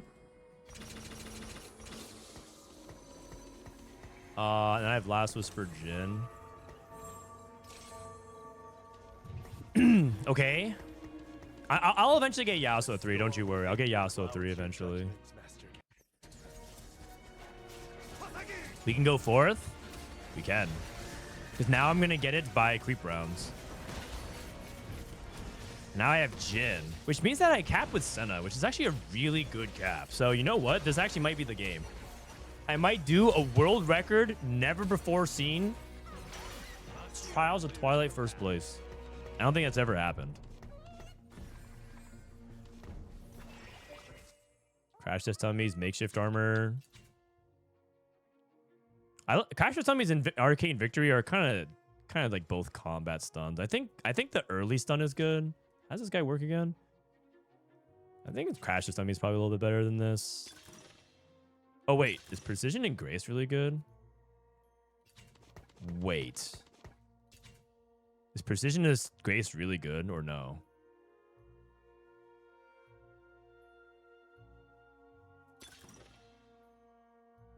Max build Zahen 3. I lost the game. Wukong.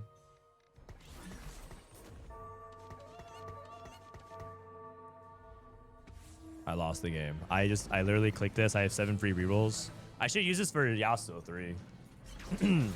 I should use this for Yasuo 3. I'm playing 7 Ionia on 8 anyways, right?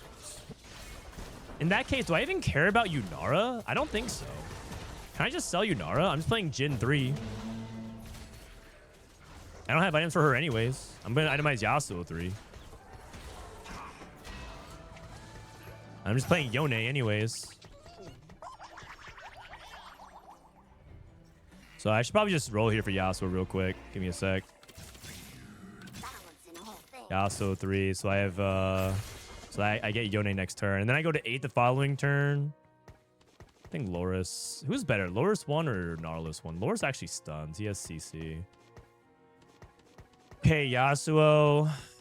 Kind of like something like this.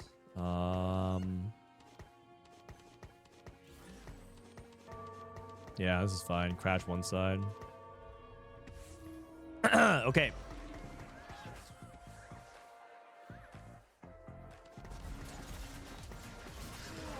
Check this out, guys. Once I get Zahen, I need to go to 8. I need to find a way to get to 9, actually, because that maxes my odds for it. But you already get 2-star Zahen, which means that you just need to find 3 plus 2, 4 more. And I have Prismatic Ticket. It's like super doable, right? Yon. What up, Yon? 51. I need Hodge. Oh, it's on an Ord. I'm not going to get it, though. Wait a second. Oh, yeah, baby. Just Yasuo items. Wait, it's actually huge because now I can farm an artifact. I can farm an artifact now. Yon. Rigged? This game's anything but rigged. What makes you think that? Yon. I go level 8. Sell. And I look for this guy, I guess. And I go Hodge. And then I have some free rerolls. I'm waiting for Set, though.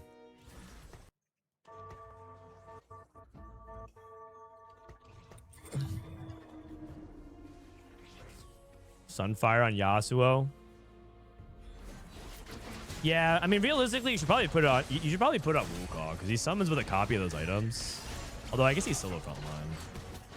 Yeah, I could Sunfire Yasuo just to give him more stats. I could see it. I mean, this is the down period, right? This is where my power is weakest before I get Zahen 3. Oh my god! You guys see that? The Blade Master proc.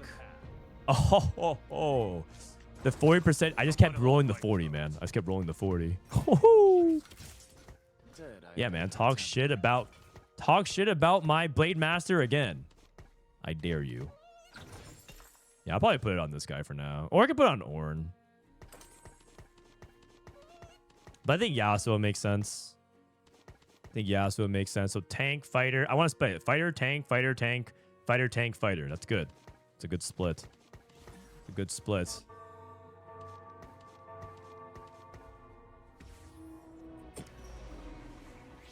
Should I put Last Whisper on Yasuo as well? I feel like the Last Whisper on Jhin is just more consistent, but he only hits one target at a time. I feel like I should probably put Last Whisper on Yasuo as well. But the thing is, Yasuo dies, and all of a sudden I lose everything, you know? It's like, it's all-inning on one thing. So, like, Yasuo dies here. Last Whisper's gone. Now he's actually attacking the same thing as Zhen. Or, sorry, Xin Zhao. Yeah, it's probably better. Probably better this way. Zhen unlocked! Wukong 2! I mean, it makes sense, man. Nobody's buying this unit. Oh my goodness. Oh my goodness. So now I need Aatrox then, right? Now I need Aatrox. Because the thing is, you really care about the Darken. Oh, wait. Ah! I should have done that. I should have removed it for this turn. That's fine. I'll go double healing on this guy, and I'll just put Sterix on Yasuo. Yasuo likes Sterix anyways, right?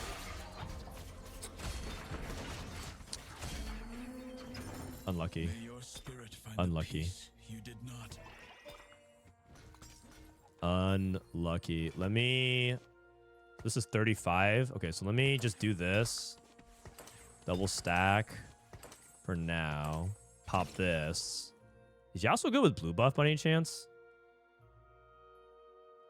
I guess go BT for him as well. I'll just go BT just to be safe.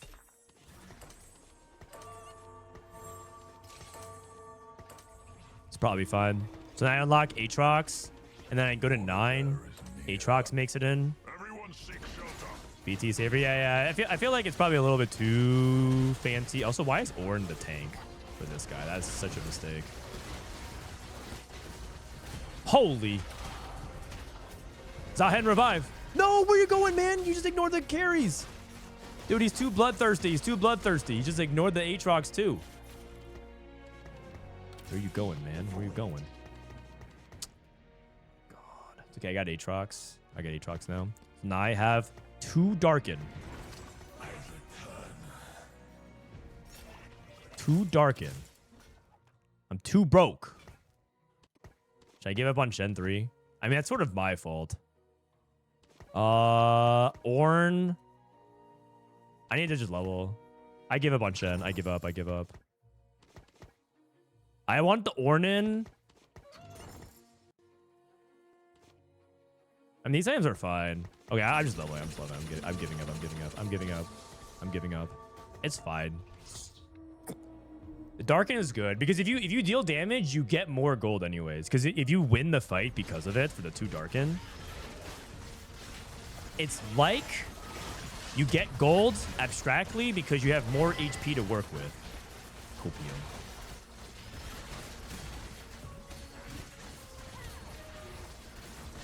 Also, I feel like I don't want these items on Yasuo anymore. Is that crazy? Set. No, I lost. Okay, this Jhin is also not that useful either. I have 8 free rerolls. Here's my artifact. Void Gauntlet. Okay. That's cool and all, but that's not as good as... It's not as good as... Well, yeah. Aegis of the Dusk. Yep. It's not as good as that one.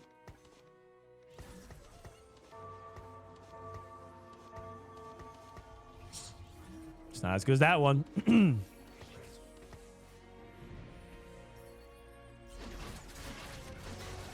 Oh, crap. Warwick is actually on this ahead. I need to put this Last Whisper. I think the Last Whisper goes on Aatrox. Or Yasuo. Or something like that. Like, either way, it's just not working out. The Jhin 3 doesn't do anything. Okay, I'm on my last life, which is okay. Because you only need 1 life to win out. Alright, check this out. Check this out. Okay.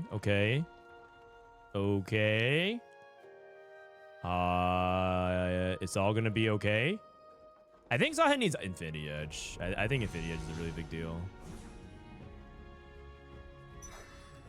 Okay, check this out. So Infinity Edge, BT, Titans, Hodge, this, Sunfire here. Actually, I don't even think Yasuo 3 is that good either, right? I mean, he kind of is, but... I'm on 3 Slayer. Brother, This, roll. Zahen. Zahen. Set 2.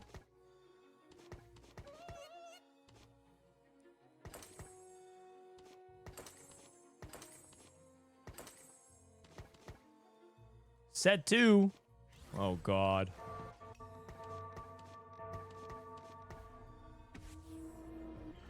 Downgrade Shen. Oh, you're right. I didn't see that play. I didn't see Shen in my shop. I was too busy thinking about Last Whisper, but then I was thinking one item Yasuo. Nah.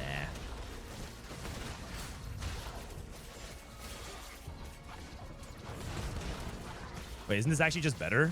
I didn't downgrade and I won. Right? I didn't downgrade and I won. Because Zahen is a beast. I passed the Trials of Twilight.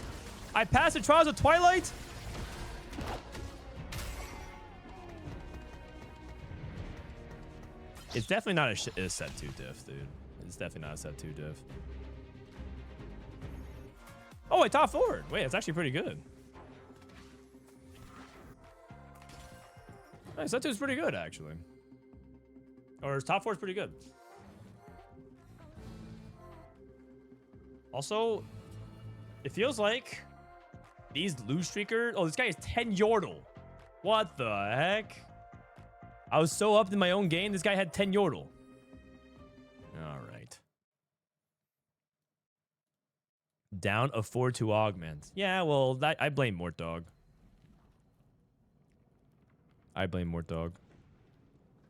He peer pressured chat to rally against me. And then if I didn't click that augment, if I was up in augments...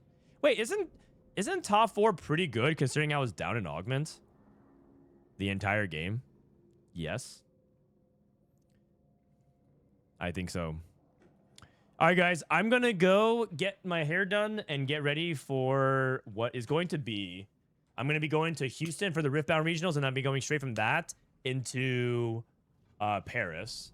And so I need to get my hair done because it's that time of the year. So I'm going to go do that. It's been a short stream. I'll see you guys tomorrow. I'll be streaming tomorrow. I'll be streaming every day, actually, this week until I leave on Thursday.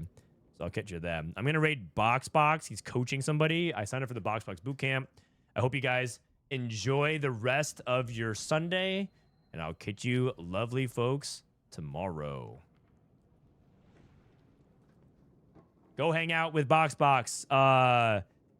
Just type H space I E.